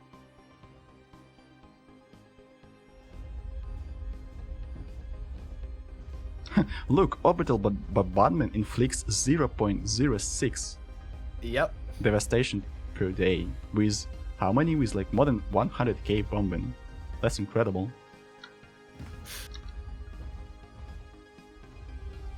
And he's building clone armies, and these armies are being built so fast. Like, that's incredible. Look, and he has army veteran governing that sector. Oh my god. Army build speed plus Dedication. 20%, and defense army damage plus 20%. This is the ultimate defense in the grounds. Okay, real quick, I'm gonna have to try to restart OBS because Discord, not the Discord, the stream is dying again. All right. These ground armies, these fights in the ground, is something else. And he's spamming clone army. Like, the thing is, Yeah, if you just spam clone armies, you can outpace bombardment. How many planets Oh, Meme Man is does lagging. Uko have? 15 I thought colonies. Meme Man was dead. 430. I guess he's still in observer mode. Oh yeah, he's observing. Ah, that's what happened with Proby, I think. Proby was also lagging in observer mode. Yep. So I I had to. I remember kick him. looking for Proby in the Empire list, but he wasn't there. Yeah, yeah.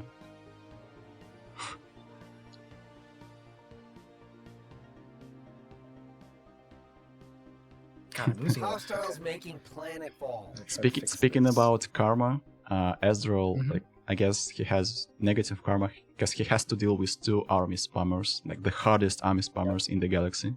First he Alright, had I'll be right Atanix. Alright. First he had Atanix, now he has Uku. And Uku is on the level of Tanix or even like surpassing that level. even the ruler, like even the governor. Look at that. Hostiles making planet Okay. fall.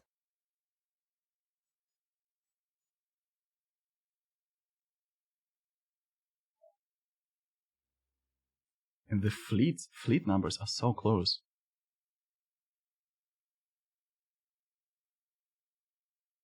Oh yeah, Ukukul sometimes misplays with his fleets. He's so invested into micromanaging his fleets, micromanaging his planets. Sometimes he even asks to make the speed to put it at normal instead of fast. Okay, let's check what is the top 5 empire. Actually, Momonga is number 7. Emo is number 3. Salvor, well, it's because of the rating score, I guess. Let me check Salvor. Situation log updated. That must be, yeah, Relic here. Emma has 6 hands, let's check.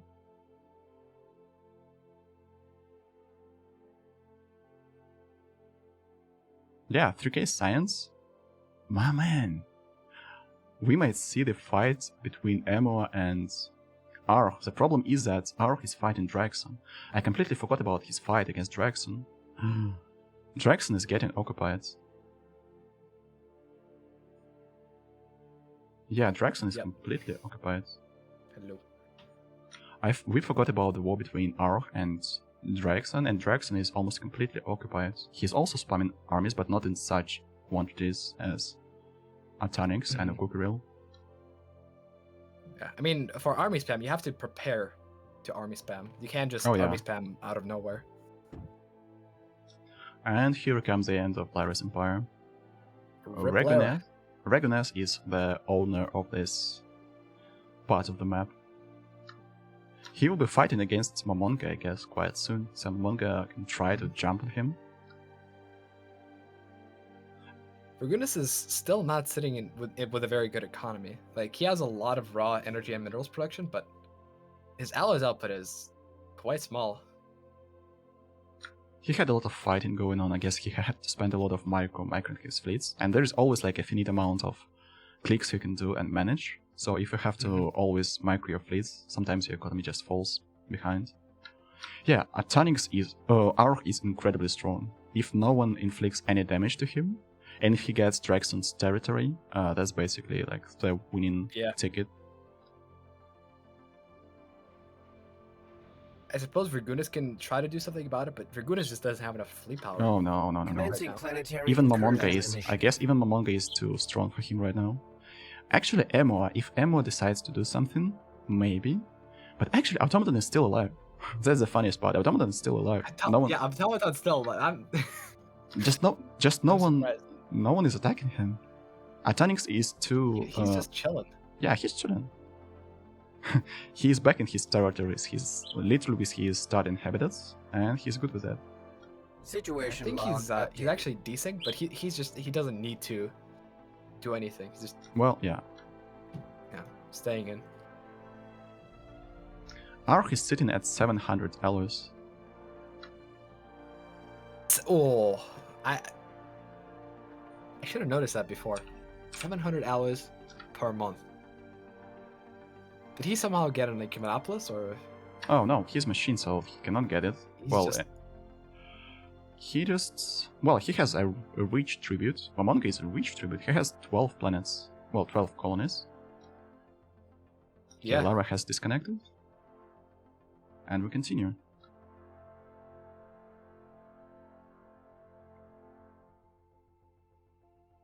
Less and less Commencing empires on the map. planetary incursion initiative. Yeah, we started with 32 people. We're down to 15.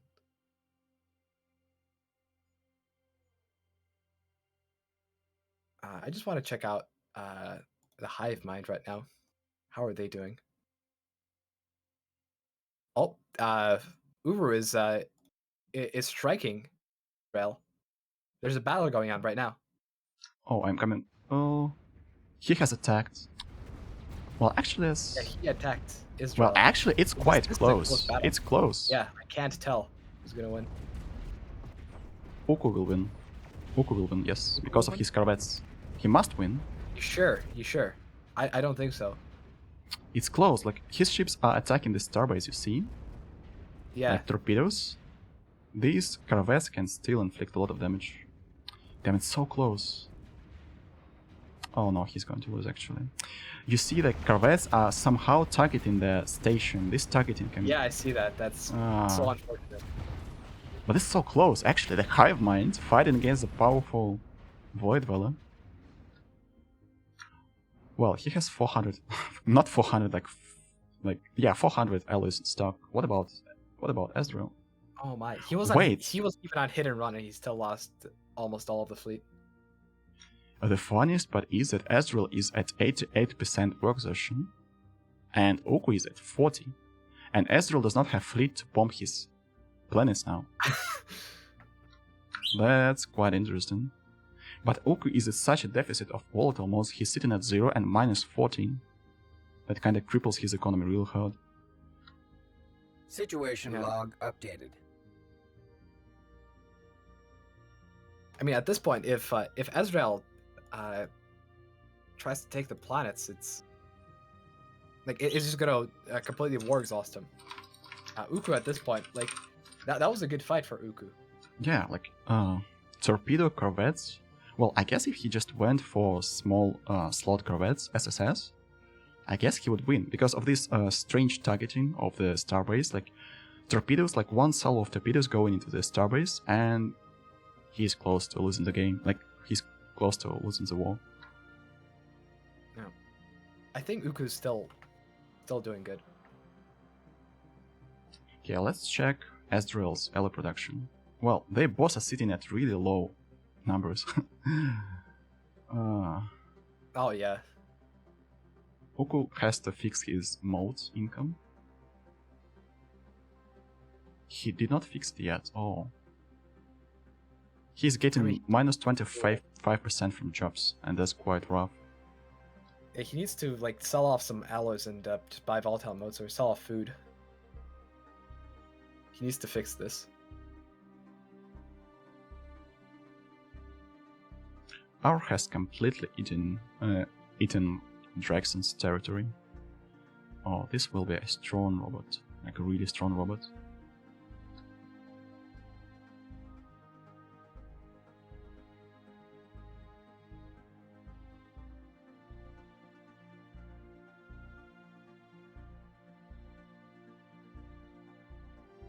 Atanix is sitting ally kept again. Interesting. I wonder Things how. are normal. I wonder how many allies has he wasted already. If there was like some sort of tracking.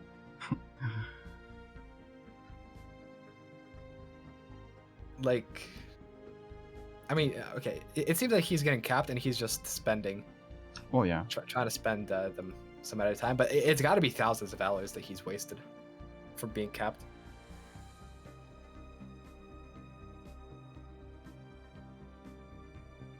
Currently, I think Artonix is still #1 on planets. He has 30, and that's pretty hard to beat.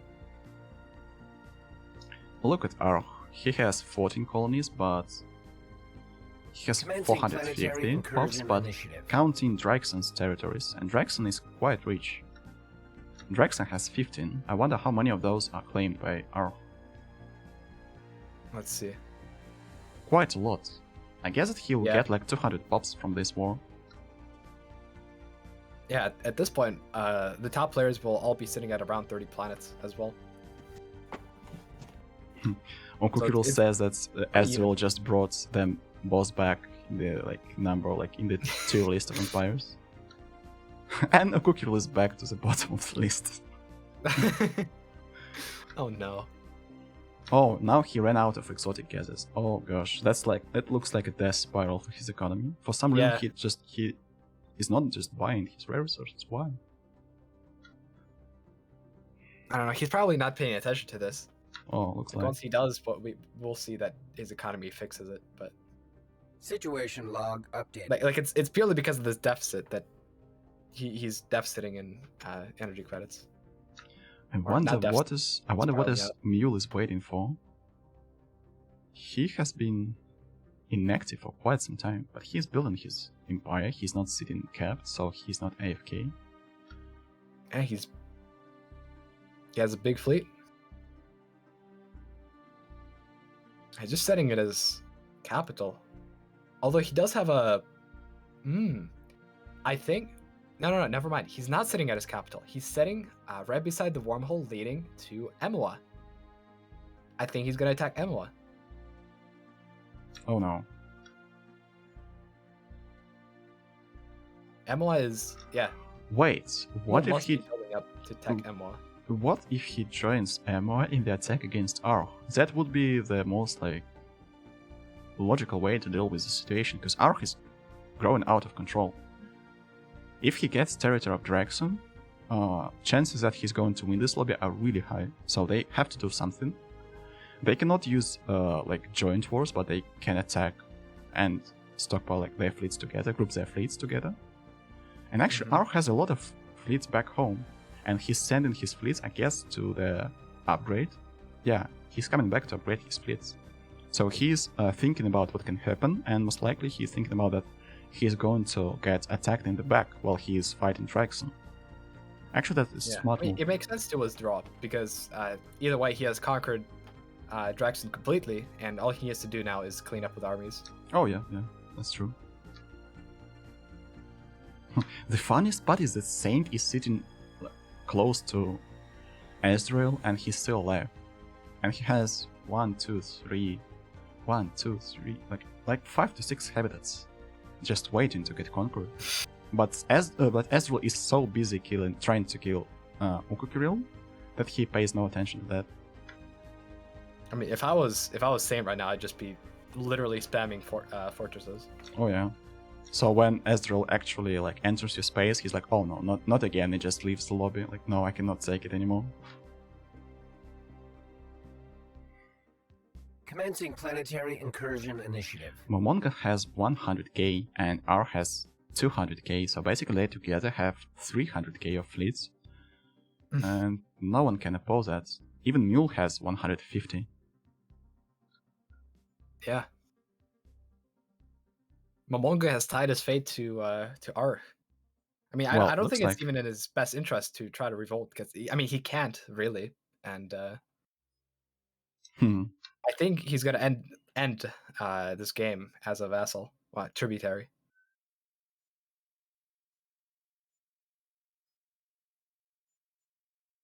Mr. Calderbolg is ahead of everyone in technology score. Well, not actually. They're really close. Like Mr. Calderbolg and Emma, they're really close in technology score. And actually, even Mew is really far ahead. Oh.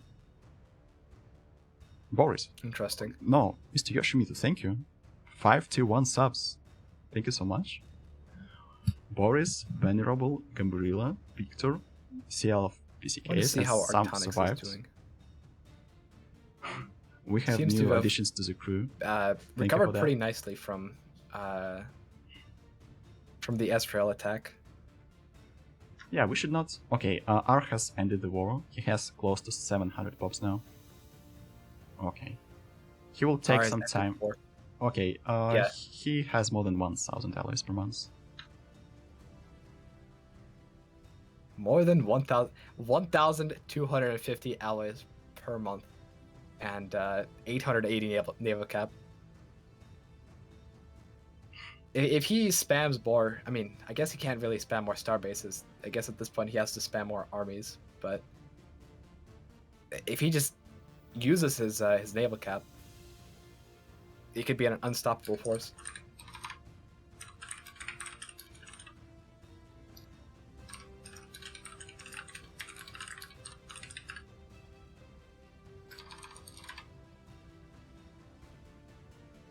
Let's check our clocks. I guess that the M phase starts in about an hour, right? What do you mean an hour? I thought it'd be...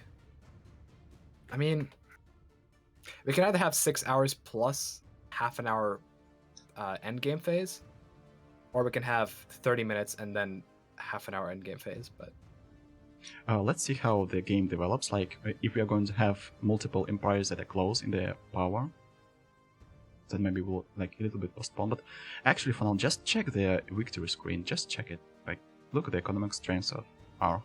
That's incredible. no one can even come close. Yeah. Well, we had a really nice story of empires being strong and number one and then failing because of the joint attack. I see that Buell is building a fleet and quite fast. Yeah. Oh. Save games, I forgot about that. Okay, I will be doing it.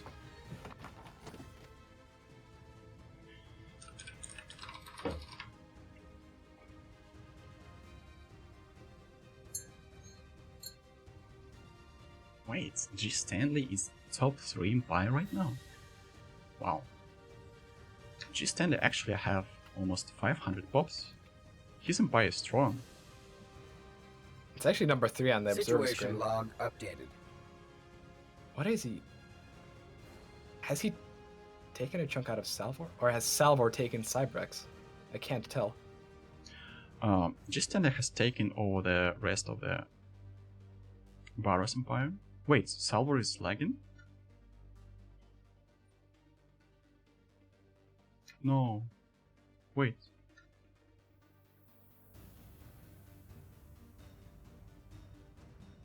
He's Oh, back. no, yeah, he's back. Okay, everything's good. Alright. Let's see how Salvor... I mean, right now we should take a look at the victory screen. Just to see how different the score is there. Because, I mean, we don't get the total... like the Wait a second, most the accurate connection to representation Arctonix has been lost. What is going on? Oof. Let me contact him. Yeah, let's wait for him to rejoin.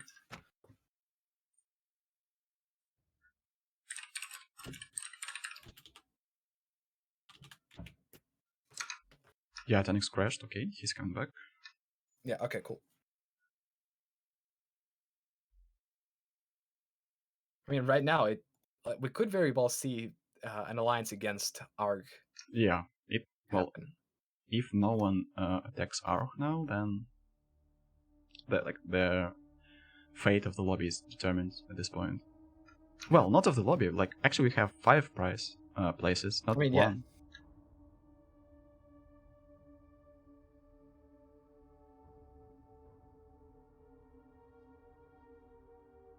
Привет, hello there.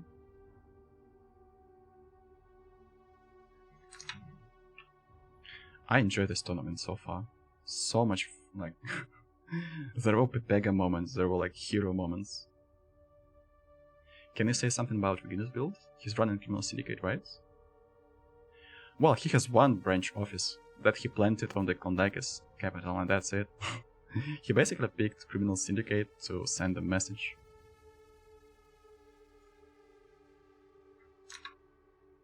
Let me check his empire right now. Reganess. Okay, Okay. about the end game. I guess Naval yeah, it will be contractors, in an trading hour posts. from now. Reganess. Yeah, he has one branch office on former Klondike's territory.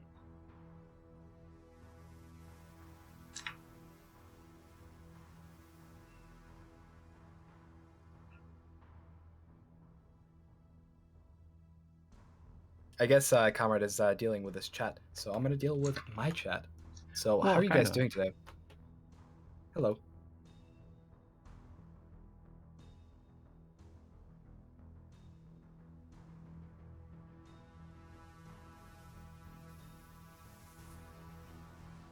Okay, for now we're just waiting for Atanix. Okay, Atanix is coming back.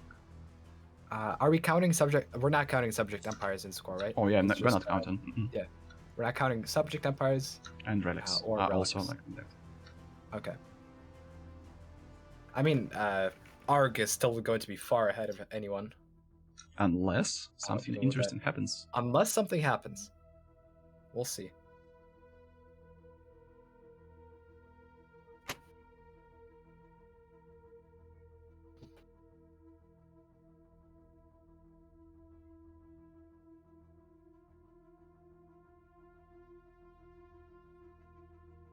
Hopefully no desync.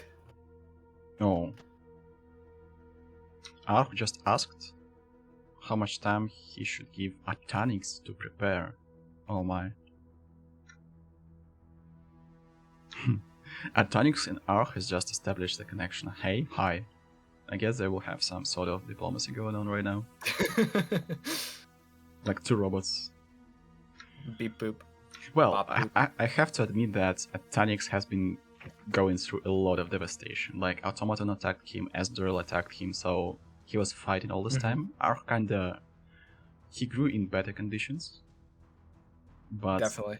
But it still takes, like, mastery to actually, like, be able to develop your empire at this scale.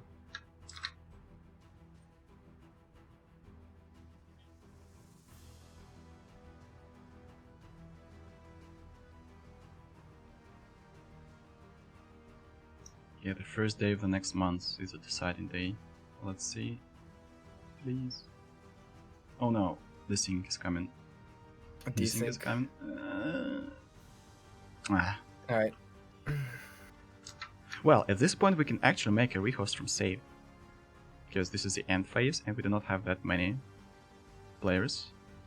I mean, this is the end. I mean, you said end phase is coming in 1 hour.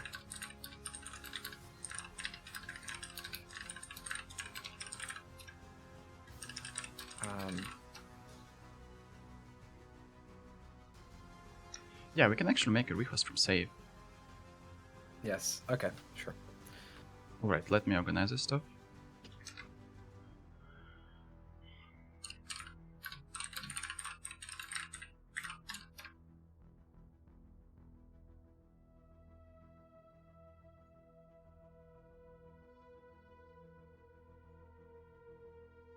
Alright, I'm out. I'm waiting for the new ID.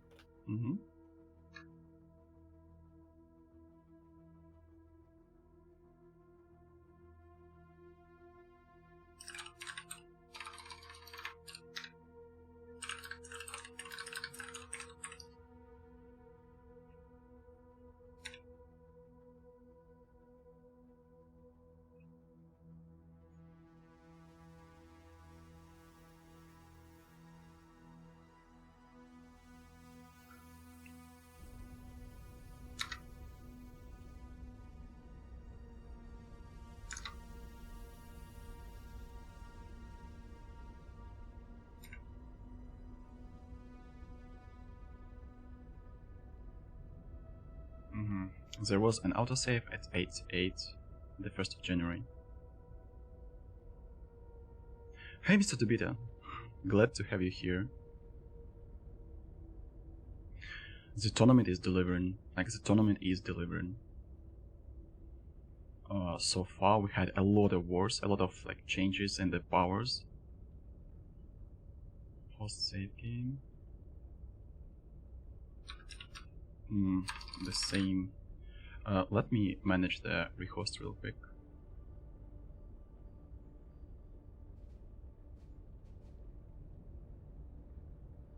I really wish we could have you in game.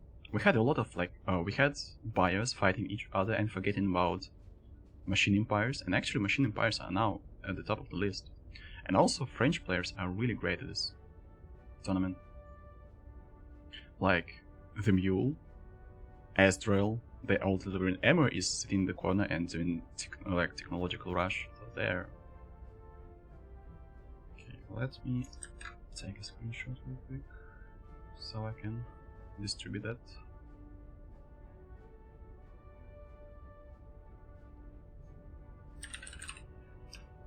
Okay.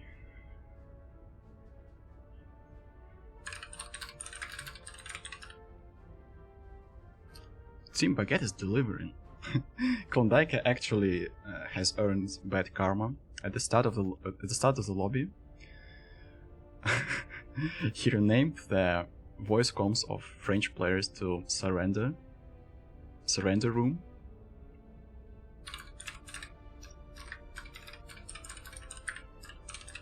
And he was actually one of the first players to leave the lobby while French is continued.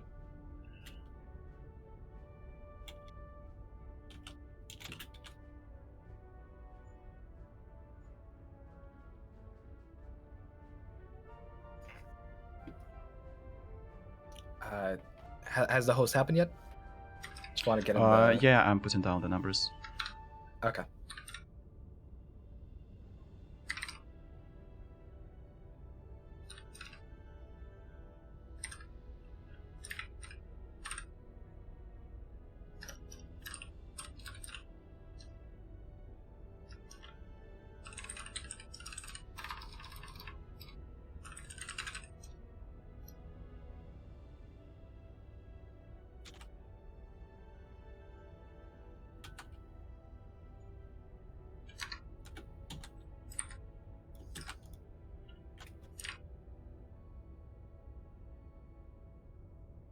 Alright, requesting hat join.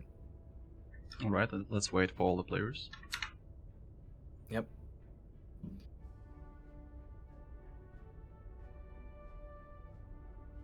Okay, I have Atonix saying to Kukiril Arch, you, me, Emma, Esdrel. Okay, we need the Mule.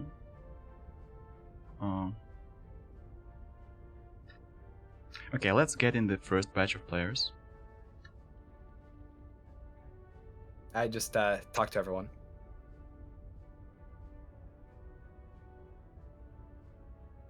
On my Discord, I might have to restart my Discord.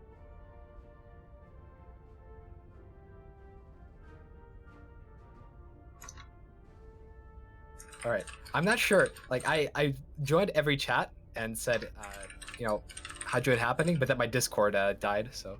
Oh. Yeah. I hope I managed to get to people.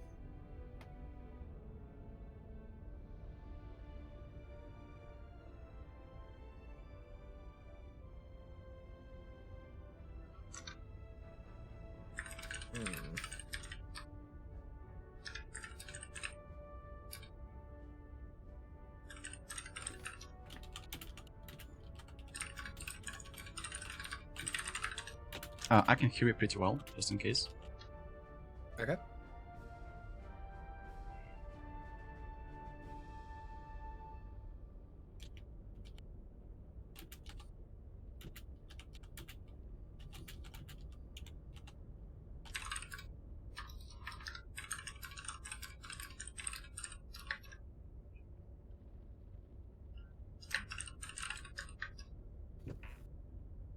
I really hope no one clicks anything, because that is the easiest way to break a rehost.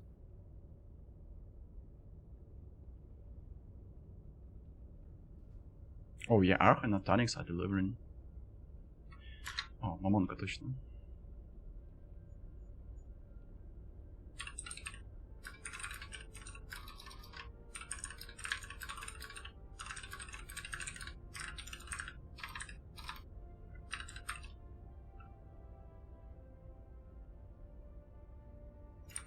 Alright, Mamonga is coming.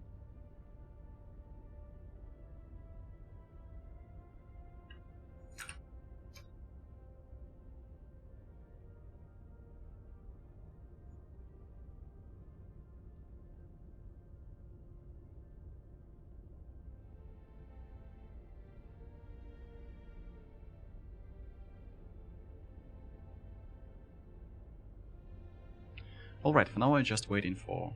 Oh wait, man, it's retarded. I have to select Subthermont as well.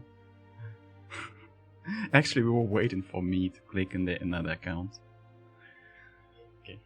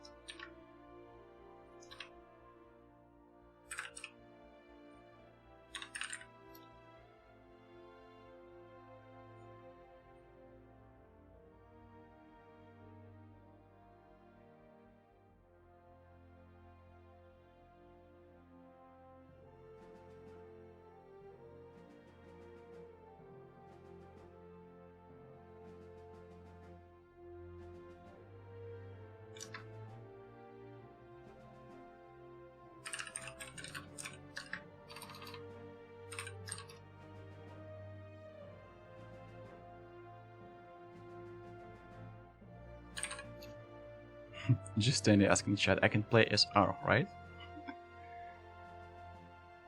These jokesters.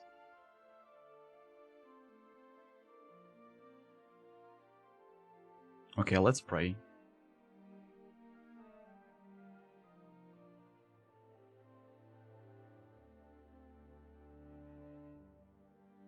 We'll see how it goes. No one attacked Arch the whole game. Basically, Arch built his fleet, made a tribute. He tried to defend his tribute as well, but there was no such attacks as Automaton did against Atanix. Atanix was indeed a battle machine and a defense machine. And Ezreal was rampaging. Ezreal was killing left and right.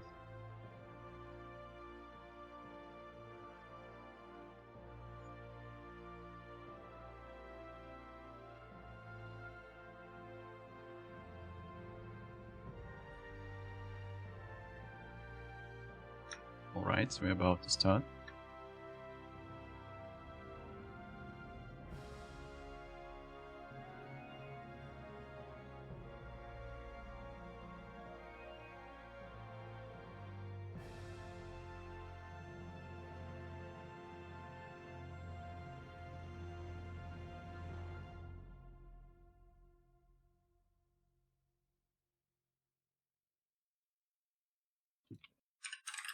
Alright. Ezreal says he feels like Japan against the USA. Oh yeah.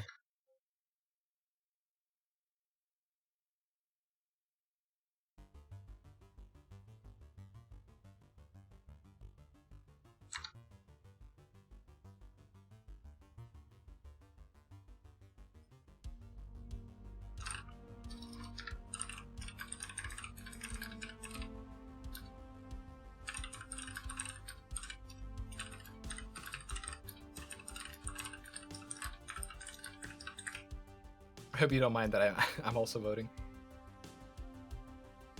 Hello. Imagine putting it fastest right now.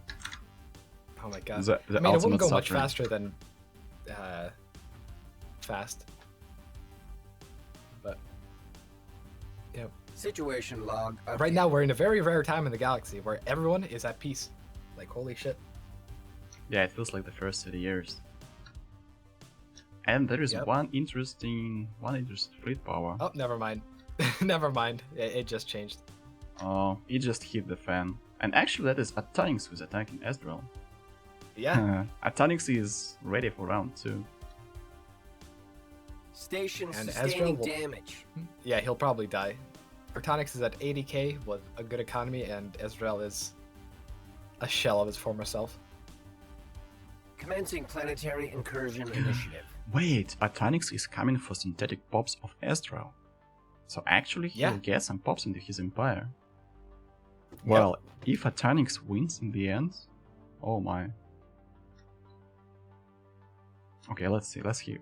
Actually, I see that Mew has a really Situation strong log force. updated. Where is he going? It's And he's moving. building. He's building. No, he's just building for now. Yeah, I mean, I said previously, and I'll say it again. I think he's going to attack Emwa. He has a wormhole to him, and once Mule reaches 100, 1,000 influence, he'll try to claim as much as possible and just go to war. That's what I'm thinking. Like right now, Mule isn't bordering anyone. I mean, I guess Virgunis is kind of dangerous, but Virgunis is getting war decked by Momonga, so he's occupied. Oh yeah, here we go. Mm-hmm.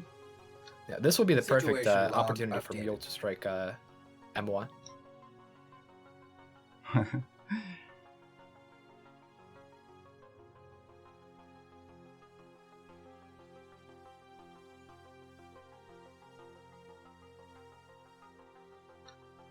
I'm not sure, but I guess that Regunis actually got the Tianki material. Let me check. Yeah, he does did. have. He does have it. Oh my god, props to him. Yeah, classic. Mad props.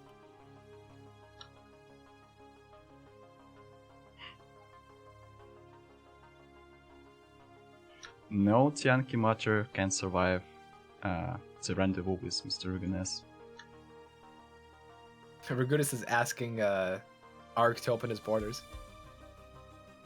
I don't think Arg will open his borders to Virgunis. Situation Like log right now, updated. Monga's attacking through Arg. Yeah, into Matter Virgunis. can't survive many lasers, that's true. But Virgunis can't attack Momonga the same way. Hostiles making planetfall.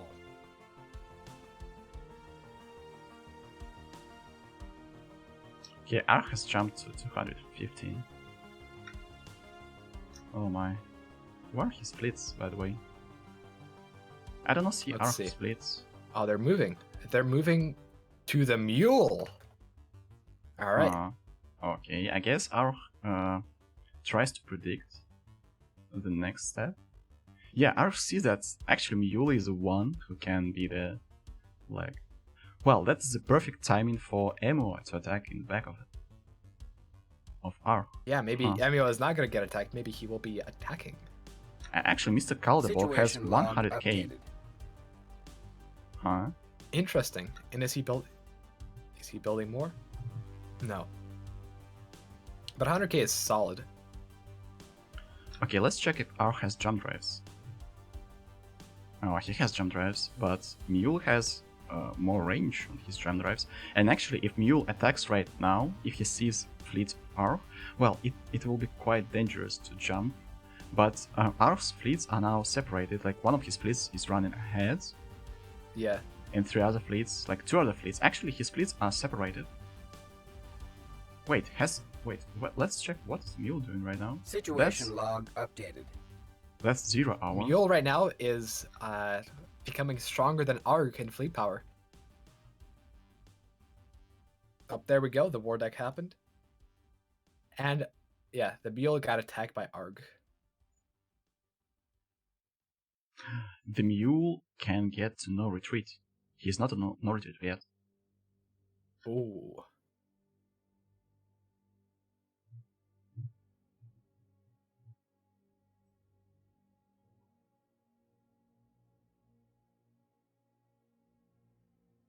Let's see how it goes.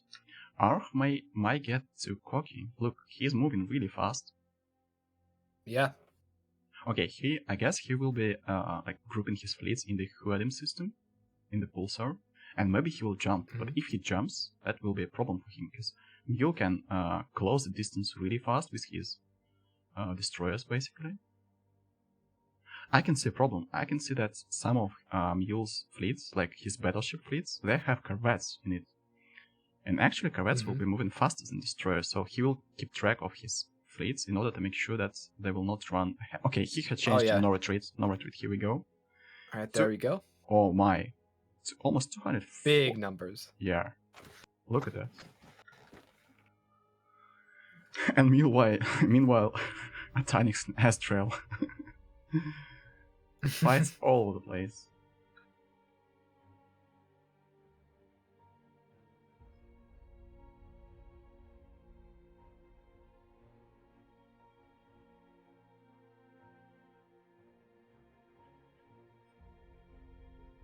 Ezreal managed to very quickly Initial capture colonization Artonix's- phase complete. Well, his former, but Artonix's current habitats.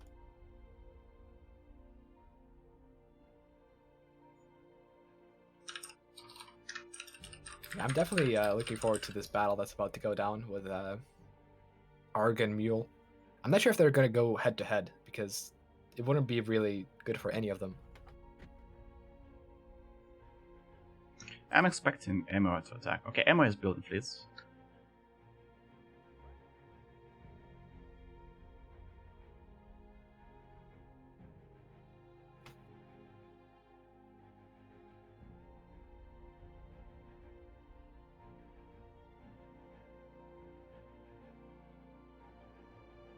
Whew. I was afraid we'd lose someone here.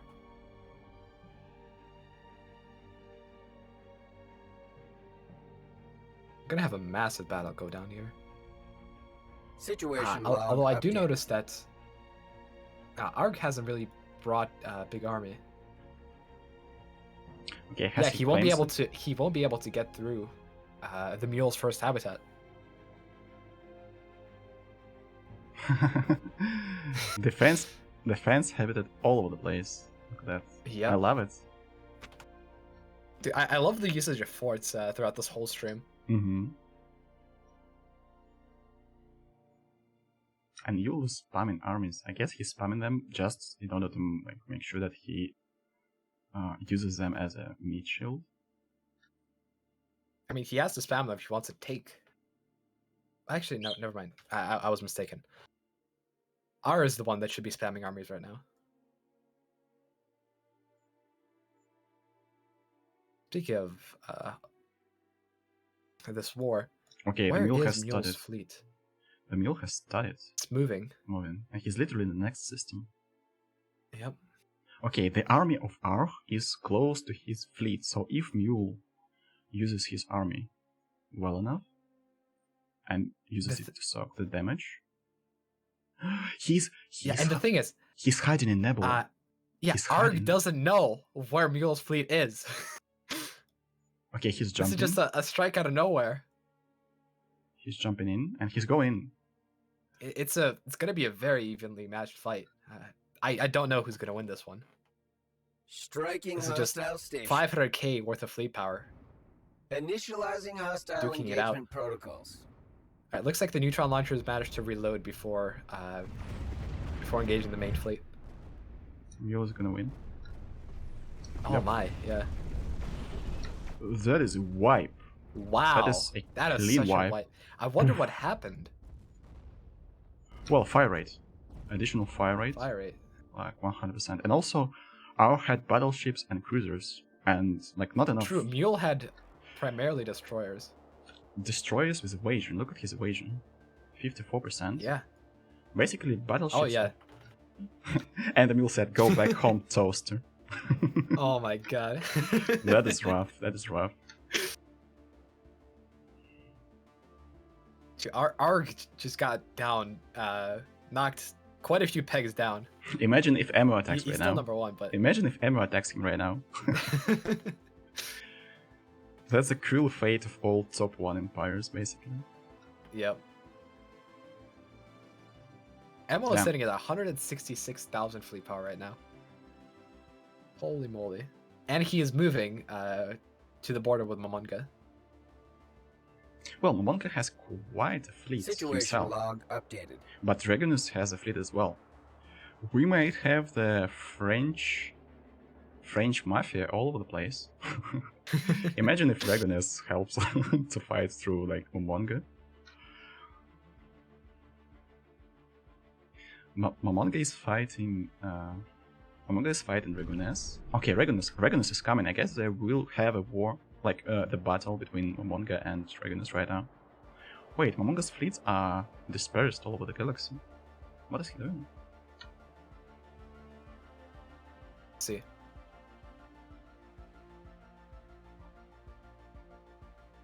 I mean, I wouldn't say Momonga's fleets are dispersed. They're Well, there is one. in, Yeah, there is one Mersa. fleet moving away, but actually, this one fleet, like 20k, that can actually tip the scales of this fight. But Momonga Yeah, has I think- cruisers. I think that one fleet is just there to commit sabotage, and the rest of his fleet power is just there for, actually fighting.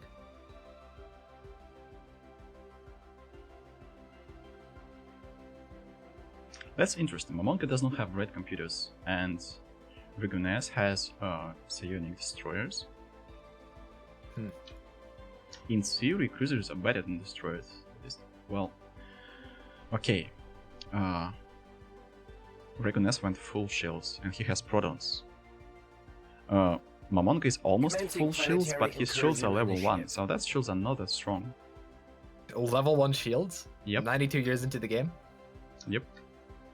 But Hmm. neutral launchers. So he basically went for the fence. Like offensive. Yeah.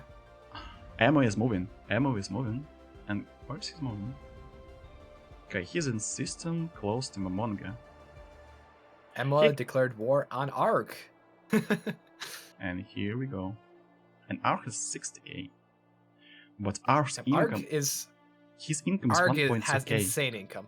Yeah, He has his a chance income to is just... rebuild here. Well, it all boils down to how fast Ammo takes his shipyards.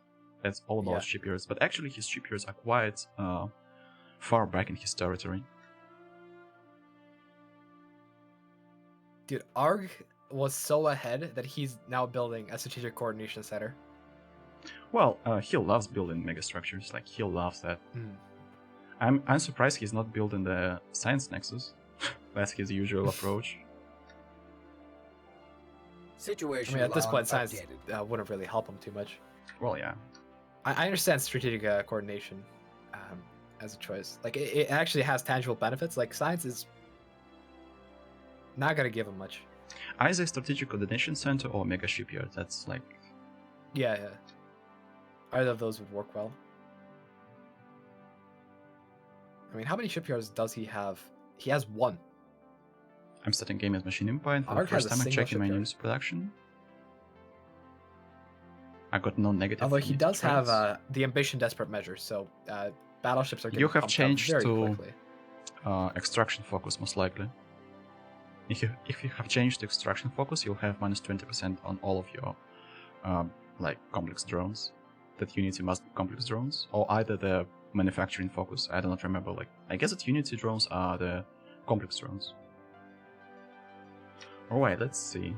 Situation log Ark is updated. at 100k already.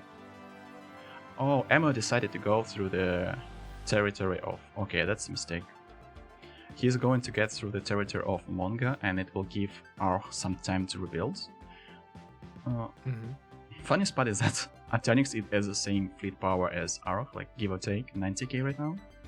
But he does not... Well, actually, Atonix has 700 alloys per month, but his naval capacity Yeah. is not as high. Like, Ark has 700.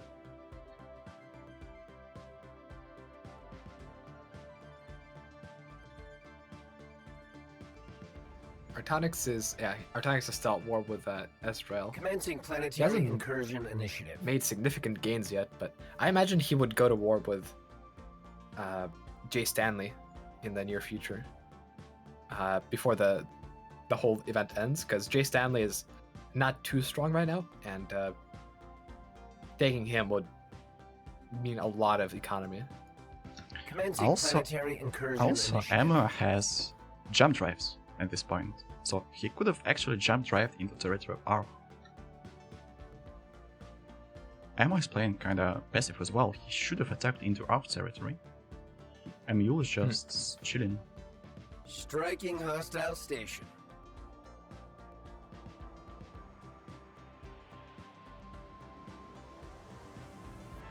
Something bad is happening. A Cockerel and Ammo was red. What is that?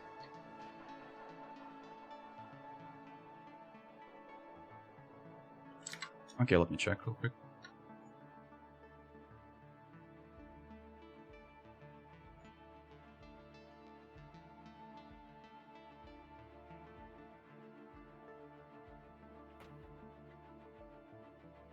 Well, cruisers here 30 are definitely better than destroyers.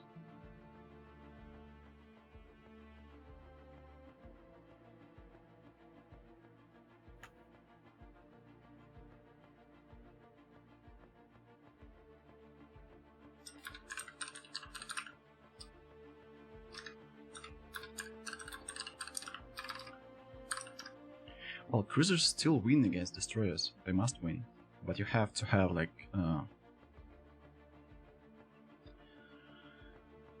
at least numbers that are at least close to destroyers. You cannot have like 100 naval capacity of cruisers against 200 naval capacity of destroyers.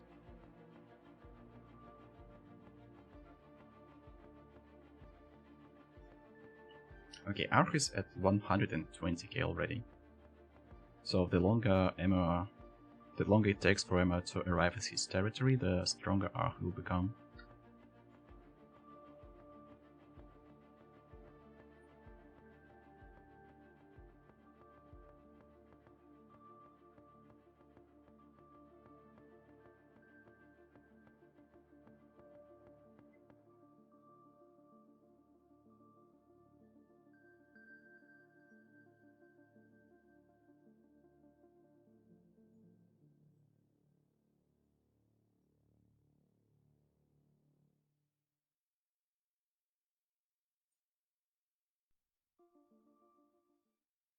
Situation log updated.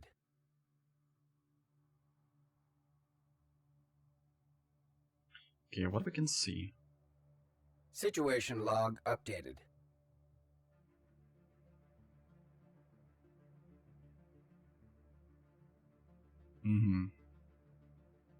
Dragoness, can you hear me? Is everything alright? Are we still connected?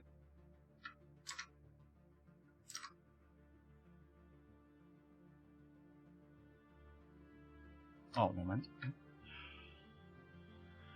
Oh, so basically, Stefan is now talking to his chat, and like the war between Dragoness and Momonga. Oh, okay, synthetic. Who has just hit synthetics?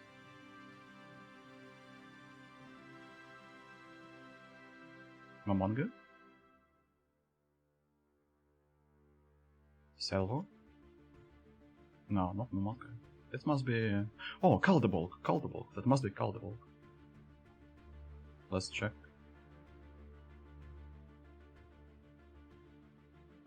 Oh yeah, here we go. I see Arg has massively increased his fleet power. Yeah, he's constantly building. And actually, Emo is wasting a lot of time trying to get the territory of Momonga.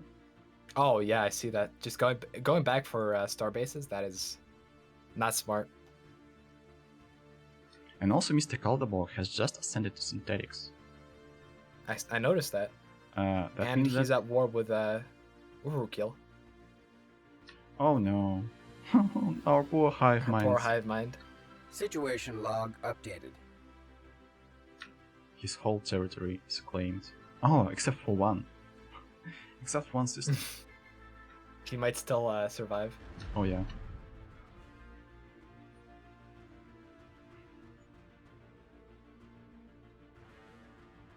Situation log updated. Ark is still sitting at 1.2k monthly net. And he has 160k of naval power. And he has 33,000 alloys in reserve. Yep. Yeah, that's it. The funniest part is that he has only one shipyard. Only one shipyard, that's it. He's not even trying to build more shipyards. Like, He's feeling safe. he's just upgrading his anchorages. At this point of the game, I prefer to have a cluster of shipyards, like at least 3 star fortresses full of shipyards, and maybe in Mega, like if you're really doing well, Mega shipyard is also comes in handy, but like at least 2 star fortresses must be shipyards. Otherwise, if you lose your fleet, like one fleet, there is no way that you're going to build in time when your enemy comes to your home territories. Yeah. I mean, it's working out relatively well with the current situation, just because. Oh yeah. MO is taking so long, but. Well, and also it could have also pumped out this fleet in half the time or a third of the time. And also, we should not forget that it's really easy for us to like judge on what to do, because we like see the whole picture, and when it's about like your enemy and cybernetics for the automatons AI. Yeah. Okay.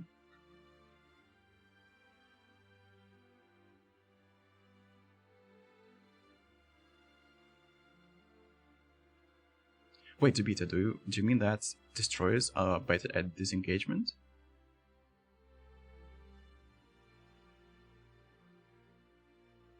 No way, like cruisers must be better.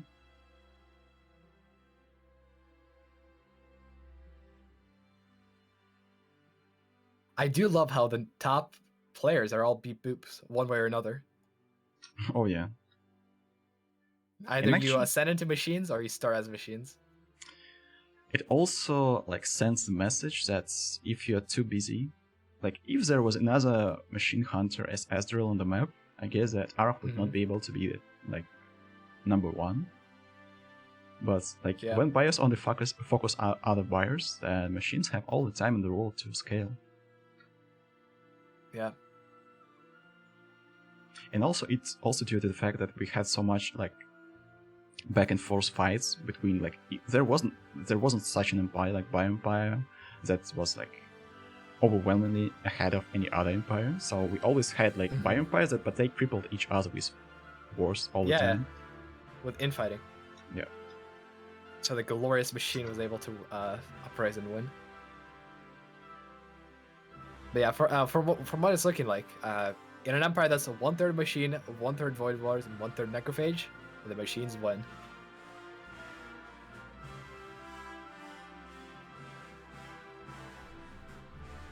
Hmatap, not only that, but also it's not.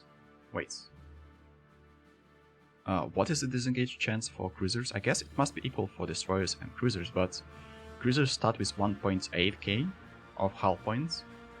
Destroyers end up with 2,800, and destroyers just have 1.2k at the maximum. Getting really greedy with Situation log updated.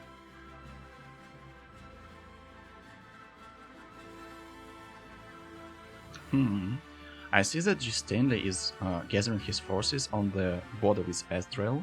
Is it the time when Machine Empire strike back? Oh no! Actually, G. Stanley is sitting in really hard times with his economy.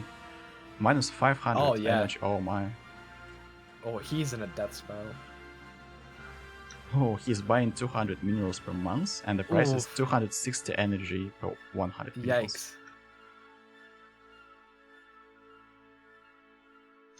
Yeah, he's battling his economy right now. Yep. Oof. Minus 1k energy credits to try to sustain these deals. That is rough.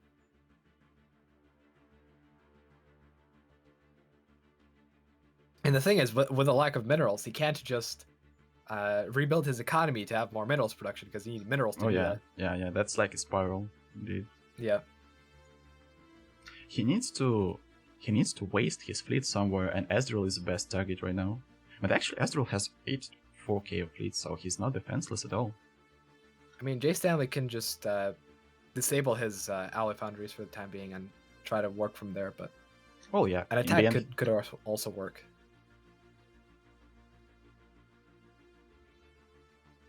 The thing is trying to micro a fleet and his economy simultaneously. Oh yeah, he's coming. He's coming. On him. Okay, here's the war between G. Stanley and Asdrel. Here it comes.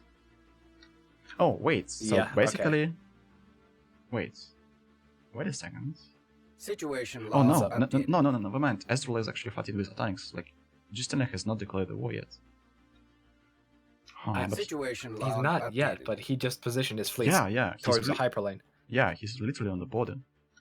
I mean, he might be making claims right now. Does he have? He doesn't have claims yet, so that's what he might be doing right now, or managing his economy. Oh, there we go. I just saw some claims pop up. That's what he was doing. Oh yeah. He's about to war deck.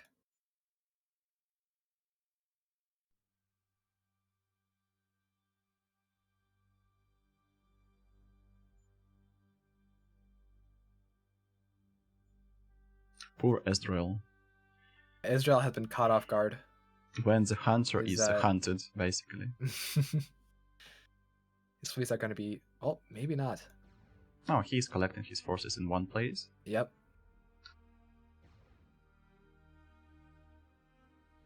If Jay Stanley was able to destroy the 67k, he would be in a very good position.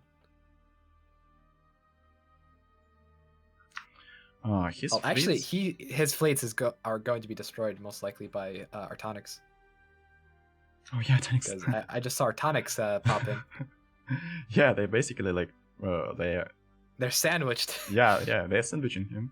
And Artonix is sending his armies first. Okay, Artonix armies are going to get the alpha salvo of Ezreal, and Ezreal prefers to fight Artonix. It looks like.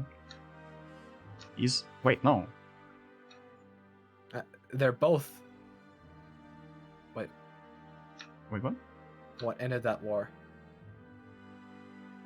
Jay Stanley is asking. Did I not declare?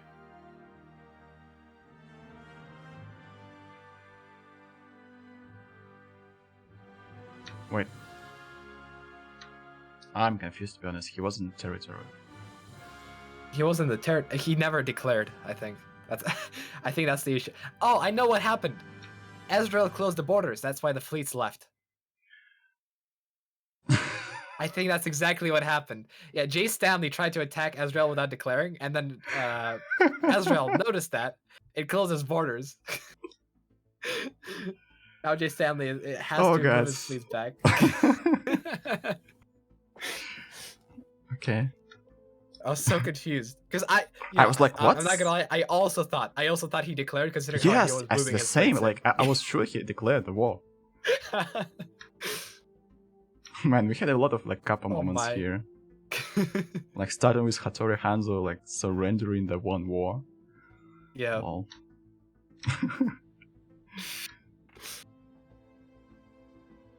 Okay, what is going on between Arok and Emma? Wait, are they fighting?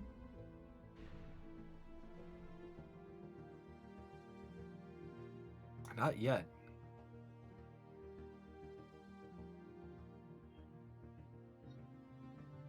Situation log. Okay, updated. Emma sees Wait, face of Arok now. Is Ragunas going to join forces with They might. I think they might. I think Ragunas and Oh yeah, and Emma might join forces. Yeah, they wait. It will say like following someone's armada. Oh no. Maybe they're just in the same place at the same time. I don't know. But they're both at war with Arg. Are they? Wait, never mind. Well, basically Ragunas is fighting Momonga, and they're in Momonga's territory. Ah, alright, never mind. I thought Ragunas was fighting Momonga and Arg, but that's not the case. Momonga is attacking Emma.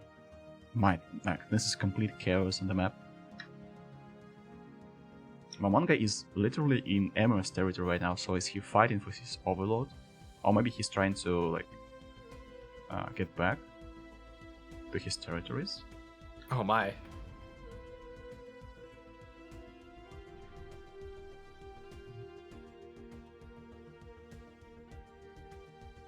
Oh, Emma is lagging pretty hard right now. I wonder if it's his connection or his computer. Oof. But we cannot do anything with it because Emma is one of the top empires. We'll have to play at this speed. Yeah, Emma is one of the top empires, and there's 13 minutes left until the end game, so there's no point kicking him. Yep.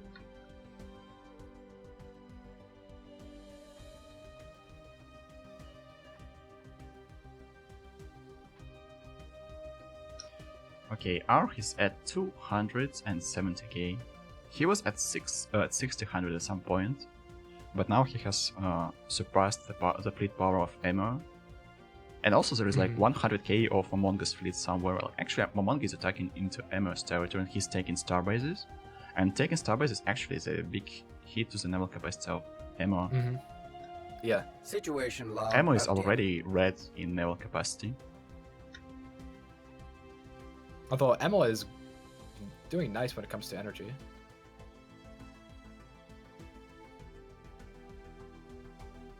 But yeah, the more the pressure builds up, the harder it's going to be for him to keep this fleet.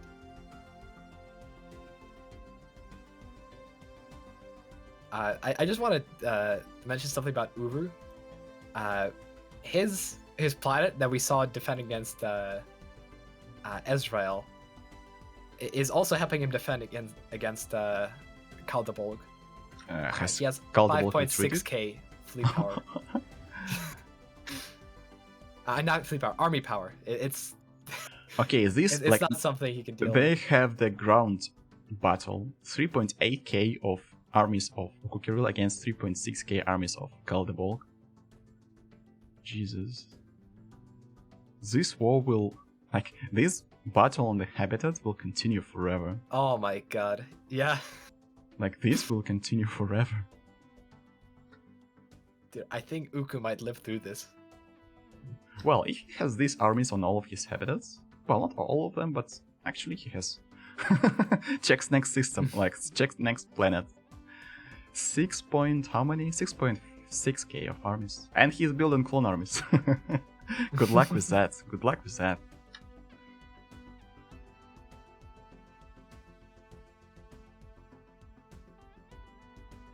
It's more like I'm not going to win this war, but I'm not going to lose this war as well.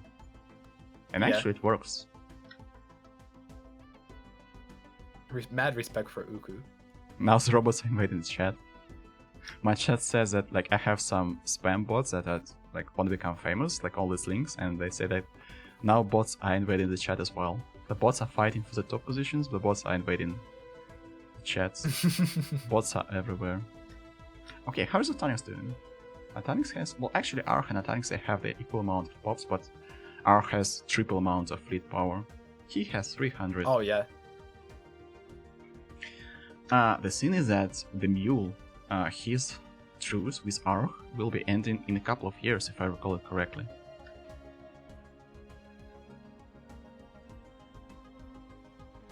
I wonder what Mule is going to do. Yeah, I mean, he has quite a fleet. he's trying to tributize Drexon.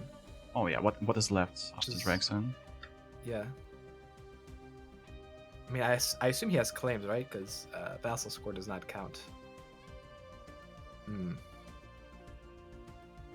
Well, tribute score is not like counts, but the economy that you get from tributes, it also adds to your economy score, so somehow it also affects your No, overall this score. is a vassal war.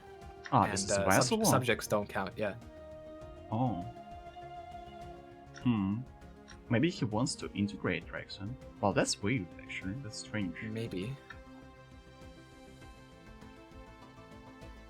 No, it says Tesla Tributary War, actually. Well, at least for me. Oh wait, The I'm new... getting things mixed up. I'm sorry.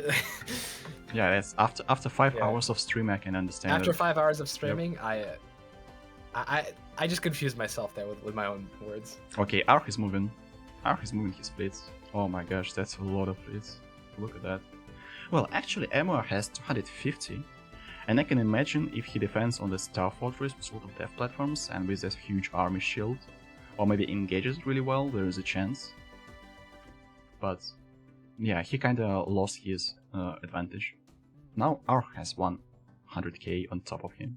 And he's still producing more. Like, he's producing 1.5k of alloys now. Arg is just, he's producing 1.4k alloys per month. And that's net income. It's Yeah. crazy. Net income, yeah. Well, that's what happens when you have a robot with 25 colonies. Before years Yeah. 300. And no one attacked him, like literally. He was the one attacking, and no one Arg attacked was him. peaceful for Yeah, he was peaceful. a very long time. That is what I was talking about with Dizzy being peaceful. That's Ark being peaceful, and then look at that. 400k, deal with it. Okay, so Ark is now taking back territories of Momonga. Yeah, he's helping his... Oh wait, I guess that Amor has caught Momonga's fleet in the corner. Momonga is fleeing from Amor at the top left corner of Regulus Empire. Oh yeah. And Regulus is also moving his fleets. For some reason, Amor decided to focus Momonga's fleets. Maybe he's trying that's weird. Let's see. I mean, I suppose it makes sense, like, to catch his fleets so that they can't invade him. Maybe it's just pure revenge.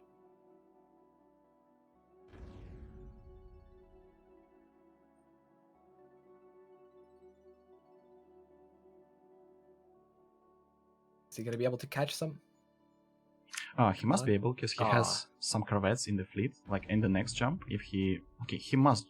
Oh, he kind of wastes some time trying to get it. He could have gotten... Misplay. Oh wait, Momonga is moving back. What? Momonga will be waiting on the edge of the system in order to... Maybe some of his fleets... Maybe some of Amor's fleets jump first, something like this. Okay, here's the jump. Well, actually, the Momonga can't run. Wait! Once the Amor fleet is jumping alone, it will get decimated. Ooh. It will get decimated. Oh my god, I see that, yeah. Oh, that's a misplay. The legs actually are helping us to check what's going on. Yep. There we go, now the rest of the fleet Oh yeah, now the rest has jumped in. But he lost 40k before his fleet has jumped in. Oh, that was a good maneuver. Akukiro is asking Mr. Calderbolg, like, status quo? One more try, I guess he's still battling. Like, I would not be surprised if they are still fighting in that habitat. Oh no! Dude, wait, yes, actually, he lost the fight. He lost the fight? Oh. 4.8k of ground armies in that habitat, and they regenerating back. They lost the fight. Okay, Ukukiro will not be dying in this lobby. Like, no one can break it. Like, you need at this point, you need a Colossi to actually end him. No, like nothing else can help.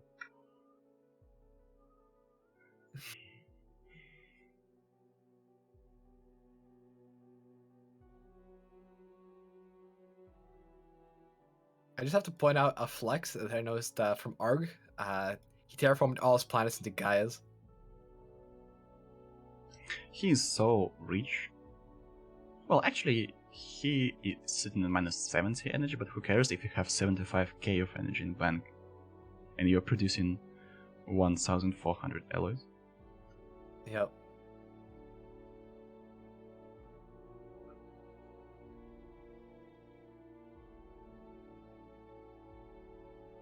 $4k garrison, okay, I give up.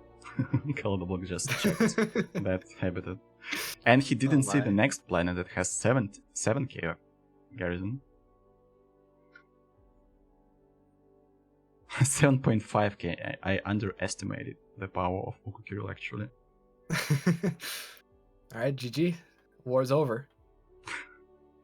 Dude, mighty borders hive. Have basically not changed the entire game. The hive gives up no land. You can approach it this way.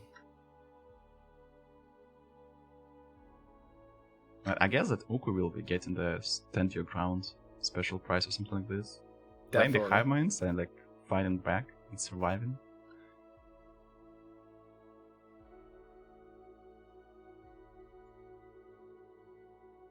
That's quite interesting. I mean, top 3 spots, well, technically top 4 spots are occupied by robot empires. Well, Calderbolg has joined the robot front. He has ascended. Yeah, he's ascended.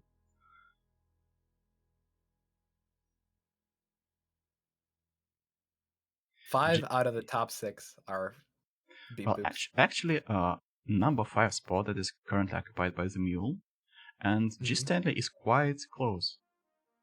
Yeah, there is some difference, but actually he's not that far away. Salvor is number 6, but he has 5,000 of rating score, so basically he's not number 6, he's rather number 8. Yeah. Yeah. Oh, G-Stand attacked Saint. Oh, he has taken over. Okay, so it's G-Standy who has taken over Saint, and Saint has finally met his end. The funniest part is that the war between Ezreal and Standy has not happened. There was like premature war when attempt. Oh wait, Toho chosen, yeah. Yeah, there was an attempt, but then yeah, there was an attempt, but not fruitful at all. Yeah. Looks like Ezreal just lost the war. He's at peace. Yeah, and he has lost his capital. Now our Yeah, I see all that. his capitals. Yeah, Jay Stanley wanted to invade, but then Artonix just swooped in and occupied all the space, so Jay Stanley couldn't really. Artonix has 37 colonies. Can you hear me?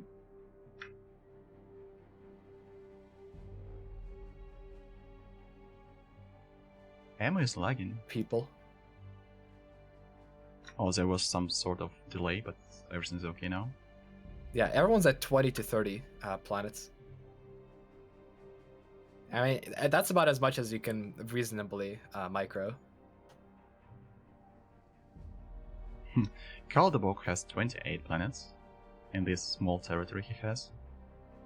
He has built a lot of habitats, and he has colonized a lot of things. Wait, and he's building a science nexus? Oh, he has built it already. Not fully built, but he has 5% from the science nexus. Nice. So, to be clear, Kaldabok has only gone to one war, and that's been with Uru, our Uku, and it resulted in no territorial change.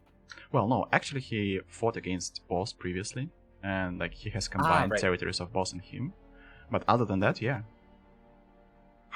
He tried. Yeah, he tried to fight Uku. Peaceful. He tried to fight Uku, but you know, you lose your spirit when you see 7.5k of armies. Yep. Maybe he started building science nexus. It would take upwards of half an hour to just try to get through.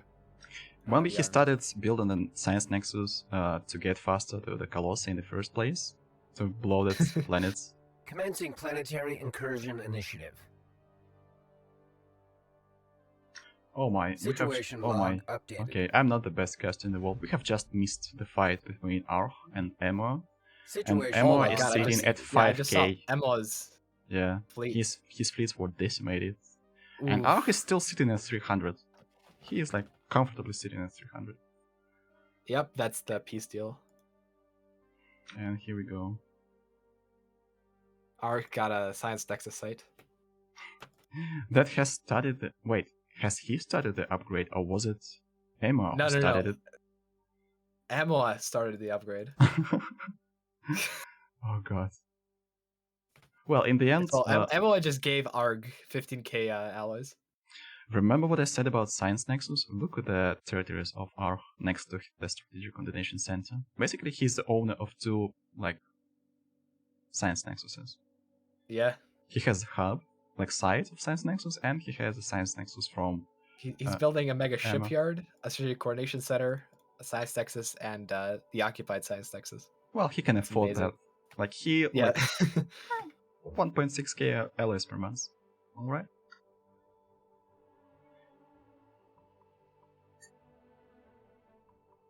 People are asking to see how the meme Lord Vergunis is doing. Is he still fighting Momonga? Oh, Momonga has no fleets. Yeah, they're still fighting, but Momonga has no fleets. Oh. Ah, yeah, fleets of Momonga were destroyed by Emo. Yeah, so basically Regulus has a clean shot at Momonga now. Unless Arch helps him? Wait, is Arch in the war against him? No. Yeah, he'll get the territory of Momonga almost for free. Yeah. Unless Arg intervenes, which He could. Let's take a look at his fleets.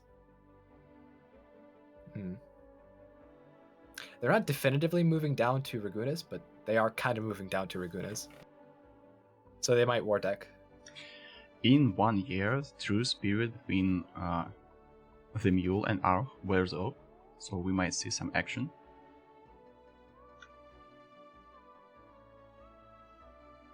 Let's see where Arg's fleets are.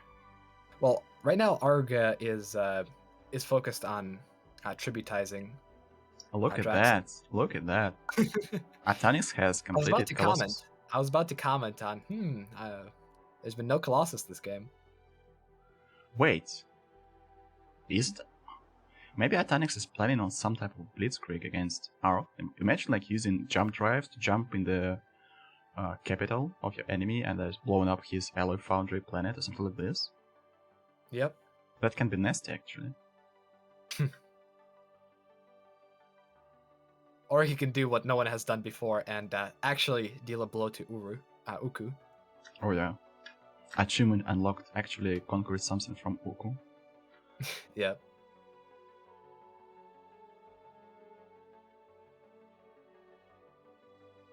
But let's see. It's now 3:59, so 1 minute till you can roll the dice, and we'll see how long it's left.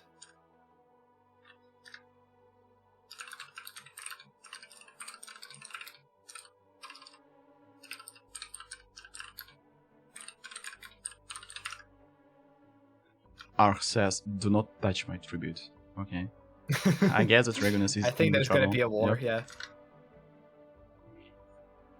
There we go. The war deck happened.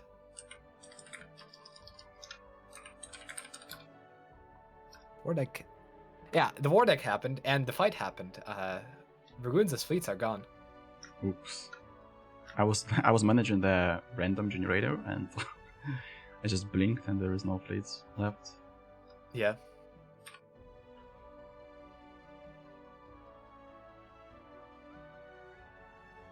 Okay, I have ran 3 random numbers between 0 and 30, 26, 19, 23. Actually, we will be ending in 22 minutes from now on. 22 minutes. Okay. Okay.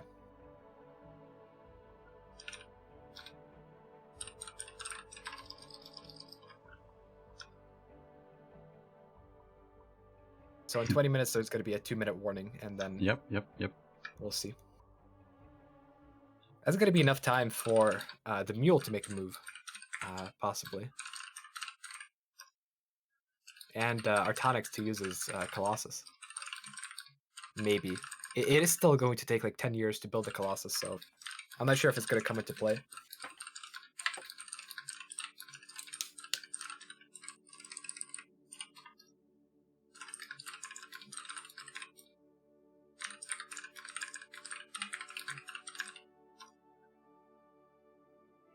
Hmm, 1k pops, yeah.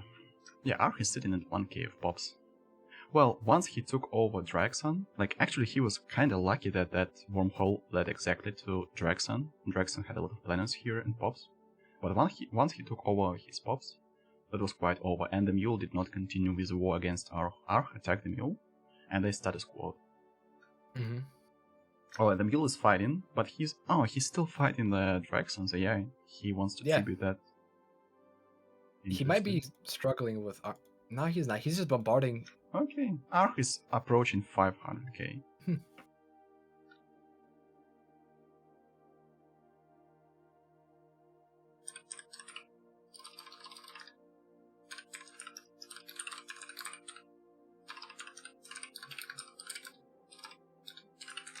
How many players are still in the game? 11. 1/3 of the players are left. We started with 1 hive and 32 players. We have 11 players, still 1 hive. If we continue this progression, then we'll be left with just 1 hive. It's like... Yep. But...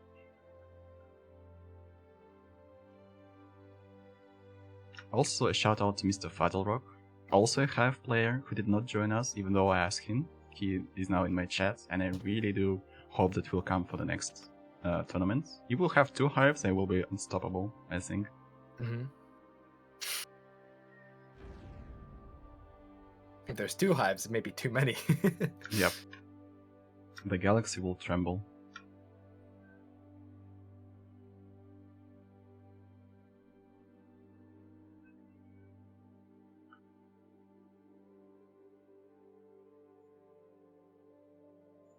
Alright, so let's make predictions.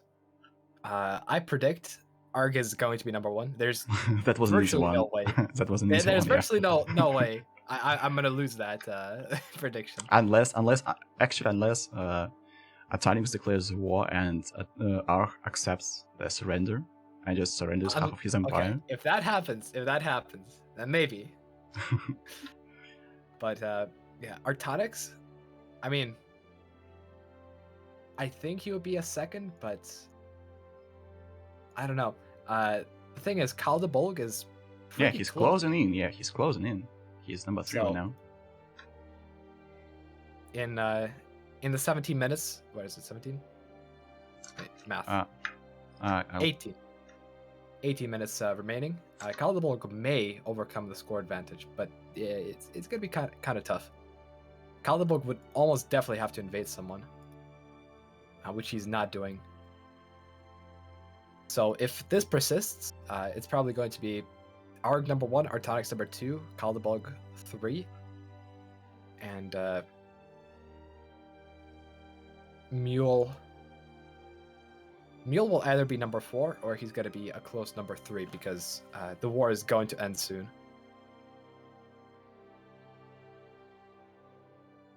And then Emla might still be in it. Or Jay Stanley, who knows? I'm watching Justinian's empire and he's sitting in minus 300 minerals right now, but he has income of 800 alloys. It looks like he's rebuilding his empire for something. Oh no, wait, he has just taken over the habitats of Saint. That's why he might have an issue with minerals. Oh, he has just got his alloy production. He just got war decked by Ezreal. Ezreal the Machine Hunter coming back at it. Back from the grave, it looks like. I mean, he's going to be fighting an uphill battle, but... Actually, Salvor is 180k. He has quite a fleet. He might be attacking... Well, I doubt that he attacks R, but maybe he will be attacking Tonics, or maybe G Stanley. Because he has fleets positioned next to G Stanley and he's upgrading. Yeah. Yeah, that's a good match. And I agree with you. Like, Jay Stanley is going to be occupied by the Ezreal attack, and making a move right now could pay off.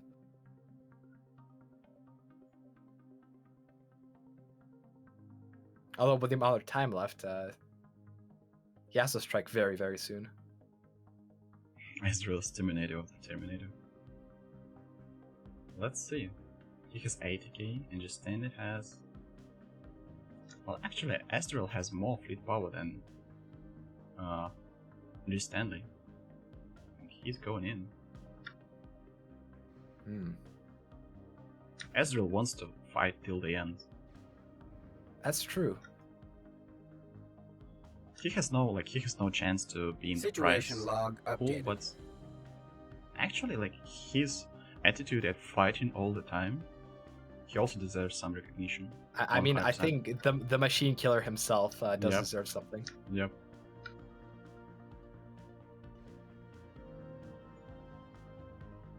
It seems like he's just going for an engagement. He doesn't really have a lot of armies. He just wants to fight, you know? Yep. Okay. Antanix has surpassed 500,000 fleets at this point, and 1,000 pops. Antanix is close. He has almost 1,000 pops. And actually, if this game continued for like a couple of hours, maybe we'll see that the tips can scale. The tips of the scale can. Okay, never mind. I cannot talk anymore. Maybe Atanix. That is why we don't continue for 2 more hours. That is why we don't continue for 2 more hours. Yeah, exactly. That's exactly the reason. Also, it's past midnight here, so everything is like...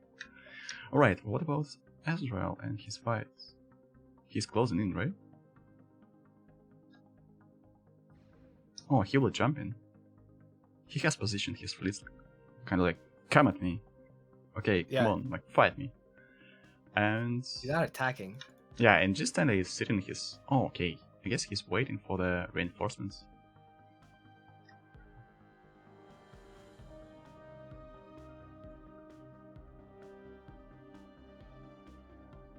Okay, he just jumped in. All right.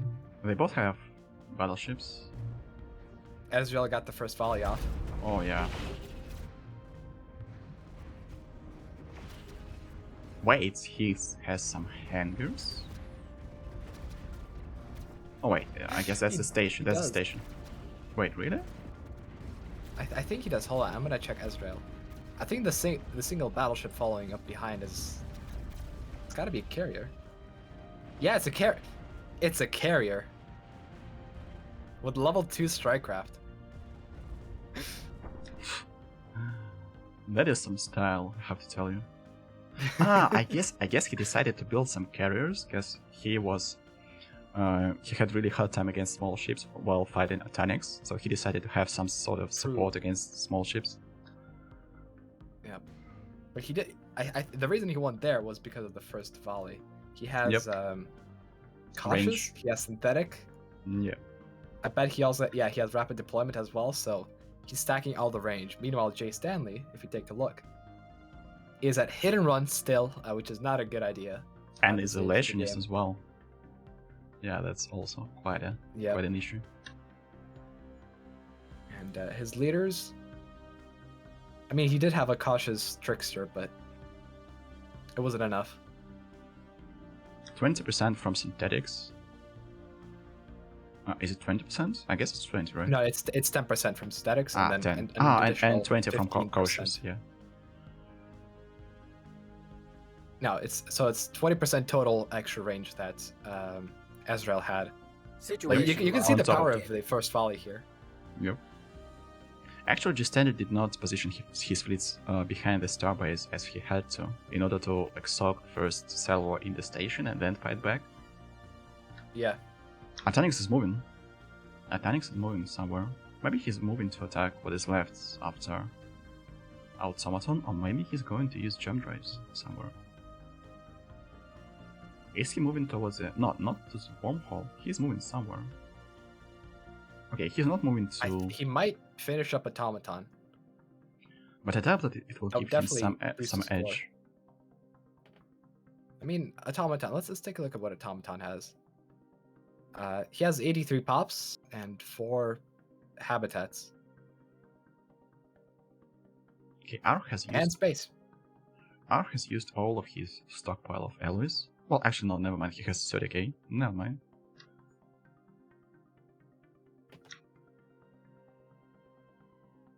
Ark casually chilling here with half a mil fleet power.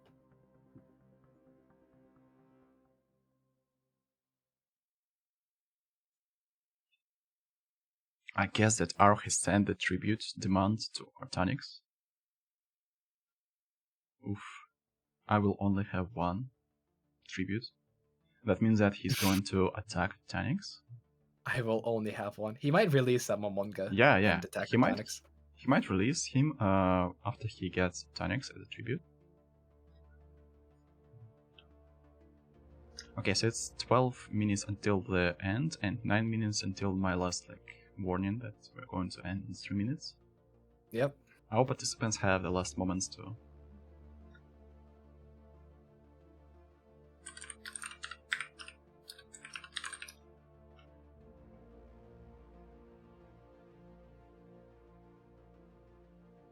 Ark even wants to give alloys to his tribute. Yep. He has nowhere to put those alloys, to be honest.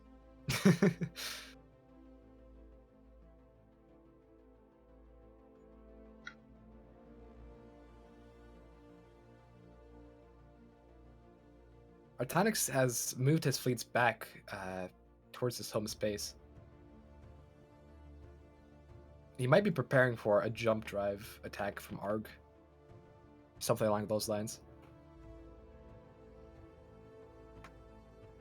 Okay, let's check Mule. Mule has ended his war. And he's chilling at number 2 in the Empire. But he has subject empires, 3.3k from there. If I deduct that, actually Mule is number 3, and Atanix is number 2. And I doubt that Ark will have time to change anything, so most likely we'll have Ark number 1, then Mule, then Atanix, then Mule, then Calderbolg, and Selva or Emor, well actually Emor, as number 5. Yeah. This is most likely.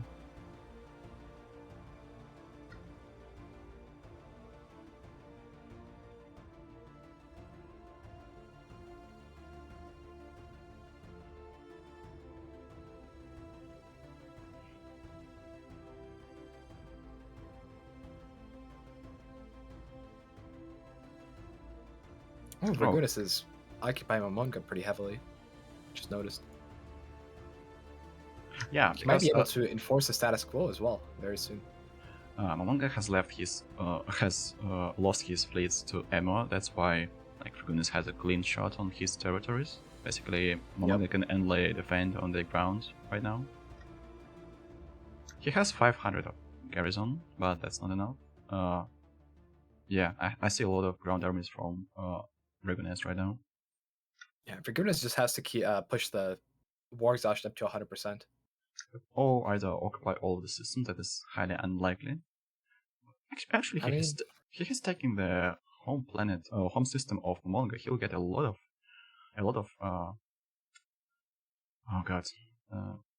habitats in the capital system of Momonga.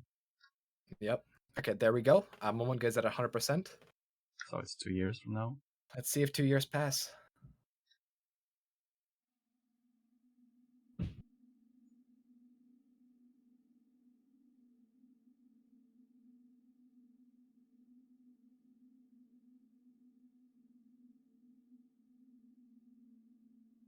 I have seen some pop-up about Shroud Incursion, something like this. Is it the end of the cycle? No, it's not the end of the cycle. Dragonis just messed up a Shroud. Oh, he gets some negative boon? Yeah. He got a Shroud entity. Oh. That it's attacking one of his stations.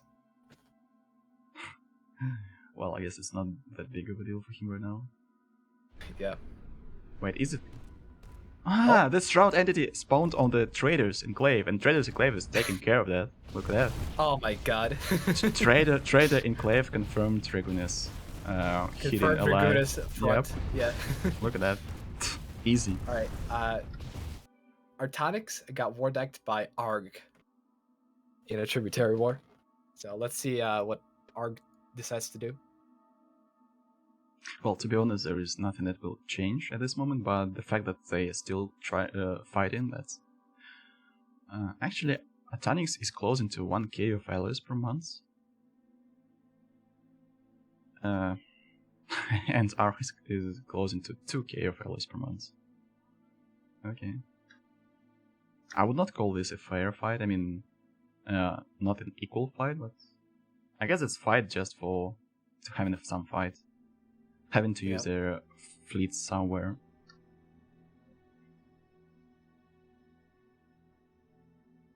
I think Arg is trying to jump on Artonics, but he's just out of range right now. Oh yeah, he's moving. Yeah. Wait, where does this... or the wormhole, maybe. Yeah, this wormhole leads to... wormhole doesn't lead anywhere. Yeah. Maybe he's going to invade into Salvo's territory or just run through Salvo's territory. Maybe. Or jump through that territory. I think he's planning on jumping. He has jump drives equipped. It's 3 minutes until...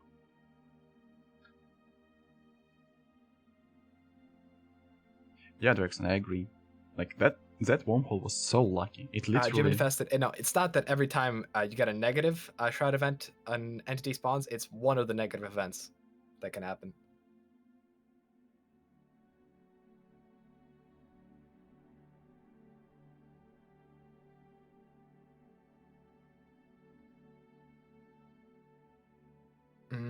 I'm not sure if Dragonis will be able to enforce a forced peace on Momonga in the time remaining. Okay, let's check how much time it is. If it's 600. Situation log updated.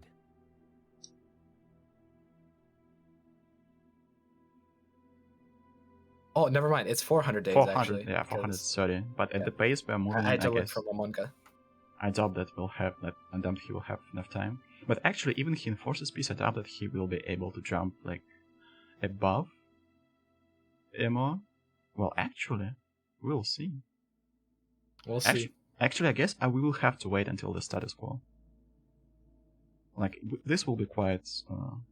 I guess it will be fair. Yeah, if Emma wasn't lagging, he for sure would have enough time for that. But we'll have to tell Regunes to status quo immediately once he has the possibility to do so. So we can calculate the... like... We'll have to ask the players. I don't want to just make a decision like that without asking the players. Because it will be unfair to Momonga. If he's just, trying to run the clock out and... Well, actually, yeah. We kind of decided on that 22 minutes. Yep. We'll just have the players vote.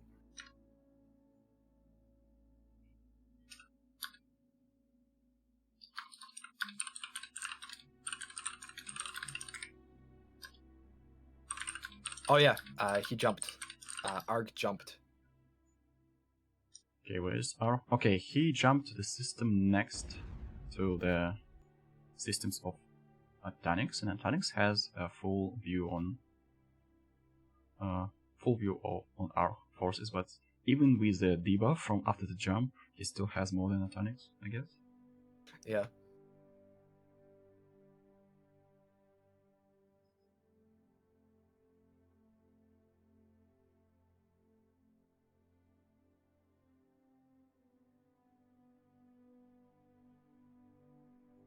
Situation log updated.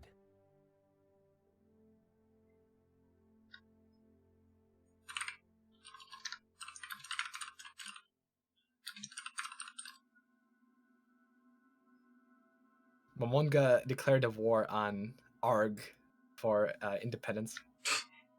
That's like, like showing everyone like I wasn't with him till the end. I decided to rebel. How's your AI faring? Well, your AI is a really nice tax player. He has joined the Mule team, the team of the Mule, at this point. Yeah, the Mule is the owner of the tribute.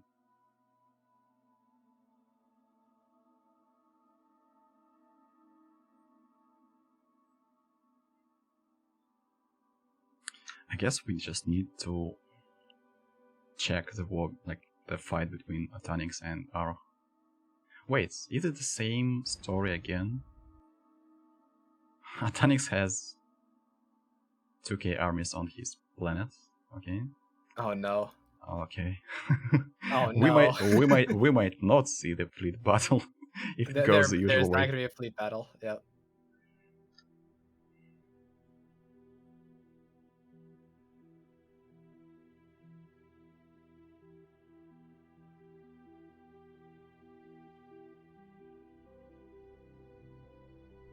Situation log updated.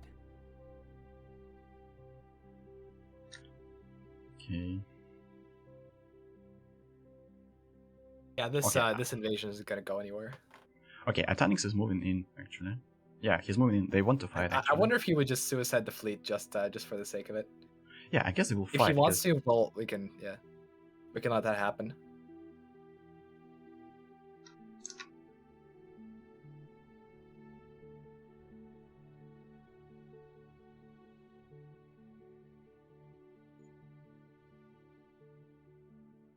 Situation log updated. I want to watch this fight either way. Yep.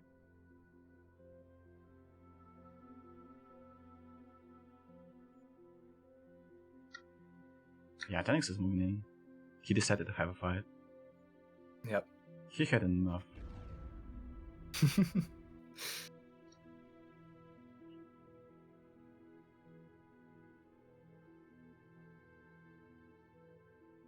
Situation log updated. Situation log updated. Okay, Regunes has peaced out with Momonga. Okay. And Momonga immediately disconnected, okay.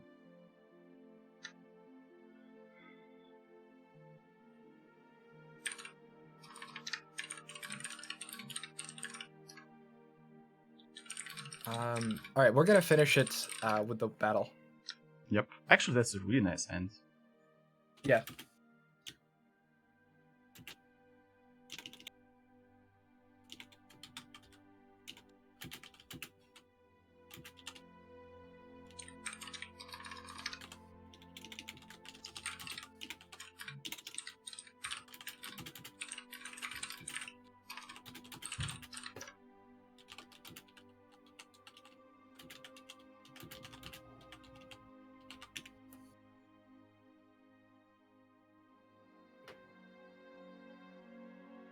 Maybe. Doesn't want to fight. Oh my god. Are they retreating? They are retreating. Why are they... I don't know why they're retreating. Okay, never mind. No fight. Let's finalize scores, and then maybe have a fight again between Arrow and Atonix if they wish. If they don't, we just end right here.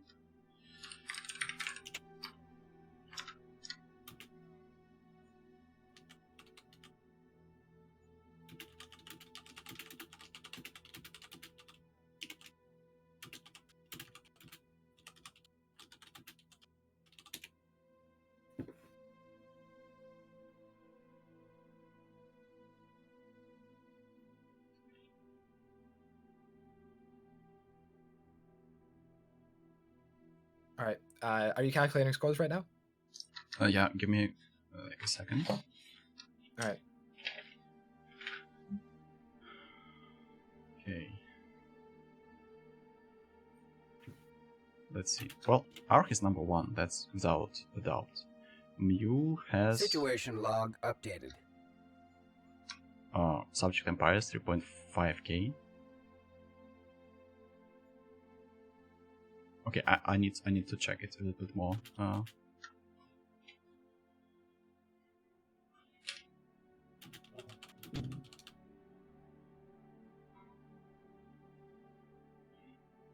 Where is my pen? I need my pen right now. I need my pen.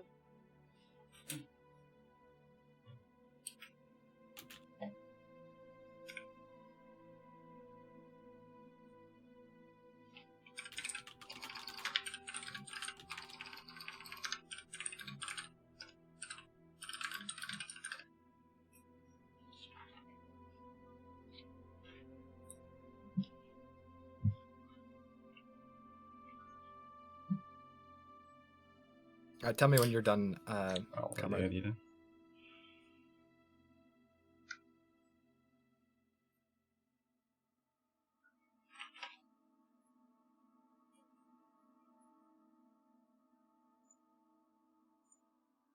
Situation log updated.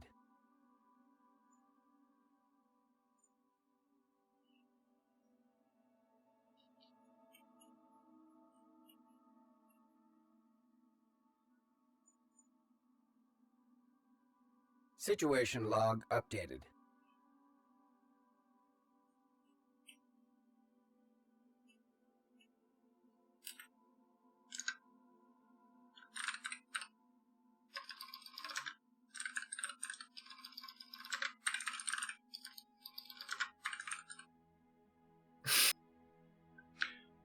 I just made a save game just in case to double check it.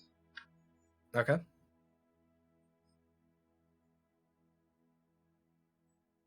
I mean, I can do the quick maths right now if you need.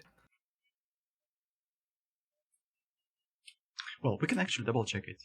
Yeah, I can ask you to also calculate that, like deduct the relic score and tributes, all this stuff.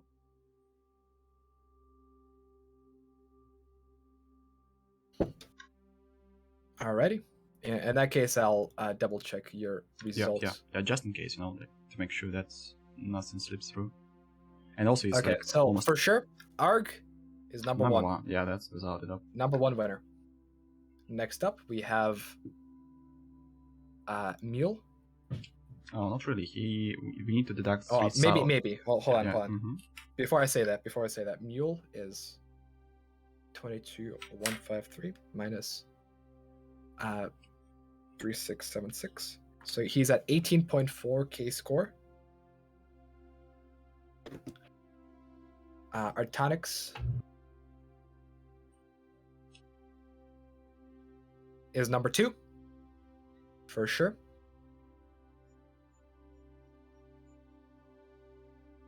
Foolishness is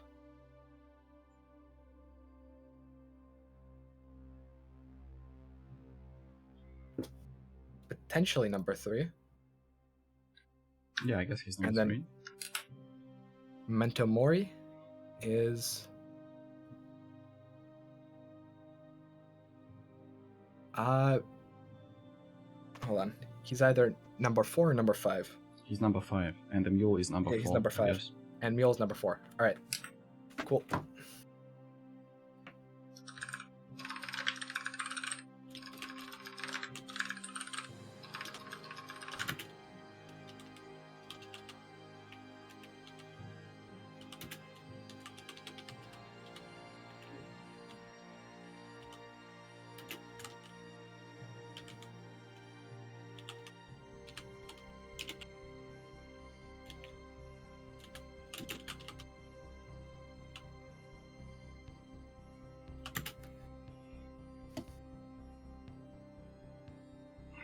And Mr. Ammo, number 5.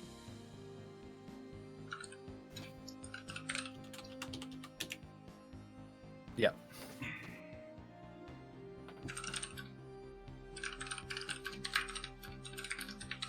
All right. So that does that. Let's do the fight. Yeah, let's do the fight. Are they ready? Actually, this is such a nice end for the stream. Yep. Ark is moving somewhere.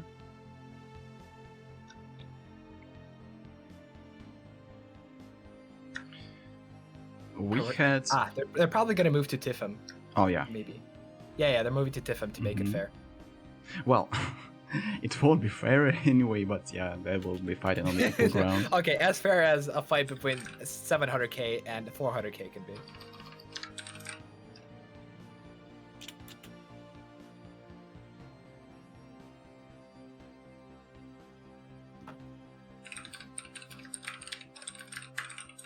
Niradil, we factored for our subject score. Right now, there's no subject score because there's no subject. The subject died to Ragunas.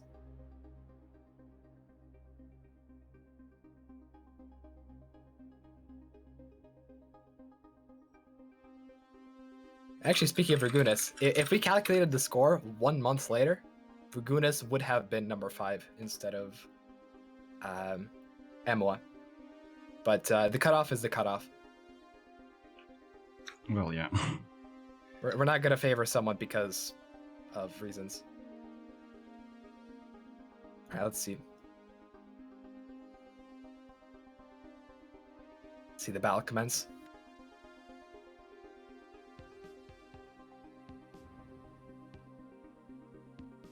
Alright, so, Atanix is coming in.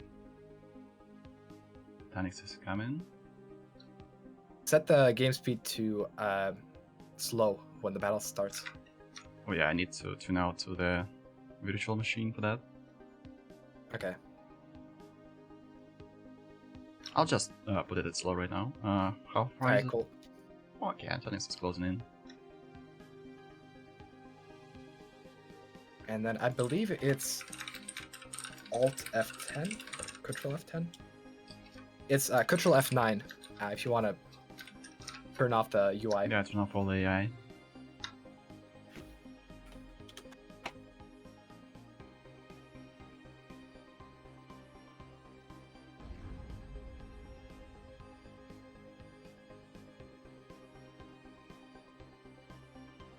The battle commences. This is the final The final countdown. battle The final battle of this of lobby. this battle royale. Yes. Okay, Ark is sending his army ahead. And he's closing. Atanix is sending his army and a fleet of corvettes ahead as well. But he's not putting them too far ahead. And he's like, his fleets have started moving as well. I see the Titans firing. Oh yeah. Wait, one of the fleets of Ark is quite far ahead.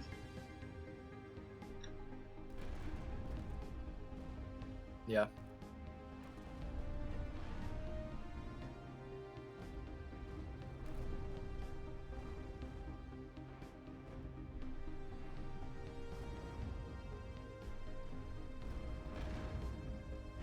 I honestly can't tell who's winning by the no UI screen, but I'm sure Ardo's getting destroyed.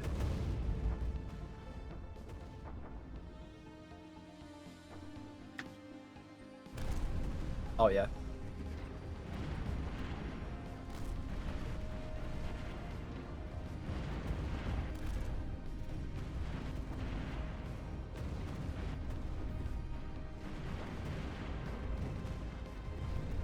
In the end, just had too much, and his ships were too Yep. strong.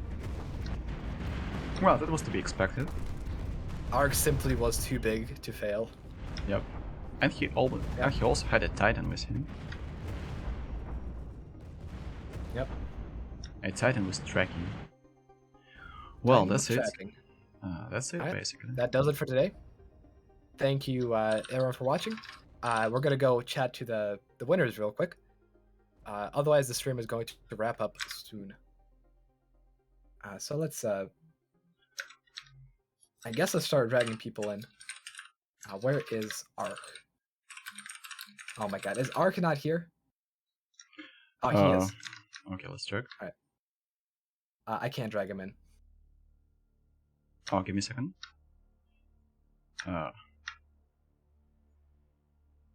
Let's actually drag. Hello, Ark. Hello there. Mr. Winner. Let's also drag in everyone else in the top 5. And then we'll have them say some words. Well, we did not have everyone. Wait a second, Atonix is here. Amor. The Mule. Who is else? Estra, I think. Or is it No, no, Estra? no. No, it's not Estra. Oh, Caldebog, but he's not in the voice comms. Hey guys, can you hear us? Are you here? Yes, we can. Oh, hello there, Wonderful. Mr. All right. Winner. Congratulations, everyone. Yeah, if nice. you're here, that means you're the winners. Yeah, thank. That was a nice game. That was a funny game. a very nice game. Dude, watching this, like, I expected someone to come out on top and just dominate for the entirety of the game, but no, like, everyone who was on top was eventually knocked down and consumed. Like, Arg, I'm sure you too would be consumed over time if this game were to continue, but you stuck out at the end. Congratulations. And I mean, Yes, to thank you be so completely much. honest though, I'm not sure you would have been knocked down with your absolutely ridiculous fleet power at the end there. So, congratulations, your first place. Well, thank you so much, and I think like Regulus and Artonix, if they team up, and I think they plan to do that, they would be able to kick me out. And I almost blew it to Mule a bit earlier than that when Emia attacked me, but yeah, so it was pretty tough fight. I'm sure that I was the most boring person here on most the same seat in the my rock servitors because well, kind of like bio empires are quite useless for them. But guys, thank you so You were much kind of for lucky. hosting this.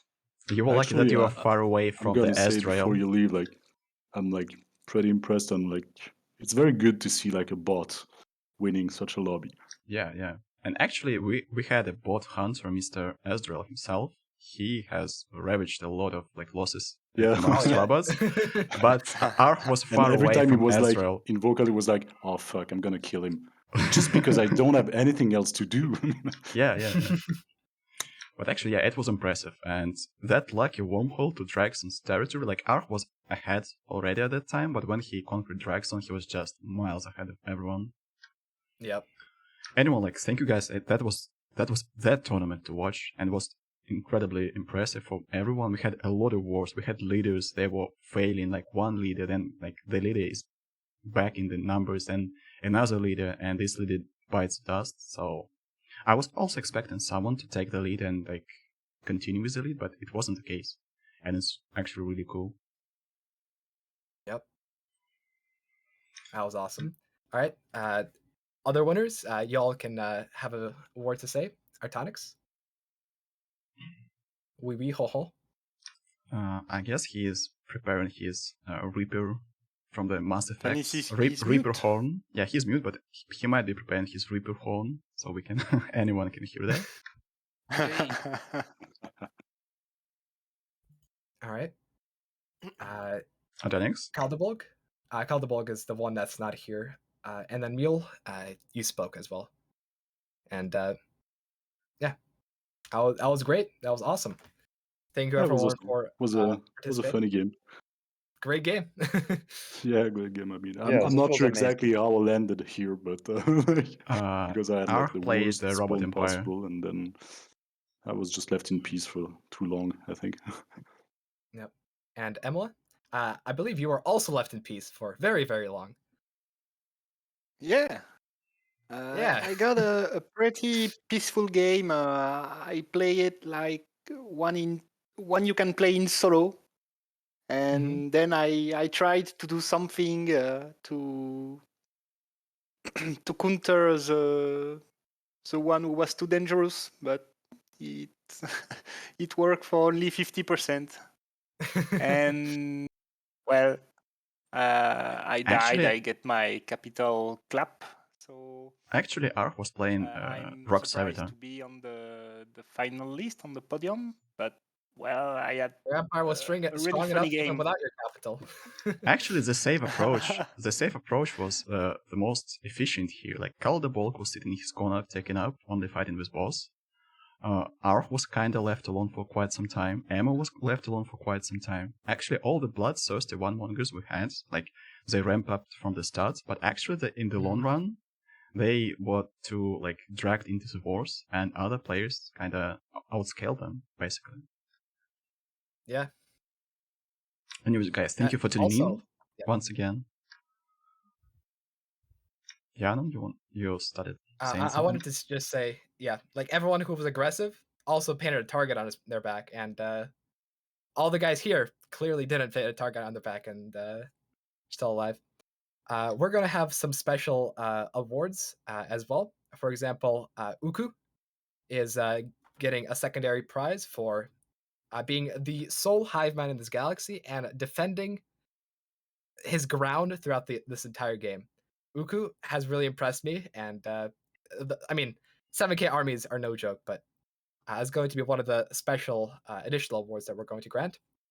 As well, we're going to grant an additional award to Lyra for the absolutely dirty play of offering a surrender request that was baited and trapped.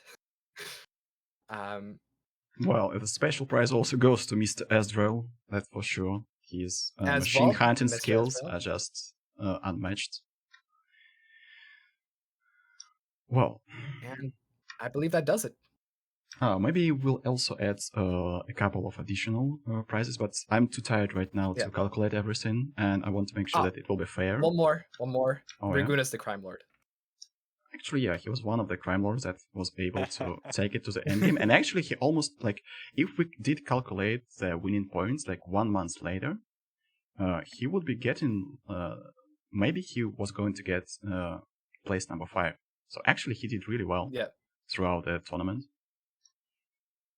Anyway, guys, once again, the tournament cannot be played without players. That was nice. Like, it was actually a blast to watch this, because when the war started year 30, we literally had, like, no way to keep up with everything. We had to decide what to watch. And I really do hope that we'll have tournaments like this in the future, and you'll also show up. And maybe we'll have even more talented players and more strong players in the upcoming tournaments. Well, let's hope that competitive Stellaris has a bright future with tournaments like this and players like this, obviously. Yep. Anyway. Thank you all for watching. I guess that's it. Yep. I have to go talk to my stream real quick. Otherwise, I'll be heading off. See you guys. Yeah. Thank you, guys. Thank you very much. Thank you so much. This was much. a really funny moment, and I'm looking for more events like this. Oh, they will be coming for sure. Like, after this one, Because that's actually, fun yeah. to do now. I want to do that again. Yes. Well, actually, I was kind of regretting that I'm not playing, and I'm literally like, I want to play in this, but I also want to cast this. So I'll have to choose wisely next time. Anyway, thank you for the tournament, guys. Thank you. Okay, guys, I think that is it. Wow, 6.5 hours stream. Like, I was afraid that will be like domination from year 30 until the end of the tournament, but it wasn't the case. Like, it wasn't even close to the case. And like, I think that I can tell that this tournament is a success. Also, like, big regards, all shoutouts to Stefan Annan, to Anton, to William, to sponsor that was brought by Stefan, to another sponsor who decided to be left unnamed and who is responsible for all the special prizes. And obviously to all the players and all the viewers, guys, thank you for tuning in. Actually, we had close to 60 viewers on my stream. I guess that we had more than 1k viewers on Stefan Anon's stream. So that accounts for more than 1k of viewers on the competitive Stellaris match, and that means a lot. Hopefully we'll have tournaments like this in the future, and we already have plans for 1v1 tournaments and for team tournaments. So keep track of what's going on. Yeah, hopefully we'll be growing more. I really do like casting together with Stefan and with his server and community. Anyway, thank you for tuning in. I'll be finishing for today because I'm exhausted right now. It's almost 1 a.m. and it has been 6 hours of stream, and it was a great tournament. Thank you so much for coming. Maybe I'll be streaming tomorrow. I'm not sure, but I hope. Once again, thank you for coming, and see you next time. Yeah, head hurts like mine as well. Atonix, you did great. Oh, he was also vaccinated, so the robot got injections, like Ron injections from the Fallen Empire, it feels like. Anyway, guys, thank you for coming, and GG. GG.